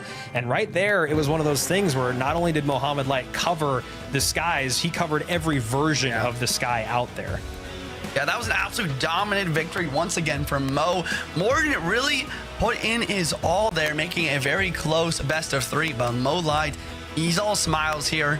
He's able to take a very nice victory. I think the biggest card there was the Little Prince. I mean, the Little Prince ability in that match, I think, was used a little bit better by Mo. He was taking out guards. He was getting the Guardian Tower. And we talk about the defensive capabilities of Little Prince a lot, but the Little Prince, especially when you're going against the Dagger Duchess, is very scary, because when the Dagger Duchess is out of those daggers and the Little Prince ability comes through, and that Guardian's just a few tiles away from your tower, and you don't have much defensive support from your tower, it's a very difficult thing to deal with. Yeah, and it's one of those things, you know, it's really interesting about that tower as opposed to the other towers. It's, you know, one of the reasons why I think, Juicy, you've been saying that, you know, maybe Dagger Duchess is a little bit more balanced than people are thinking. Because in this situation, you look and you go, wow. I mean, not only does the Dagger Duchess have no daggers and she's going to take damage from this Little Prince, but the Little Prince, the most popular champion, also ramps up. So you get the ability to get that Guardian in, to take up the shots from the Dagger Duchess, and then you have to spend more to deal with that Little Prince ramp up, or else it will cause several hundred damage minimum. So really great stuff here. You see, once again, Mo really utilizing that Little Prince. And what does that do? An Evo Zap has to come out defensively.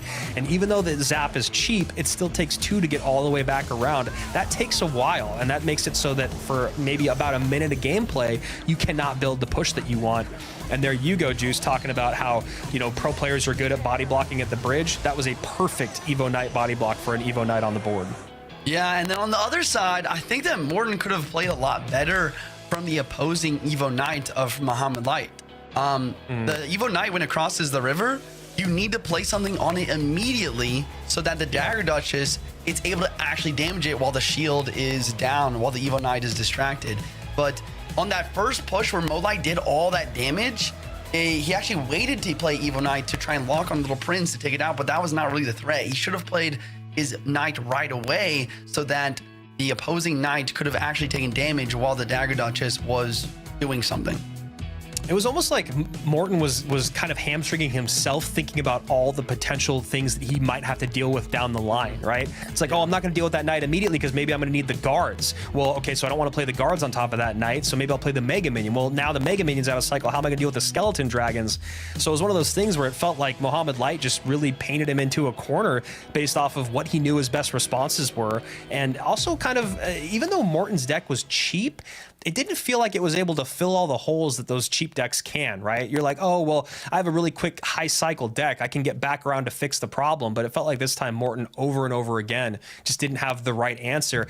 AC, I don't know who you picked in that. I picked Morten just because he's my boy and I wanted to see an upset. But a pretty dominant victory from Mohamed Light. What would you say about that? Yeah, I would say so for sure. One thing I'm recognizing in Morten's games is that he's struggling against a lot of decks that include Fishermen. In his game 3 against Mo, we saw him lose to Goblin Giant Fisherman, and then I believe in his game 2 against Ian, he lost against RG Fisherman. So he might have to try and improve on his decks when Fisherman is in cycle to kind of avoid that matchup, I guess. And here you go, looking at our predictions. Juicy, you are still in the lead, all based off of that great early pick on Ian77. You end up picking Mohamed Light here, which I have a feeling that Rich and I were kind of trying to do the same thing, although maybe Rich really did think Morten was going to be able to pull it out.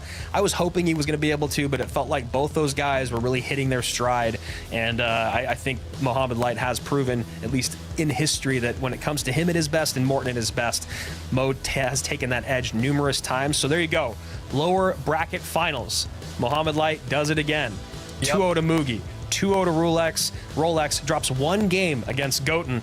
And here he is in our lower bracket finals, waiting on Hasiel or Adriel, which is a really exciting matchup between two guys that are incredibly promising here in 2024. I think Adriel, we all expected to be here. Hasiel is a name that none of us were surprised that he's here, but is exciting that he's back. AC, I'm going to go to you really quickly, and I know I'm about to say goodbye here in a moment, but based off of Adriel and Hasiel, what are you thinking throughout the day on who is going to take this set? Well, it's actually really interesting. They have two different kind of roads. Hasiel has played fantastic. He's battled through incredible opponents. And Adriel, on the other hand, while he has played really solid opponents, he's gotten it's just been some weird matches for his games. He's kind of won easily in a few. He's gotten 4-1 on the day, and his one loss was when he fireballed the ground instead of the troop. He's really played a perfect game, or he's had a perfect day except that one game. And Hasiel has had to just battle it out every single set. So I don't know which path is more favorable, but I would assume with Adriel, he hasn't had to show a lot of his gameplay. He hasn't had to show his best decks just yet. I think that does give him the advantage going into this set. Yeah, Juicy, I wanted to ask you. Oh, no, go ahead, please. I was just gonna say, I mean, I think that's a good call. Like, we've been betting against Hasiel all day because of all these tough opponents that he's going against. And I feel like we maybe made a mistake, because I know we all predicted Adriel to win this one. And it looks like the community predictions are going to be doing that as well. But, I mean, Hasiel, I mean, he's taken out so many great players now. I mean, I would not be surprised to see him winning here. Yeah, and the thing that I was just going to point out was, you know, when you talk about singing Hasiel's praises, these are the win conditions that he's ran throughout the day. And then I'll get out of here, which is Battle Ram, Evo Bomber, Evo Battle Ram. And then he goes Giant GY. Then he goes Royal Hogs, Firecracker. Then he goes Loon, XE NATO. And then he goes to Bomber Drill. So he's been incredibly versatile. I'll let you boys take this away in our upper bracket semis.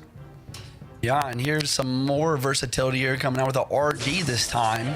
Adriel with the Evo Zap, Evo Valk, most likely going to be Goblin Drill with that as well. Josh, what are your thoughts on this matchup based on what you're seeing right now? Yeah, I'm excited to see Executioner back inside the meta, used by Adriel down below. Executioner definitely makes it very interesting, and it always is really, it's really fun going into a game without knowing what the matchup percentage is, because I'm not often seeing the Exe get played. I don't really know how a lot of these matchups get played out. So I would assume that Adriel, because he can use the cannon, the Valk, the poison, he should be able to defend again and again. Yeah. But Hasiel's deck, using the Tesla with the RG, you have overwhelming offense with the RG and overwhelming defense with the Tesla. I like this choice from Hasiel. Yeah, I think that's a good call. I think the other big thing to watch out for is this Fisherman. If this Fisherman has the chance to really lock onto an Executioner, it has the potential to get a lot of value, be able to break through. But at the same time, it's going to be really tough to break through the guards, I think, from Adriel here, because the Barbarian Barrel plus Electro Spear does no longer kill guards after the shield buff that they got a few months ago. Yeah, and right there, Evo Zap cycled on top of the Ghost. Pretty interesting use of the Evo Zap right there, but I would assume it's pretty good because now the cannon's still going to be pretty healthy. Everything is still doing all right. And now with the Executioner, it does get sniped. This is exactly what you were worried about. Let's see if he's going to be able to defend. This is a lot going down the lane. Guards, like I was also talking about, getting a lot of value on the right side, but now there's no guards for the left side. The NATO is, though, so the NATO is going to try and prevent this damage. And I really like the Zap there, actually. Zap barely keeping the Executioner alive, at least stopping one more RG shot. But Hasiel starting off with a damage lead here. I mean, I say starting off, we're already well into this game, but I mean, it just seems like that was the first solid amount of damage we've seen. I mean, Adriel hasn't even used his win condition yet. Yeah, it's pretty shocking. You'd have to assume the way this deck is set up that it's going to be drilled, but you would also assume that it would have already been played. So we could be seeing Graveyard from him. That's a good call. That's the only thing that really makes sense at this point. But yeah, we're still just waiting almost into triple elixir, and we still haven't seen the win condition from Adriel. Adriel going to execution in the back towards the Evo Royal Giant. Once again, just gotta watch out for the fisherman to pull there. Maybe Adriel will use the cannon to try and predict the fish boy. Cannon could have been good there, but he plays it low just out for the defense instead. I mean, I don't mind this solid play. I mean, it can be scary to try and make risky predictions like that. Yeah, for sure. And right there, Valk Graveyard at the bridge, but with the Tesla in hand plus the E-Spirit, we're not going to be seeing a lot of damage, but it does get the tower pretty low, 2354 to 2176 now. And a really cool fireball. It does two things. You're getting the damage, but you're also pushing the executioner to the opposite lane. So I love that play from Hasiel. Guards once again being the main damage dealer on the defense. Here comes another Graveyard, but the Dagger Duchess has a full clip of daggers here.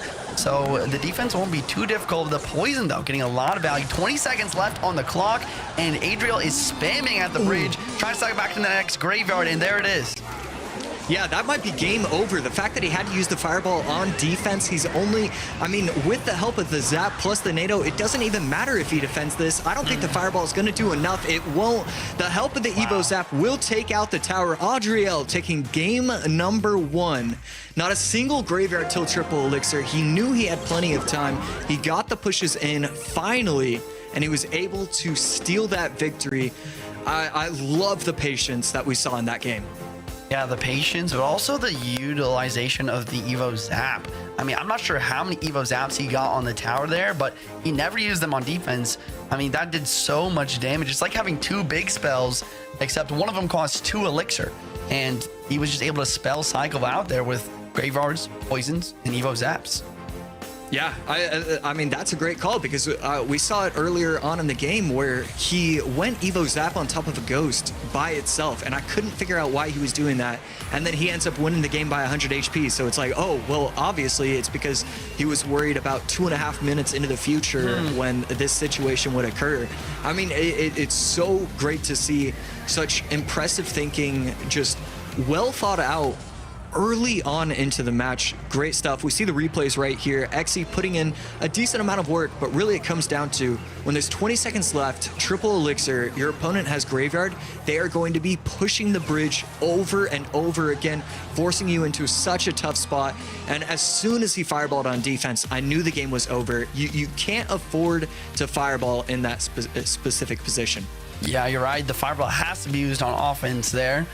A little bit more tower damage for Adriel there, and that's going to be just what he needs to take the game. Looking at decks number 1 and number 1, we have Evo Valk and Evo Zap out for Adriel, and Hasiel with a little bit more niche, the Evo RG and the Evo Tesla.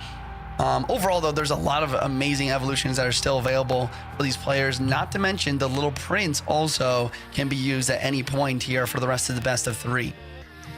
So with a lot of RG decks, we're seeing RG 5 random cards, and then we're often seeing, you know, Rage, sometimes Arrows, sometimes whatever it may be. I feel like we're not seeing Bar Barrel all that often.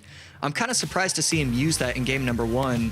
Why do you think, what was he trying to snipe with a Bar Barrel instead of one of the more common spells that we've seen recently? You know, that's a good question. I mean, maybe he just thought he needed another tank for defense for some sort of like beatdown type deck, or maybe you expected a Little Prince. Barbarian Barrel is pretty good versus that. But I mean, the answer to the other question of why it's not used as much anymore is, once again, that guards just not being able to be taken out. Like, the shields do not get taken out by the Barbarian Barrel anymore. So Electro Spear Bar Barrel has almost no value to be had there versus the guards, and the guards just clean up the RGs so well with that DPS. Yeah, it really is interesting to, I mean, it's such a small nerf or small buff and such a huge buff at the same time. It's crazy how one singular buff or nerf can completely take a card out of just out of contention to be used whatsoever, and the guards getting that small tiny buff of the shields getting more health just makes Bar Barrel just not really useful in a lot of situations. Looking at the decks for game number 2, looks like Adriel's the one using Royal Giant this time, and Hasiel going back to some Evo, Battle Ram. Maybe we'll see recruits, maybe we'll see P.E.K.K.A make its debut here for the Clash Royale League. I don't think we've had a single P.E.K.K.A Bridgestone yet. Be interesting to see, but Adriel with the Fisherman and the Tesla for defense. I like this decision. Yeah, he is going to be able to defend pretty easily, and then once it hits that double elixir, triple elixir, that's when it starts to get scary. See if Hasiel can set up the correct pushes right there. Choosing to go with the Battle Ram going into the left side, Fisherman is going to be able to clean this up very nicely, especially pulling it so that both towers can hit it. I like how Hasiel is keeping his evolutions paired right now. If you guys notice, every time Hasiel plays a Zap, he also plays the Evo Battle Ram. That's because he wants to have the Evo Battle Ram and Evo Zap in cycle at the same time to pair them together. And I think that's such an underrated thing that we don't talk about enough. If you can have two evolutions that synergize decently, rolling down a lane at the same time, it can be extremely difficult to defend. Yeah, I'm actually really glad you brought that up, because that's kind of a question that's been on my mind for a while. If you have multiple evolutions that pair well together, do you want to try and stagger them or try and keep them together? So if they don't kind of coincide with each other, it's more okay to stagger them instead of playing them at the same time, in your opinion? So that's a good question. I think with cycle decks, you just want to play them as much as possible. So staggering or together, I think you're just always trying to cycle to the evolution. But when you're using a heavy deck like Hasiel here, you really have only one chance every so often, every 3 minutes apparently, where you get to play them both at the same time. Wow, and great defense right there on the left side. Archer Queen still staying alive. Probably not going to be able to activate the ability again, and yeah, it does get taken off the map, but great defense from Adriel. And I mean, his left tower is slightly touched. The right tower, basically, I think the tower starts at 3204, so I think it's untouched over there. Just great defense from Adriel so far. I mean, we're hitting OT, and he's just controlling how this game has gone. Speaking of controlling when your evolution is in cycle, I really like how Adriel made it so that he had his Evo Tesla in hand when Hasiel had his Evo Battle Ram on the board, because that was able to defend it so easily. Now this defense doesn't look so easy on the other end of things because the Evo Zap is in tow, but I mean he made it look easy. I was wrong. Yeah, he made it look extremely simple right there. Does he get the ghost off in time? He does. I mean, every single play he's making is just in time. Correct placement, correct lineup. It is spectacular to see this on the biggest stage. It's slightly easier to see it on ladder. I mean, that is also one of the things, the difference between playing ladder and competitive. If you can do it on ladder, that's great. You know, you can finish top 20, top 15, top 10 in the world. That's fantastic. But can you do it when the lights are brightest? Some players can, some players can't. Adriel clearly can.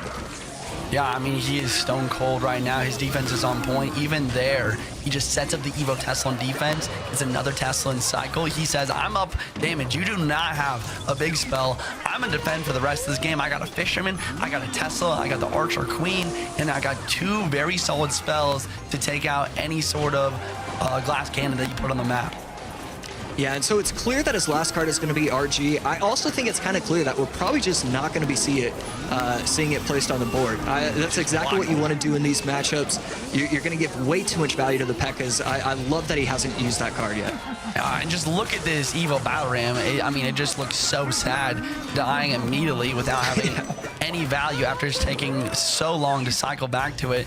Adriel, once again, no RGs, just all defense. The Fisherman, the Tesla. I mean, the Evo Zap arrows is a final-ditch effort to try and get a inkling of damage. And Adriel wins the game without playing his win condition. Just solid defense, a few spells here and there, a couple connections from the Ghost. That's all it took. GG's. I mean, he put on an absolute clinic in that set.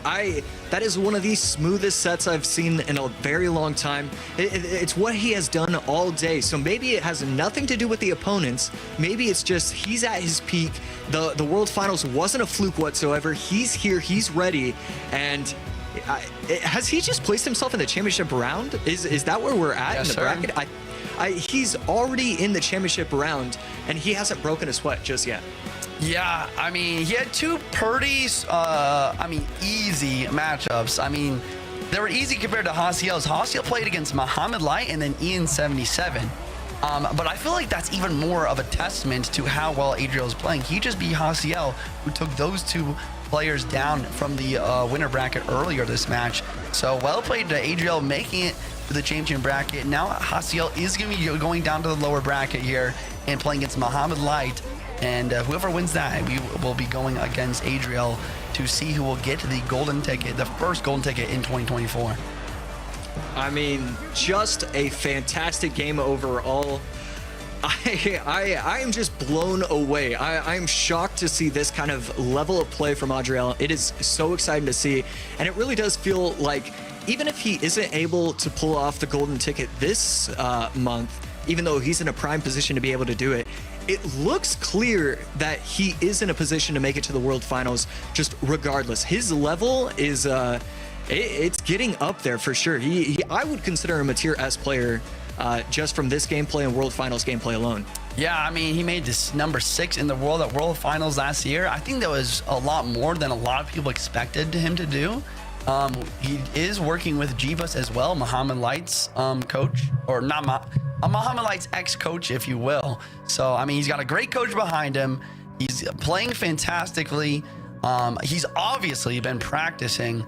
I mean, I cannot wait to see what Adriel could do. Rich, welcome back. What are your thoughts on what we've just seen? I don't know why anyone's saying we're surprised to see this kind of performance from Adriel. This is a guy who was great at World Finals last year, who made 2 monthly finals last year as well, who was someone who has been at the top of this game since 2017. Oh my gosh, you're right. Let's be real here.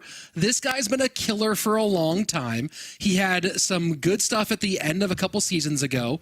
We're just seeing a guy finally get his chance, come into his prime, and do the thing at the highest level. I'm not even saying that I'm surprised. I'm not only surprised that he's here. I'm not surprised that he's here. I wouldn't be surprised if he wins this golden ticket this weekend.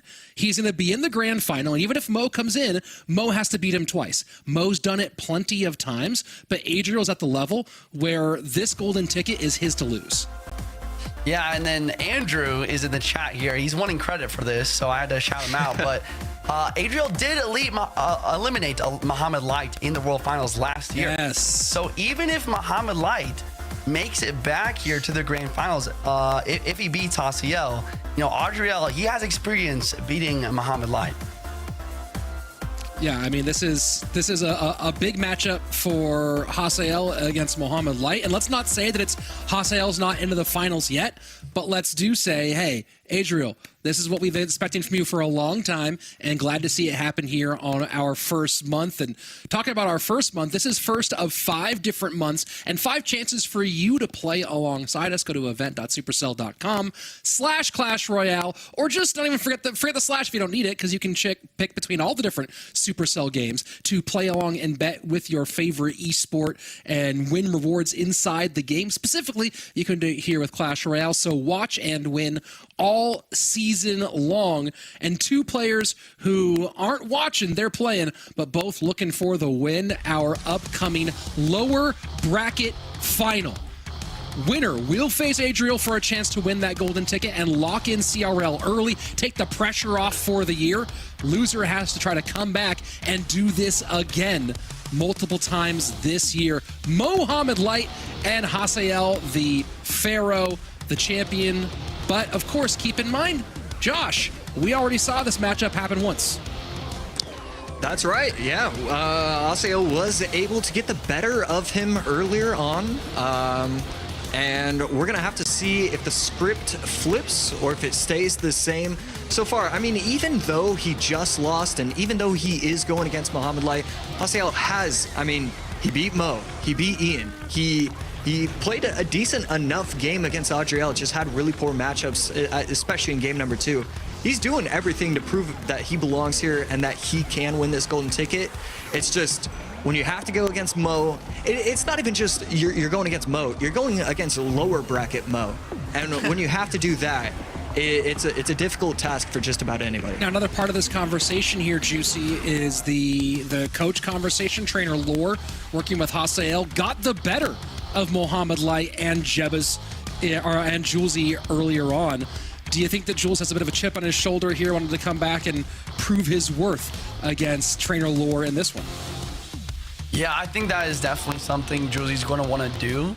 But I have to also just tack on to what All Crap was saying. Mohamed Light in first round is completely different than a Mohamed Light on the end of a lower bracket run. I mean, it is actually funny how it almost seems like two different players. Mohamed Light's probably feeling pretty confident right now. And confidence, it matters a lot in a game like this, where your head is at, where your mindset is at. And, Hasiel just got down to the lower bracket after a very nice match against Adriel. So I think that could play a huge factor here. Well, we will see how those factors do play out as both these players are getting their decks ready. And, of course, let's take a look at your votes. No surprises here, 94%. Picking the former world champion, 6% of you going for Hasiel. Not that different. So it looks, Josh, as though the results from round one have not only not impacted the results from this one, but they have swung it even more in favor of Mohamed Light. Yeah, it's not super shocking. I mean, it's incredibly shocking to see 94 to 6%. With Clash Royale, it's hard to win over 90% of the time. So I'd say it's a little crazy that it's so in favor of Mohamed Light, but it just feels like Mohamed Light has figured out his decks. His pairing with the coach is clearly working at this point. It just feels like all the momentum is with Mohamed Light. Well, let's see if Hasiel can turn this into the biggest moment of his career twice in the same day, or if Mohamed Light shuts things down as we jump into game number one of our lower bracket finals. Third place for the loser, a chance at first for our victor. Right there, beautiful activation of the Archer Queen with the tower plus, the Tesla plus the tower, just deleting the RG off of the map. And right here, RG is becoming extremely popular. We're always seeing it in game number one, always seeing it in game number two. It is incredible to see just how all of these players have recognized that RG is one of the strongest win cons in the duel format. Certainly very strong, and you talk about these players here, and Hasiel, of course, made it to some monthly final action in 2021. In fact, enough to get himself all the way to World Finals. It was that first month of CRL, in fact, much like this first month where he had his breakout performance, going all the way, not just through, but all the way through to the grand final in season one, monthly final one, where he got second place, got pretty far, taking a very important couple of points there to get his season started. Yeah, absolutely. And this time, not going for points, going for gusto, going for it all. We're going to have to see what happens. Game number one, heading into double elixir. Slight damage advantage for Mohamed Light right now. And, Mo Light using his deck, using the Ice Golem. He's had a lot of success so far. We're going to have to see if it stays with him with this game as well. And it was last year where Hasiel did make it in the first month to the grand final, but made it all the way through the winner's bracket. And who do you think he faced, Josh, in the grand final for that first month golden ticket last year? I'm gonna go out on a limb and assume that it is Mohamed Light. How much money do I win? You win it all. That time it was Hasiel beating Sandbox, then Ilion, then Morten, and then losing the double to Mohamed Light to kick off last season. Yeah, to the surprise of nobody, I was correct when I said Mohamed Light. Not shocking whatsoever.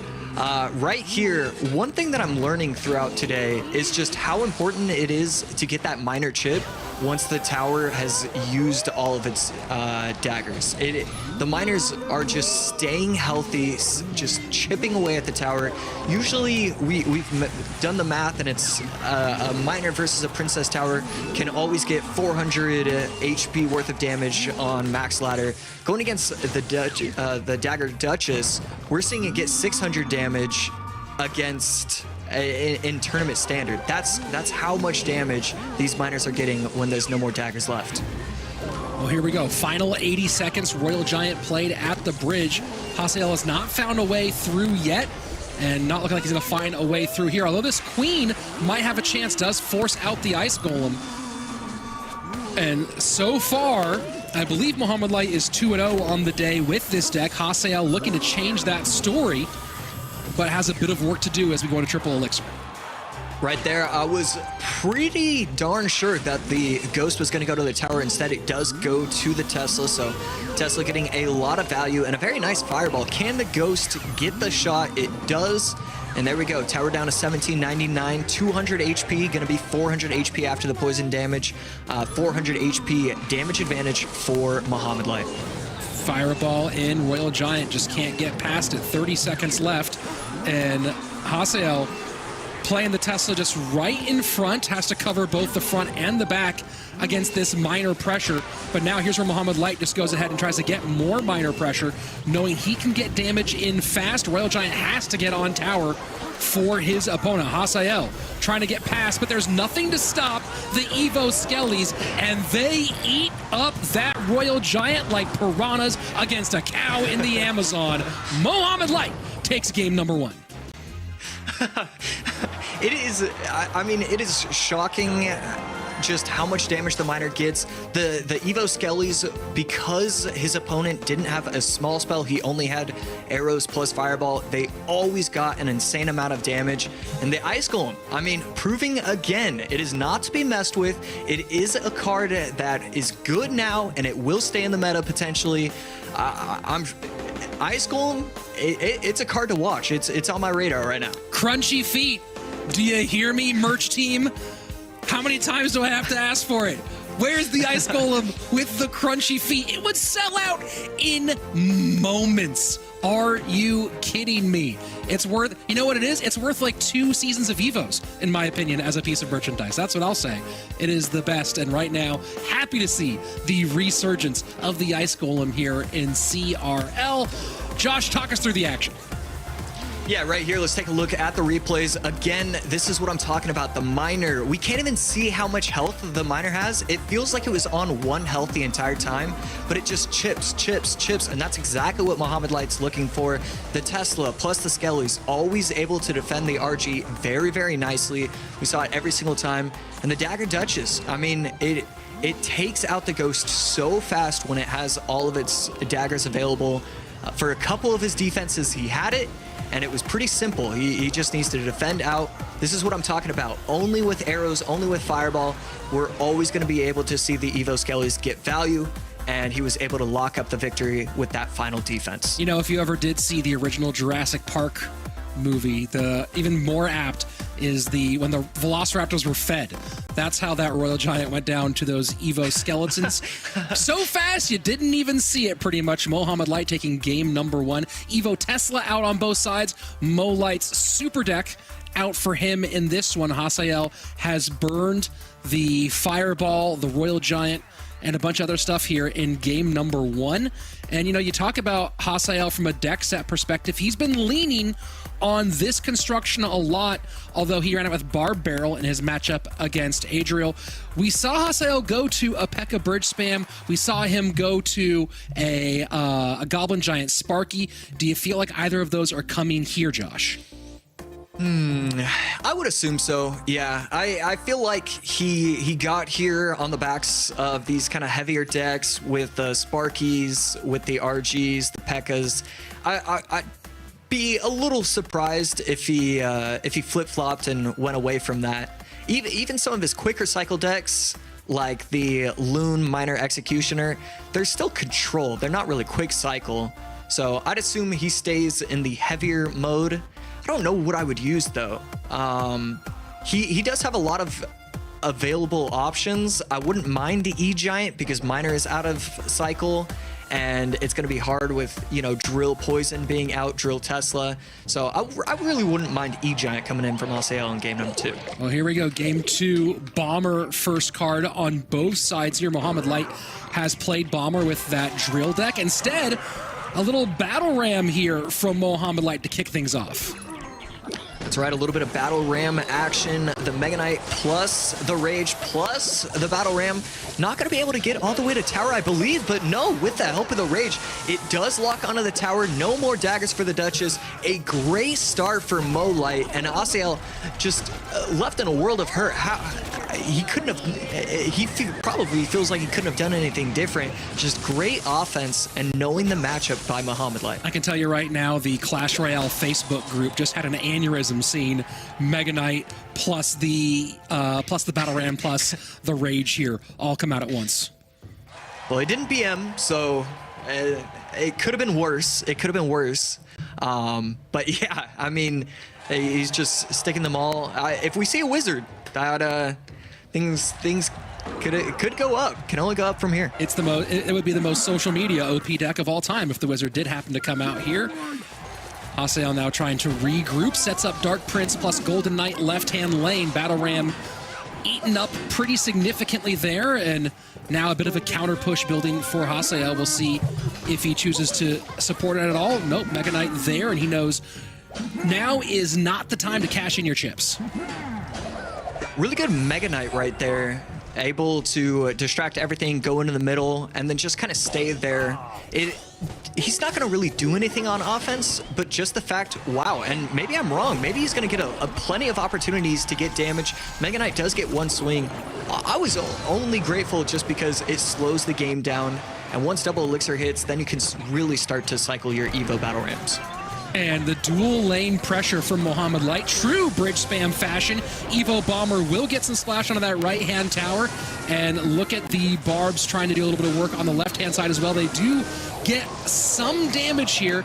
And now Hasiel does have a chance to regroup and reply. Can he do much with it, though? Right there, E-Drag gets taken out entirely by the Dagger Duchess.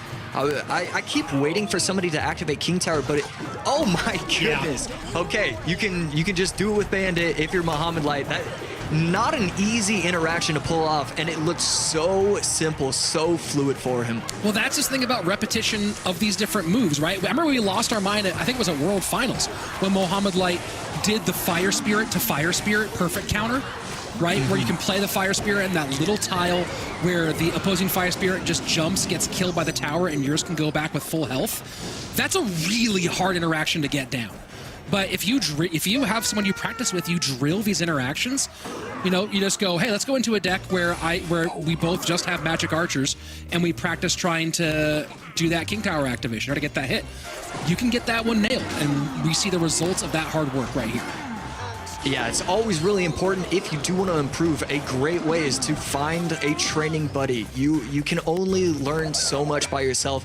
Always very important to have the right people around you to learn. Mohamed Light, I'm sure he learns from other people, but he is teaching a lot of lessons today and for the last 3 years. And both lanes in a lot of trouble. But all people looking at this, Battle Ram has not been great today and thinking this was a GG in favor of Hasiel, but so far, Mohamed Light able to hold on. Going to give up some damage with the Magic Archer on the left-hand lane, but the dual lane pressure, triple elixir on its way, heavy lead. Does Mo keep the pedal on the metal, or do you think he sits back and plays a bit more defense here? That's a good question. I would assume he's just gonna keep the pedal to the metal. I think he has to. Right there, crazy dash. That's gonna get the tower down to 1237.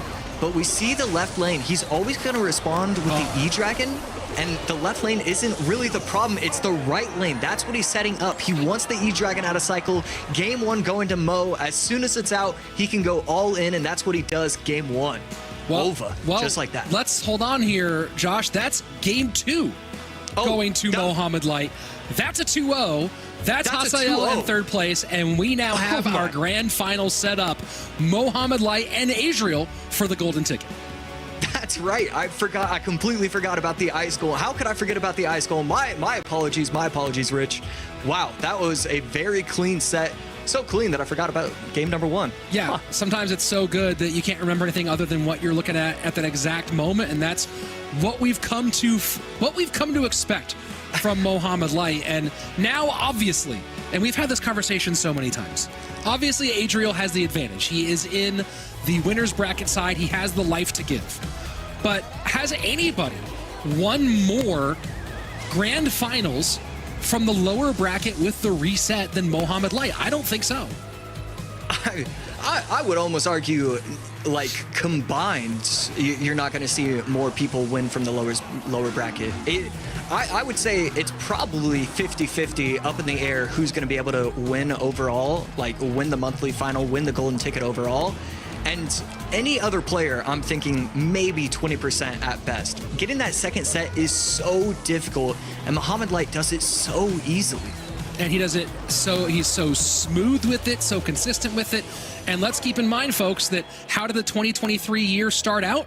Well, it started out with Mohamed Light winning a monthly final from the lower bracket with the bracket reset. So now you talk about who does it and how and can they get it done? Well, absolutely. The guy you're talking about right now, that's the guy who does it. Yeah, and deck 2 for game 2, I'm starting to pick this up now. The Mega Knight, using the Mega Knight, I think that was the first instance of the Mega Knight in today's games. A really interesting time to use it. I would assume that he was kind of preparing for this deck or some combination of this style of deck from Hasiel. A great deck choice, and it got so much value every time it was played on the map.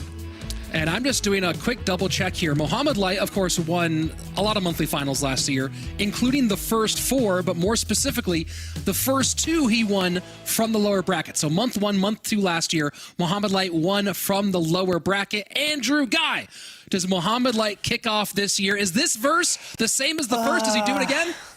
I hope not for my predictions, but honestly, I want to beat Juicy. That's the big draw here. That's all I care about. That's all I've got on the line. And I don't even know if I can. He's got 9 points. How many I got? 2, 4, 6. I could do it. But the 3 of us are all going Adriel, and Juicy, once again, the only one picking against the crew here. Just like he did earlier with Mugi and Ian77, he's going with Mo Light, which is, I mean, I feel like this is hilarious. Why do we all pick Adriel? Do we all on camera and on the cast really believe that he can beat Mo Light right now? I think he, of course he can. I mean, he can. And I think that he has the advantage because of the 2-match thing. But also, more importantly, I want to lock Josh out. That's the big one, is keeping Josh locked out of this one to start things out. So the spicy we have our priorities here. Yeah, no, totally, 100% priorities. You're right, Andrew. Okay, I mean, we can also say, like, we can have a prize for who did the best in overall predictions, but I think there should be a secondary prize for who got the most in a row. I'm currently on a 5-set streak, which has to be kind of impressive and deserving of some praise, no? Well, I think that going on a hot streak is nice. And, you know, speaking of hot streaks, maybe you at home want to get on a hot streak here. Maybe you think these casters, they're not picking right. I'm going to pick better. Well, then go to event.supercell.com, click on Clash Royale, or just put in the /Clash Royale at the end so you can make your picks play along with us every time you watch CRL. It's happening month after month. This is the first of 5 this season chances for you to win rewards throughout 2024. And of course, watch some great Clash Royale at the same time. And of course, if you outpick Josh, make sure that you tag him. I'm going to actually make sure I say, what is his let me see, what is your Twitter here? Oh, I'm not going to tell you. Oh, now I'm trying to find it. Joshua, where are you? At AHCRAAAAP on Twitter, aka X. If you outpick him, please make sure you tag him on there and let him know how you did it. But Josh, you getting flamed online will have to come later. Right now, it's about the flames of competition, the fire being brought by these two, Mohamed Light and Adriel, battling it out for our first golden ticket. Yeah, I really have a lot of faith, a lot of confidence in Adriel. I mean, I really believe that he can win this in one set. It's not going to take 2 sets. No. He's going to do it in one set. He's going to, I mean, as crazy as it is in the winner's bracket, he's going to get the upset and finish today strong. We're not going to see a second set. This is going to be over after round number 1. And we'll see if, of course, that is the result here, if it is a one and done. Andrew, you also did pick Adriel. Are you picking it one and done, or are we going 2? I think it has to be one and done. I think we always have this conversation. If you're going to beat Mo Light in the upper bracket when he's coming from the lower bracket, you need to do it in the first set, because if you get that reset, you get those nerves, he gets in your head, he gets the momentum. That is the last thing you ever want to run into. And Mo Light is he has reached his final form. He has gone Super Saiyan. He is absolutely terrifying right now. And now it goes back to that thing that we always talk about, where it's just Mo's world and we're living in it. That's how it feels in this moment. But Adriel on the other side of it, he's had a much easier work throughout the day here on Saturday. However, he has been cold-blooded in how he did it. I mean, that last set, that 2-0 sweep was absolute domination. And you got to take a look at the results so far through the day as this bracket has gone down, because Mohamed Light, Mugi, Morten, and then getting the revenge on Hasiel, that is just that's a World Finals level run to be making here in month number 1. Yeah, and that's why I think the conversation with Adriel and his journey today has been such a different thing. Like, right, you know, you talk about getting warmed up. Well, who are you warming up against, and how warm are you really, you know? And again, you talk about Mo at the best, you know, in his best form. It seems like no one in the world can beat him. But Adriel has shown us, as you said, for the last almost decade, that he has what it takes. I mean, he is absolutely exceptional. And then when you talk about the mentality behind it, he is so good. I mean, we were all impressed by him at World Finals, of how he just seemed to be completely calm, cool, and collected no matter what was on the line. Josh, we've talked about we've seen the Mohamed Light deck, the new most special, if you will, the Ice Golem Minor Cycle deck. How much do you, if you're in Adriel's camp working there with Jebas, are you game planning to try to cover that deck specifically? Oh, 100%. I think what you're doing is you're going to say, is he going to use it game 1, game 2, or game 3? It's not, I don't think it's a question anymore on whether or not he should use it. So you really have to have all of your decks set up in a way where they can at least stand a chance. Right now with this deck, I was thinking back earlier, he has an 86% win rate. That's the graphic that shows up with him. I wouldn't be shocked if with this deck, he can pull off a 90, 95%. Dual format is slowing him down because he looks unstoppable using it. And a big reminder here, folks, for those of you following along at home, this is a double elimination bracket. Adriel has not lost yet today. So Adriel has a life to give still. If he wins in this first one, it's over. But if Mohamed Light wins the first one, we reset and go again. And Mohamed Light then will play a super grand final against Adriel. Let's start things off here. Game number 1. Adriel, top of your screen, Mohamed Light at the bottom. Yeah, Adriel comes out with a firecracker here early on in our very first grand finals of the year. Could be a super grand. We'll find out. That's what Mohamed Light wants. But right now, Evo Bomber plus the Little Prince. Adriel probably a little happy to see this monk come out, as he does take some damage there. And first 45 away. Starting to really load up at the bridge here. I mean, that's just a huge mistake from Adriel. I know it feels kind of small, but just like the wasting of that elixir when you have this big push coming in, not even getting across the bridge just to get that damage in, it's brutal to deal with. And now, while it's a decent cleanup here, that Phoenix egg, and you can see Adriel's already panicking about it. How's he going to deal with it? Well, we're already on our way to a bracket reset, Rich. Oh, my word. Oh, my word. Such a small, seemingly small thing. But as you said, that extra elixir, the big push coming down, and Adriel just has to regroup and prepare for the next one. This is the thing about Dagger Duchess. We've seen this so many times. When you make a mistake in single elixir against an opponent who can tell how big that mistake is, you basically insta-lose the game. Now, you got a 5 elixir card with an ability that comes in. It's your ground tank, and none of those things actually happen. It doesn't get the ability in. It does waste the elixir, and your ground tank is out of cycle. How do you come back from it? Well, you throw a YOLO hog at the bridge and try to get on tower. The Guardian saying, no, sir, no, thank you. We are going to our next game and doing it quickly. Yeah, and great job there by Mo, just going, all right, what's the best way to deal with this? Let me get my little prince on the board. Good counter push if I need it. 3-card cycle back in play. Take a little bit of damage, keep a lot of elixir. And, oh, man, I'm already feeling worse about that Adriel pick. Yeah, me too. But I had to do it for content. Content, bro. Gotta do it for the content. As Mohamed Light, I mean, if he does pull off another lower bracket run, I'm happy to be here for it. I'm okay with being wrong. And just to pull the curtain back a little bit, Juicy J laughing really hard in the chat, both at his being the most likely prediction winner, but also the Ice Golem Control super skill deck to the Giant Night Witch spam. I think that's the hardest thing about Mohamed Light, Andrew, is that it doesn't matter what kind of deck it is. He's able to play literally anything, and you're going, am I going to play against the most micro-based deck on the planet, or am I going to play against something brainless and nonsense, but it'll be played at a high IQ level, and it makes preparing for him so difficult. Oh, so incredibly difficult. And our producers in our ear telling us that Mo hitting a walk-off home run there. He just, as soon as he wins that game, he gets up, walks around. I think he's probably pretty hyped up, as you can see right there.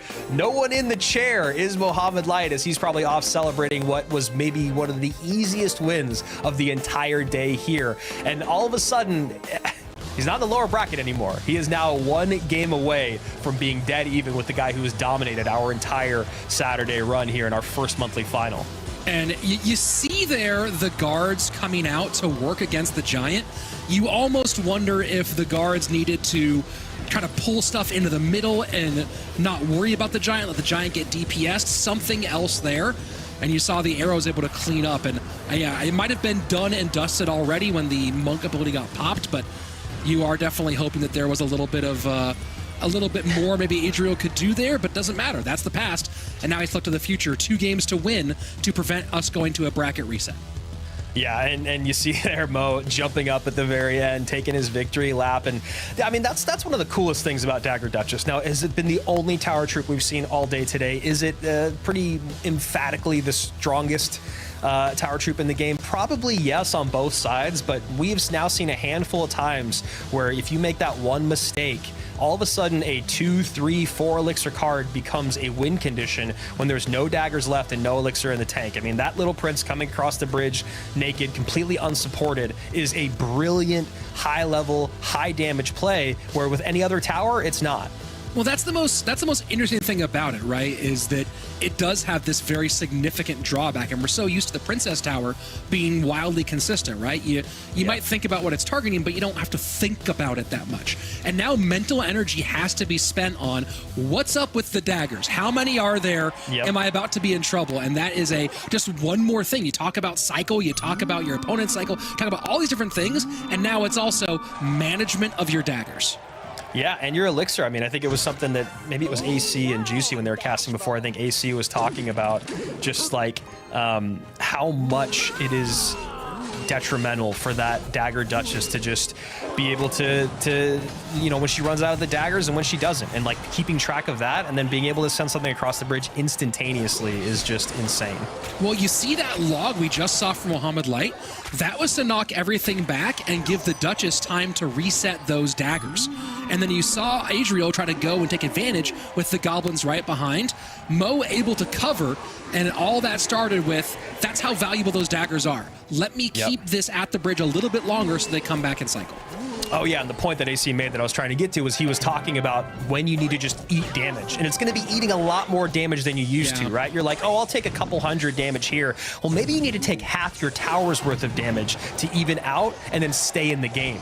Because losing half a tower, obviously a lot better than losing the whole tower, but those decisions are literally the difference of that conversation. Is it half a tower? Is it a whole tower? It's a 2 elixir decision that you're making. So here we go into game number 2. Mo Light going back to the deck that has a evolved throughout the day, and I love it. I love that he decided to swap the Little Prince in to other decks to make it more impactful, and he realized the AQ could fill this slot in this deck he created and still be just as dominant. Well, this is why the regular duels, the non-in-game duels, are so vital for competitive Clash Royale, right? Is otherwise, if we're seeing Mo run this deck, we're seeing him just run the same version of it and run into other deck creation problems. We're seeing it gets stuck, maybe kind of mired in the muck here, but the flexibility allows him to have that creativity and make those applications.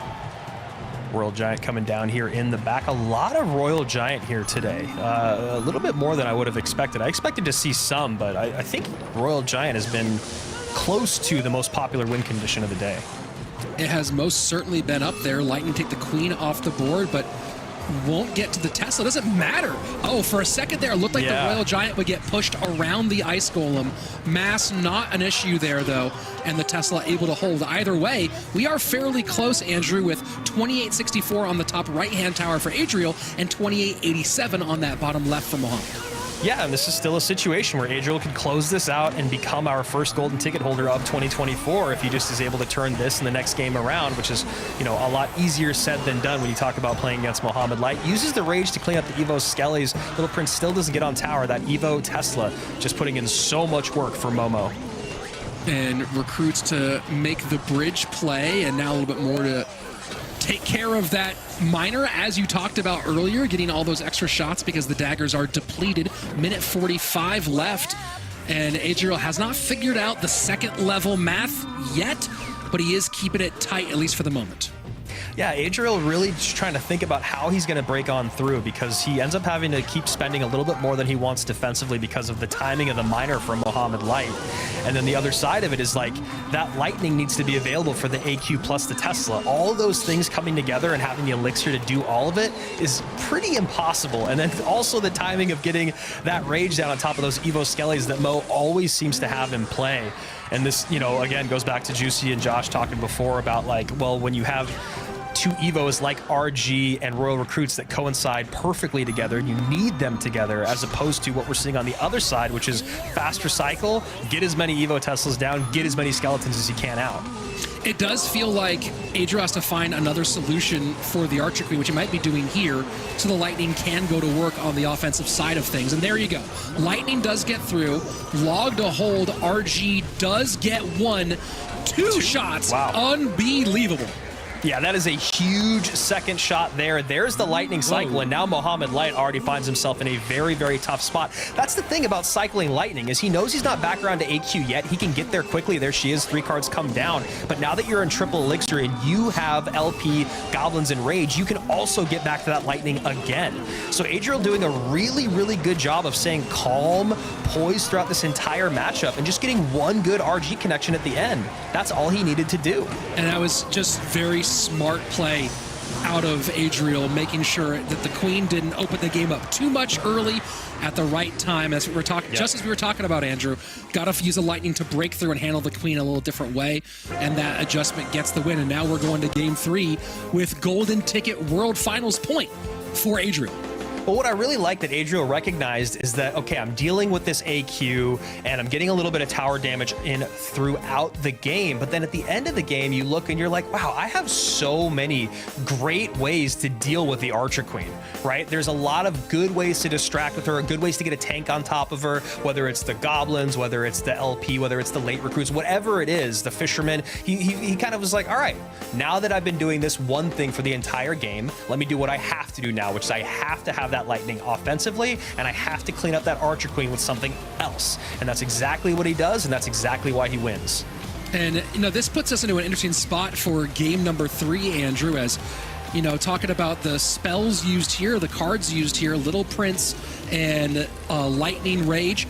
Game number 1 was that Hoggy Hue deck with Monk, right? So really the only central things you lost in that one for Adriel, Log, the Tesla, and the Ice Spirit. Guards are replaceable in a lot of ways, but that Hog deck, even though it got the L, it didn't pull. There are 3 cards at least there that don't really affect the rest of your deck pool, that makes this a pretty nice picking situation for Adriel and his coach Jebas as they go into game number 3. Yeah, when you look at the decks that have been played and the evolutions that have been played, there've actually been like 3 of the less popular ones. RG pretty popular, but Firecracker, Royal Recruits not super popular, and Tesla has been pretty high up there. So Adriel doing a good job setting himself up down for the future. Mo on the other side of it, he's used a lot of his favorite things. He's used his Minor Poison, he's used his AQ, he's Little Prince, he's used probably the best 3 of the best evolutions in the Bomber, the Zap, and the Evo Tesla. Skeletons, I think, are still very good, but I don't think they're as dominant as they were once. I think the adjustment was good in terms of like them getting rebalanced. But yeah, I don't know. For some reason in my mind, I feel like Mo's going to have a slightly harder time picking here than Adriel. But I think because the meta is so wide open and because we've seen so many different decks throughout the day, it still doesn't feel like someone's painted into a corner. And we are back, of course, we're talking about deck picking a lot. We are back to maybe one of the most classic coaching matchups in Clash Royale, with Julesy picking on one side and Jebus picking on the other. And of course, quite famously, Jebus has gotten the better of those picks a couple of times. So we'll see if that script gets flipped here, and if this advantage going into game number 3 does hold for Adriel and his team here, as he tries to figure out what the math is to beat Mohamed Light. Remember, one more time, folks. If Adriel wins here, he is the golden ticket winner, a trip to World Finals. That would leave Mohamed Light at the top of our points leaderboard going into the rest of the season, but it would be through to Adriel. But if Mohamed Light wins, that takes away Adriel's extra life, and we would go reset and go back for a full another best of 3. Yeah, you can see both these guys are feeling the pressure just a little bit, and this is one of those situations where you feel like Adriel's got to be feeling it just a bit more. Golden ticket on the line, a lot of money on the line, whereas I'm sure Mo in his mind feels like both those things are kind of secured. He's already the winningest Clash Royale player in history in terms of prize money, and then you talk about him making it to World Finals in 2024, and it feels like a no-brainer. So Mo looking like control here with the Executioner. Expect a NATO in this one as well. And it looks like both players going with sort of the more conservative control deck options.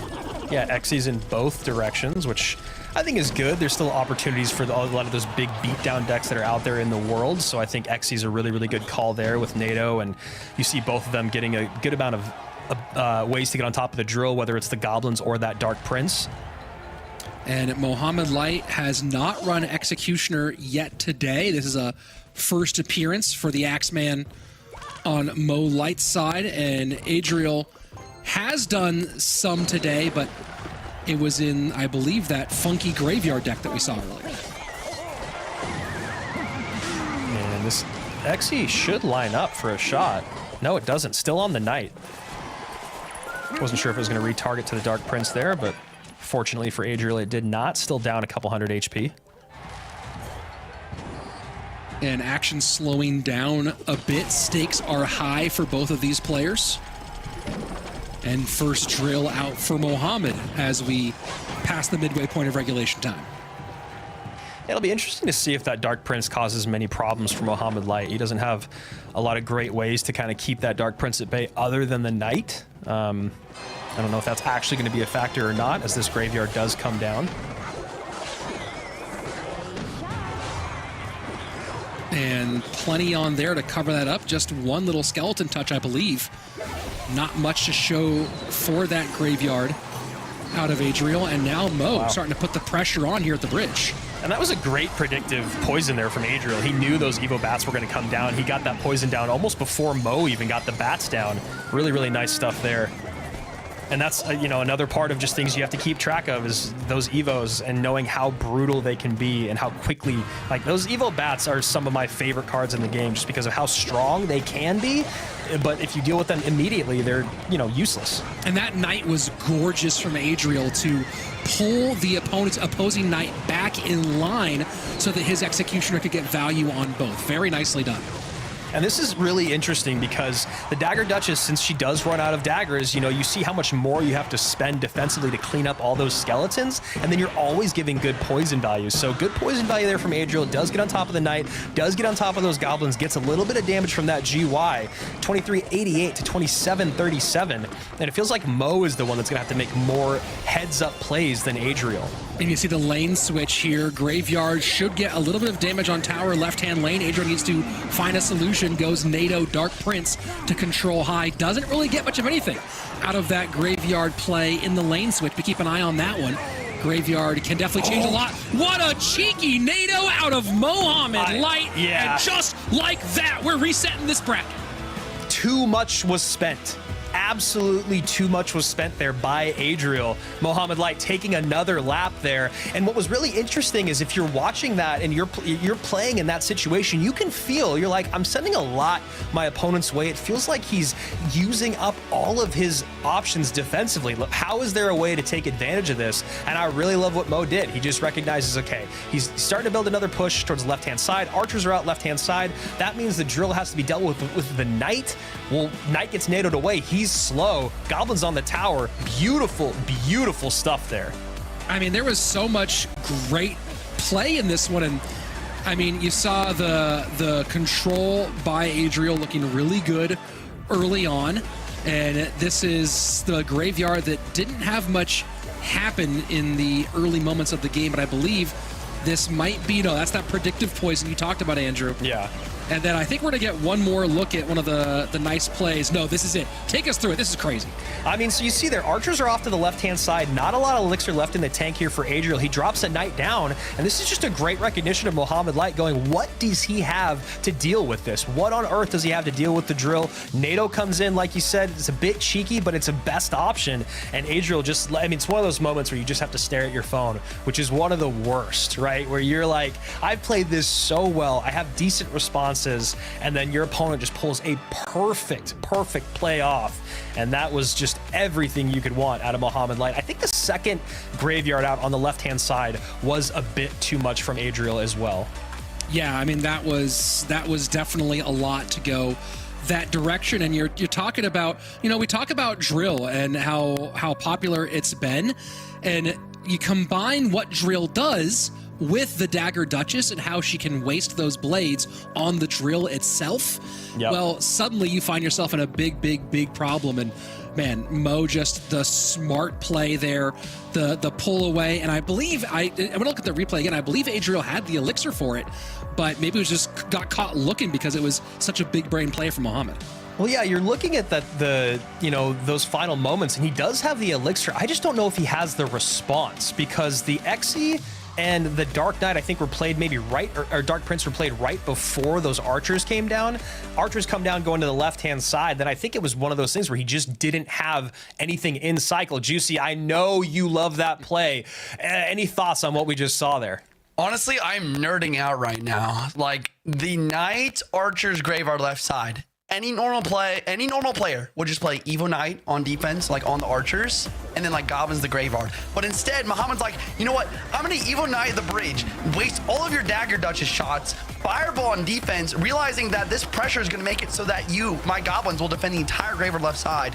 And then the second Bats here pulls the Knight back and wins the game immediately.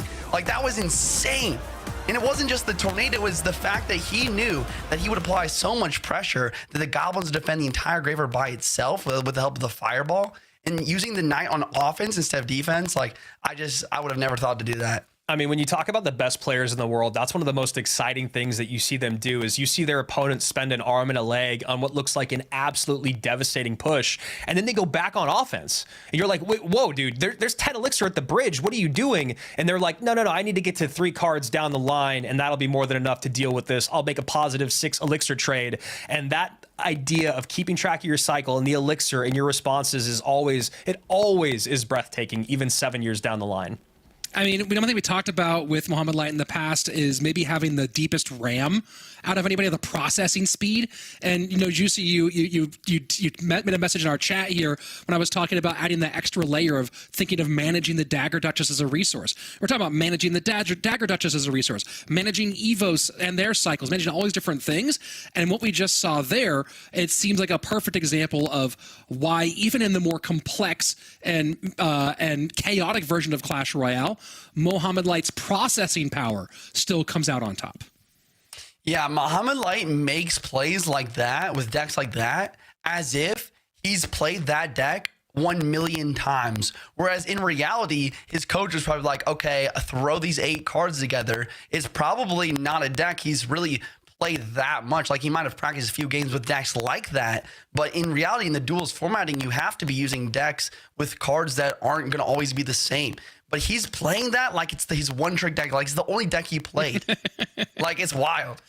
And his ability to track like what the responses are. I mean, it's insane. Like, if you have a card that counters something perfectly, like we'll just use the easiest example in all of Clash Royale is if you play your log, he's gonna Goblin Barrel you, right? That's literally his whole entire gameplay dumbed down to this most simple interaction. Anytime that you have a good card to respond defensively and it's out of cycle, he tries to punish you with the big, the greatest weakness of that card being out of cycle. He does it time and time again, and he just wears you down until he's so on top of your cycle and what you play as responses. It's almost like you lose track of what you're supposed to be holding on to defend. And I got a quote from Mohamed Light from his coach, Julesy. Apparently in that moment, he said, he has nothing GGs after he played Knight at the Bridge. Yep. Beautiful. That is so perfect. And, you talk about a player who we've spoken about being kind of soft-spoken for a long time. And I wonder if we're starting to, we're seeing the walk-offs, we're seeing the calls here and that were getting relayed to us from the chat. I mean, are we starting to see the rise of Swagger Mo? And I know that people at home might go, but he's always laughing, he's always this. Y'all don't realize that Mohamed Light has always felt the pressure and felt the weight of these moments, and he's just outperformed with them. But maybe there's a bit of, Andrew, a sense of relief with what happened last year. Like, kind of, he's experienced maybe the worst he could feel from it. And now he's just like, hats off, let's go, I have my swagger. Well, it's like we always talk about like heavy lies the crown and the pressure that comes with that and the preparation that every opponent that you run into, not only have they prepared for you with all the hours of game tape that you have, but they also want that win to make a name for themselves, right? There's so much that comes with being #1 in the world at anything that I think when you're there and you feel that pressure and then you drop away from it, I think exactly what you're saying, Rich. I think there's so much pressure that comes off of your shoulders. You've gone from the best in the world to, I guess, essentially hitting rock bottom, in quotes, if we're talking about Mohamed Light, which is getting eliminated before like the last 3 people in World Finals. I think it has taken a lot of pressure off of his shoulders, and you see it with the way that he's playing. Maybe we're entering the bad boy phase of Mohamed Light, and I'm so here for it. So here we go. Game final. The championship. There is no reset here. This is the reset. Winner gets the golden ticket. Loser has to come back again next month and try to make it happen. Of course, we know that Mohamed Light will likely be here every single month, no matter how many golden tickets he's able to take down. Yeah, he's a guy that just, no matter what, seems to qualify, seems to dominate. I mean, he's always going to make top 1,000 ladder, even if he's not trying. And when you look at what he does in the qualifier stage, it's just, it's unbelievable. And just like the last couple years have been, when you talk about Mohamed Light, it feels like we are just, a broken record with this guy's accolades and how impressive he is. But, do one better, and we'll talk about you instead. And I believe we have World Cyber Games champion and Team Liquid CRL Season 1 member, Juicy J, on the call with us. A three-way for this one. And Juicy, talk to me about the deck choices here after we just saw Mo go hard with it on the last one. Adriel looking to follow suit. I mean, this is just a classic drill mirror matchup. I love this. I mean, this matchup is all about who's going to have the better micro decisions, the better micro plays, who's going to stop that one goblin from the drill from hitting the tower, who's going to get the evil berries on the tower, who's going to get the predictions on the evil bomber. I mean, this is perfect. I love to see it. And a great catch there for exactly what Juicy was just talking about. That Evo Bomber, that has to be the thing you are tracking more than anything. One in, one off, one in, one off. Every single time you see that bomber come down, you have to expect it to come back at the bridge, because that cycle with an Ice Spirit, a Log, and a Goblins can happen so quickly that they're back to an Evo Bomber. And final 40 seconds of regulation time. So far, so good for Adriel, who has the slight lead, 28-43 to 29-05. Pretty even in damage, pretty even in elixir, and pretty similar in cycle at this stage. This is mirror match-ish. I don't know if we're all the way down to the exact same 8, but likely we are. And Juicy, as you take your time kind of looking at this one, what do you think's going to decide this mirror between these two? Honestly, I think the thing that's going to be the decision maker is who's going to manage the 3-card cycle better. No Mighty Miner ability here. That would have been a massive amount of damage. And you saw him start it too. It just, he died just in time. But yeah, I think really it's going to be like this right now. Mohamed Light plays the Mighty Miner in the back, and Adriel plays his Mighty Miner at the bridge. I think the Mighty Miner in the back is better because Mohamed Light's 3-card cycle will be active for longer. That Ice Spirit to protect pretty good, but Log back around for Mo Light.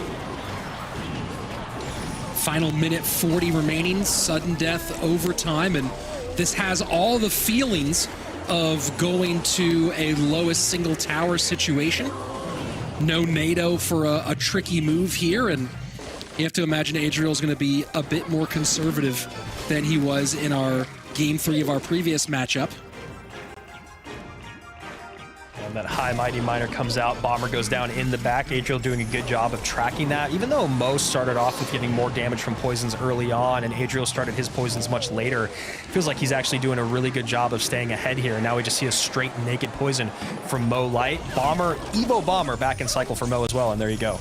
And Tesla just trying to make sure that Evo Bomber stays focused on the middle of the board. Log to clear, but Mohamed Light does take the lead as those Goblins get out of the drill and do a significant amount of damage. And just like that, the Pharaoh in the lead.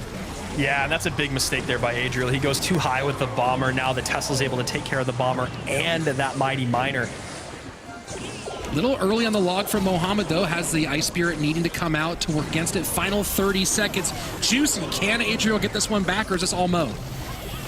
I don't think he's going to be able to. Mo's got the Mighty Miner on the board. Adriel does not. That means more poisons, more drills. We got a Venn diagram poison right here. It's going to absolutely destroy this tower, bring it all the way down. And here comes another Venn diagram. No, I'm just kidding. But yeah, that is going to be the game. Mohamed Light, like I said, managing that 3-card cycle very efficiently, keeping his Mighty Miner on the board longer, and allowing for this triple elixir drill, poison, drill, poison, drill, poison. It's relentless.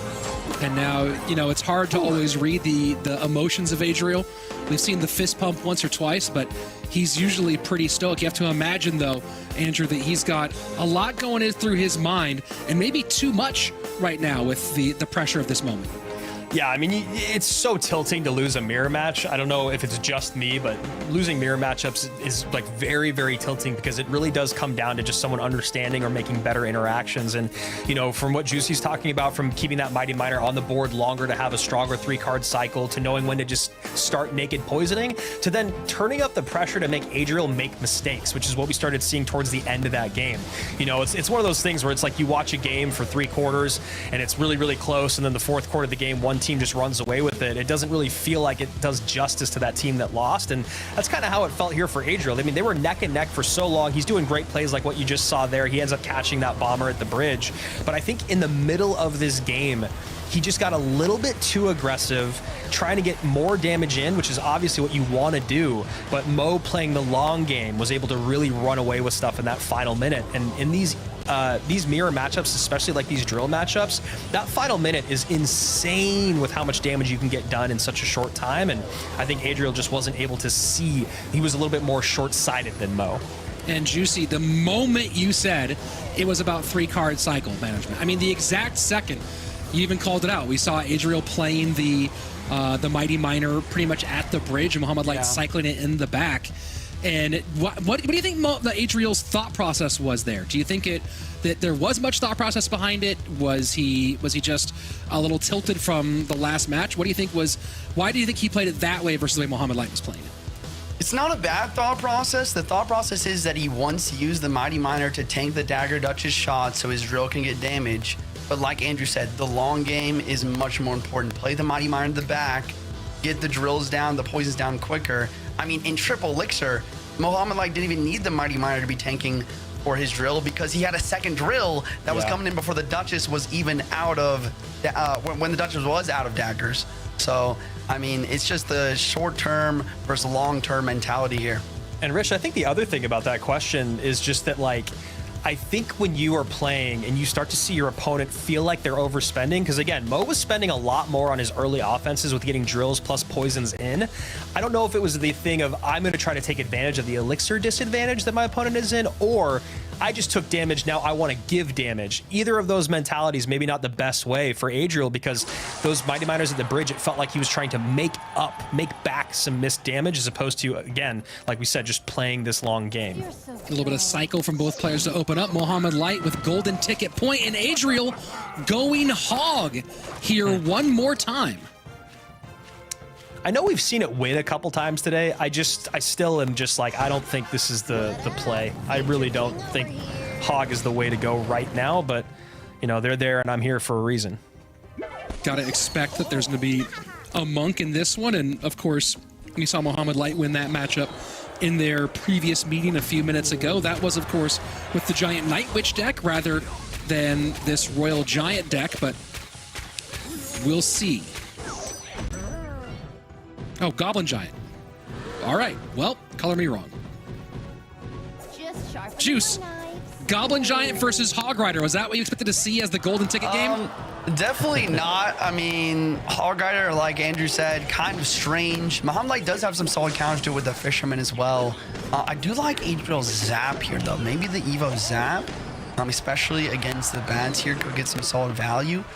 I'm trying to think of a way Adriel really wins this. It's probably just going to come down to the previous Hog Monk match that we saw. He needs to get a perfect Monk plus Hog Rider with the evolutions in cycle.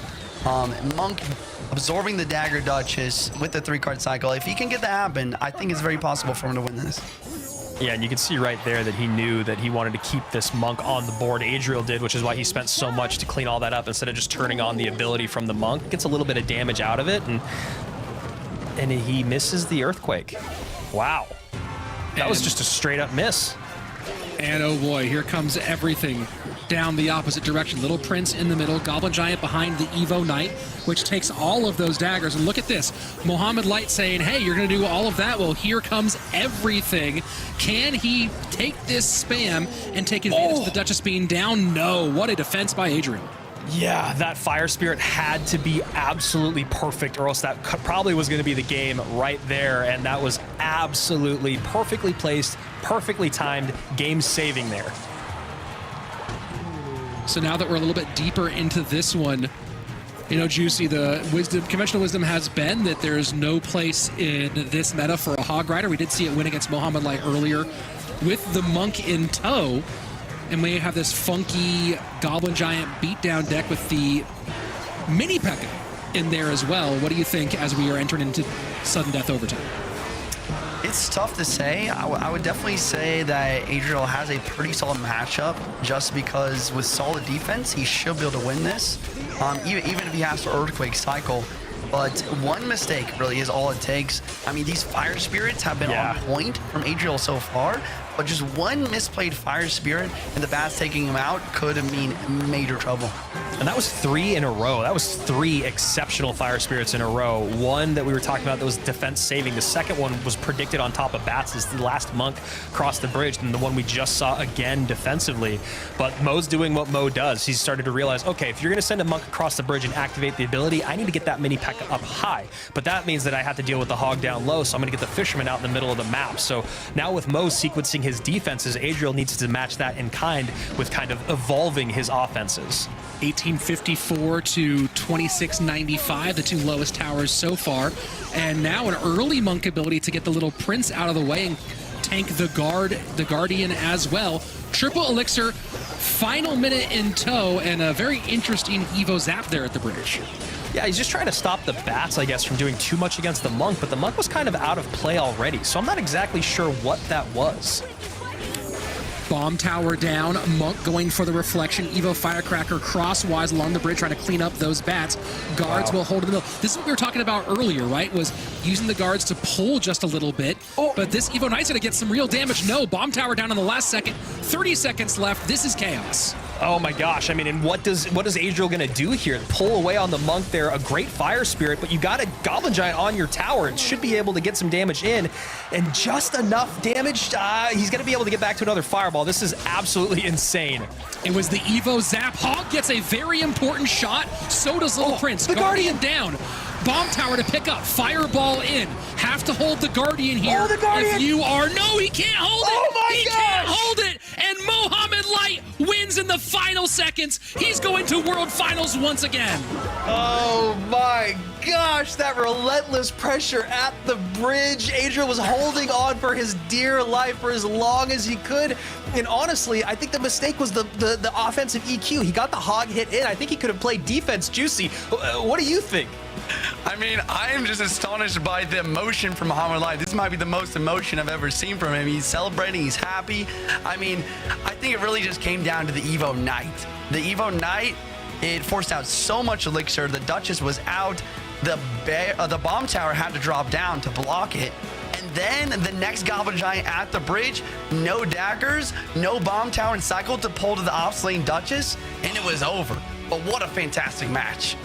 I mean, you could see Andrew is just like, what do we even say at this moment? Let's take a look at the way this one went down, because you had some unconventional picks on both sides, and Adriel playing an absolute gem up until one critical moment when it all shifted. And Mohamed Light, man, there's nobody who takes advantage of an opportunity like he does. Well, I think he used his ability a little early right there on the Monk, right? And these really small mistakes starting to come on through. And then the overwhelm at the end was just, I have nothing in my entire deck right now to deal with the Evo Knight. And what are you going to do? You're going to just lose the game? No, you have to play your bomb tower. And that is so brutal when you're in the final moments playing against Fireball, playing against Goblin Giant. The fact that you have nothing there. And Juicy, there's still just 10 more seconds and a lot more gameplay. Yeah, and then the Little Prince, I mean, going back to what we're talking about, the Little Prince is so good versus Dagger Duchess. You throw it at the bridge, you pop the ability, dagger, there's no daggers here. The Guardian gets on tower, and it was over. And look at the celebration, man. I mean, how can you be a hater of Mo? I mean, look at that smile. And still so passionate about wins like this after having won so much. I think that's a thing that's really key here. I mean, I think, Andrew, you hit the nail on the head earlier that some of the numbers here don't do this one justice. Adriel Mohamed Light just put on a show here in our golden ticket final. But as we have said so many times before, Mohamed Light, your golden ticket winner. Yeah, I mean, your first golden ticket, your 10th golden ticket, whatever golden ticket it is, Mohamed Light absolutely dominating. A great day, a slow start, all the doubter. I mean, I love the chat. I wish I could just grab globs of that chat where everyone's talking about Mo's washed, Mo's over, everyone talking about how Mo's overrated, blah, blah, blah, blah, blah. And then you get to the end of the day, 6 hours or whatever later, and who's the guy that's standing on top, holding that golden ticket, holding the big check? It's Mohamed Light again. Mohamed Light over and over and over again. Josh, you're joining us here after this one. You got to sit back and just watch that as a fan rather than a commentator. Talk to us about what you were seeing and experiencing during that matchup. Well, yeah, I was watching on my phone, and the final 10 seconds actually made me drop my phone because I jumped off of my couch and ran back into my room. I could not believe it. It was a spectacular performance from Mohamed Light overall. Really, really saddened by just the ending and how Adriel lost, because he played such a beautiful tournament, a beautiful monthly final overall, made too many mistakes in the clutchest moments, and he's absolutely going to learn from this. He is a phenomenal player, tier S, and I expect to see him again. And that's one thing we did see today was nerves get a hold of a couple of people and a couple of big moments. And what we didn't see, though, Andrew, was that problem from Mohamed Light. We saw him lose as he does in round number 1, and then just another day at the office. Yeah, I mean, we saw all different levels of the nerves, right? We see the greatest players maybe a little bit rusty, shaking off those cobwebs, and Morten, Mo, and Mugi all getting sent down low, right? And then the day moves forward, and you're like, okay, well, this guy in Rolex, who is a top 8 player, at least this month in the world, who played really, really well in qualifiers, and, you know, he ended up getting here today. Then you see how far that gap is between the best and those guys that are just making it into the competitive scene. And then you go to the nerves at the very end of the day. You know, the other thing about that final defense was that Adriel played guards. He had guards there, and he played them too high. That was it. Like, literally, if he just plays them like 2 tiles lower, it pulls the Guardian in as well, and then maybe he wins that game. But you know that's panic nerves. Well, I don't have anything for that Knight Bomb Tower. I don't have anything for that. I'm going to play my guards too high. So it's really fascinating to see those different levels and how much nerves apply, no matter how good you are, or if you're Mohamed Light. Well, speaking of Mohamed Light, we do have our golden ticket winner here and ready for a little chat. So Andrew, take it away. No way. Momo, what's up, man? I did not know that we were going to get to chat. First of all, congratulations. I got to ask you, you started off a little slow today. The game is changing so much, so rapidly. How are you able to adjust even as quickly as just throughout today to the whole entire meta just in this tournament? How are you able to adjust from that first set to winning that golden ticket? Well, hello, Andrew, and I'm glad to be here on stream again. Yeah, I'm kind of out of breath right now, but I'll try my best to answer your questions. But yes, the meta did change a lot since last World Finals, and I think I caught like someone saying something like on broadcast that if you don't play the game for like a week, you're not gonna understand what's going on. So well, I needed to play a lot, of course, and I practiced a lot with pros, and I used different tower troops until I figured out which was the best one, which is the Dagger Duchess. And I'm happy going through the loser bracket again, replicating what I usually do. I wasn't quite able to do that at World Finals last year, but this time I did it. I'm very happy about it. And yeah, I'm just in a very good mood now. Yeah, able to get a little bit of revenge there against Adriel, who sent you home, who I'm sure you've been really enjoying, building a bit of a rivalry over the years with him as you take this game. Talking about what you were saying, how fast this game is evolving, your deck that you created, that Ice Golem was Little Prince, then became Archer Queen with, Royal Ghost and Miner. You're like the only person still playing a version of Miner Poison, it feels like. Do you think it's as viable as other win conditions right now, or do you think that you're just that good with it?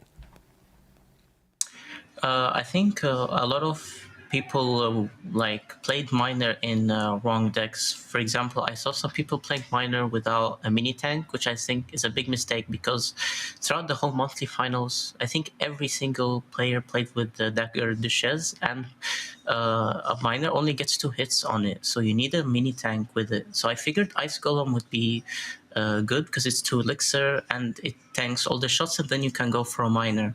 So, and I created that deck because I'm a Miner one trick, so I had to make it work, and I got a lot of wins with it. Actually, it was only Jibus who was able to catch on to that, and he was able to snipe me pretty good in game 2 of the first set.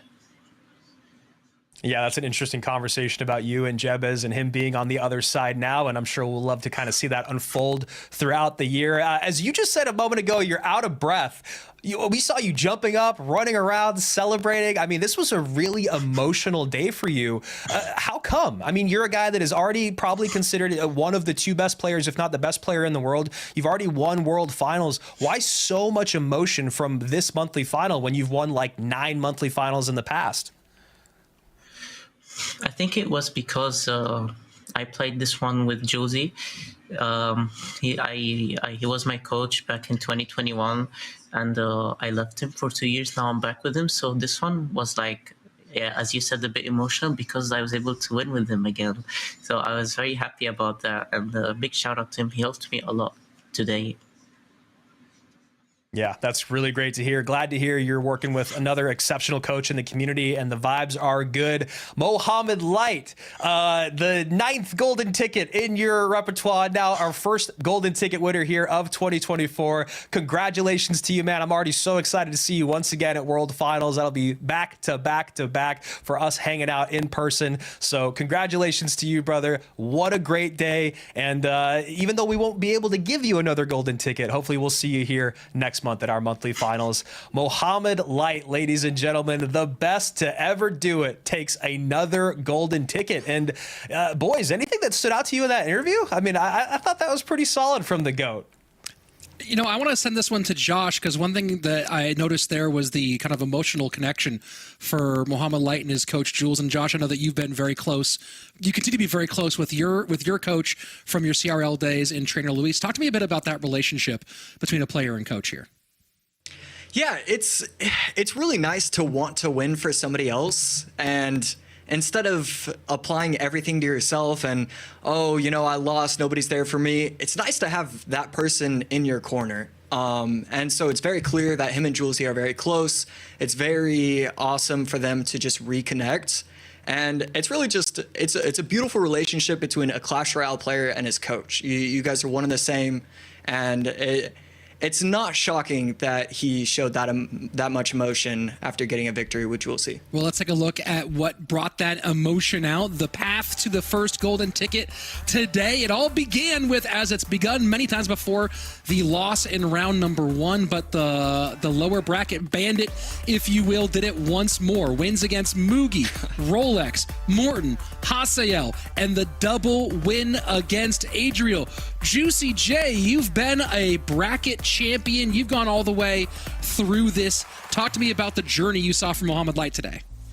I mean, I'm just convinced at this point that Mohamed Light loses the first round on purpose just so he can show off and play even more games. Because how does he keep getting away with it? How does he keep doing it?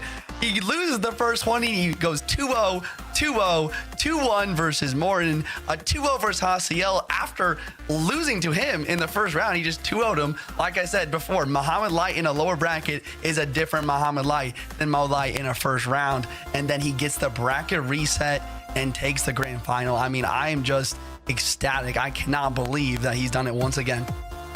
Andrew, it's not just the bracket, though. A lot of points people came up with this weekend.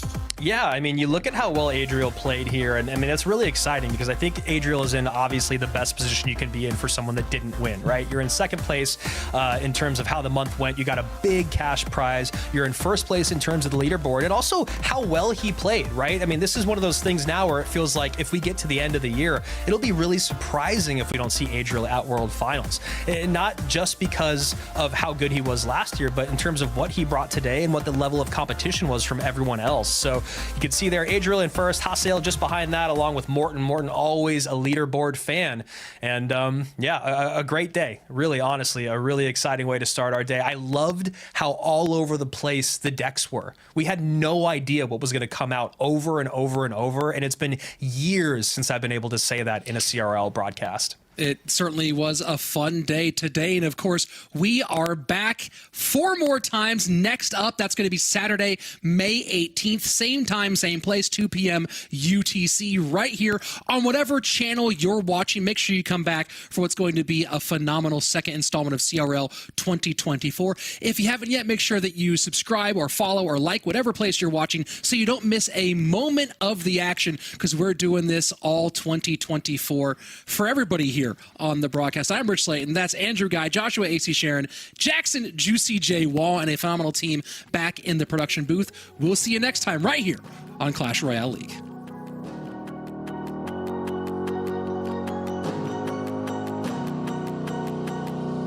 Sparky Hunter, is that Take a step. I was just going to say, oh my gosh.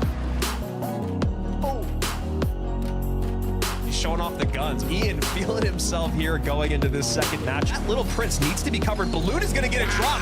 No. Oh my gosh. Dagger Duchess doing enough damage? No. And there you go. Another hit. Morten in the lead by 5. Adriel is spamming at the bridge. Trying to suck back to the next graveyard, and there it is. Yeah, that might be game over. And they eat up that royal giant like piranhas against a cow in the Amazon. Mohamed Light takes game number 1. Gonna absolutely destroy this tower, bring it all the way down. And here comes another Venda. No, we're just kidding. But yeah, that is going to be the game. Bomb tower to pick up, fireball in. Have to hold the Guardian here. Oh, the Guardian! If you are, no, he can't hold it. Oh my he gosh! can't hold it. And Mohamed Light wins in the final seconds. He's going to World Finals once again.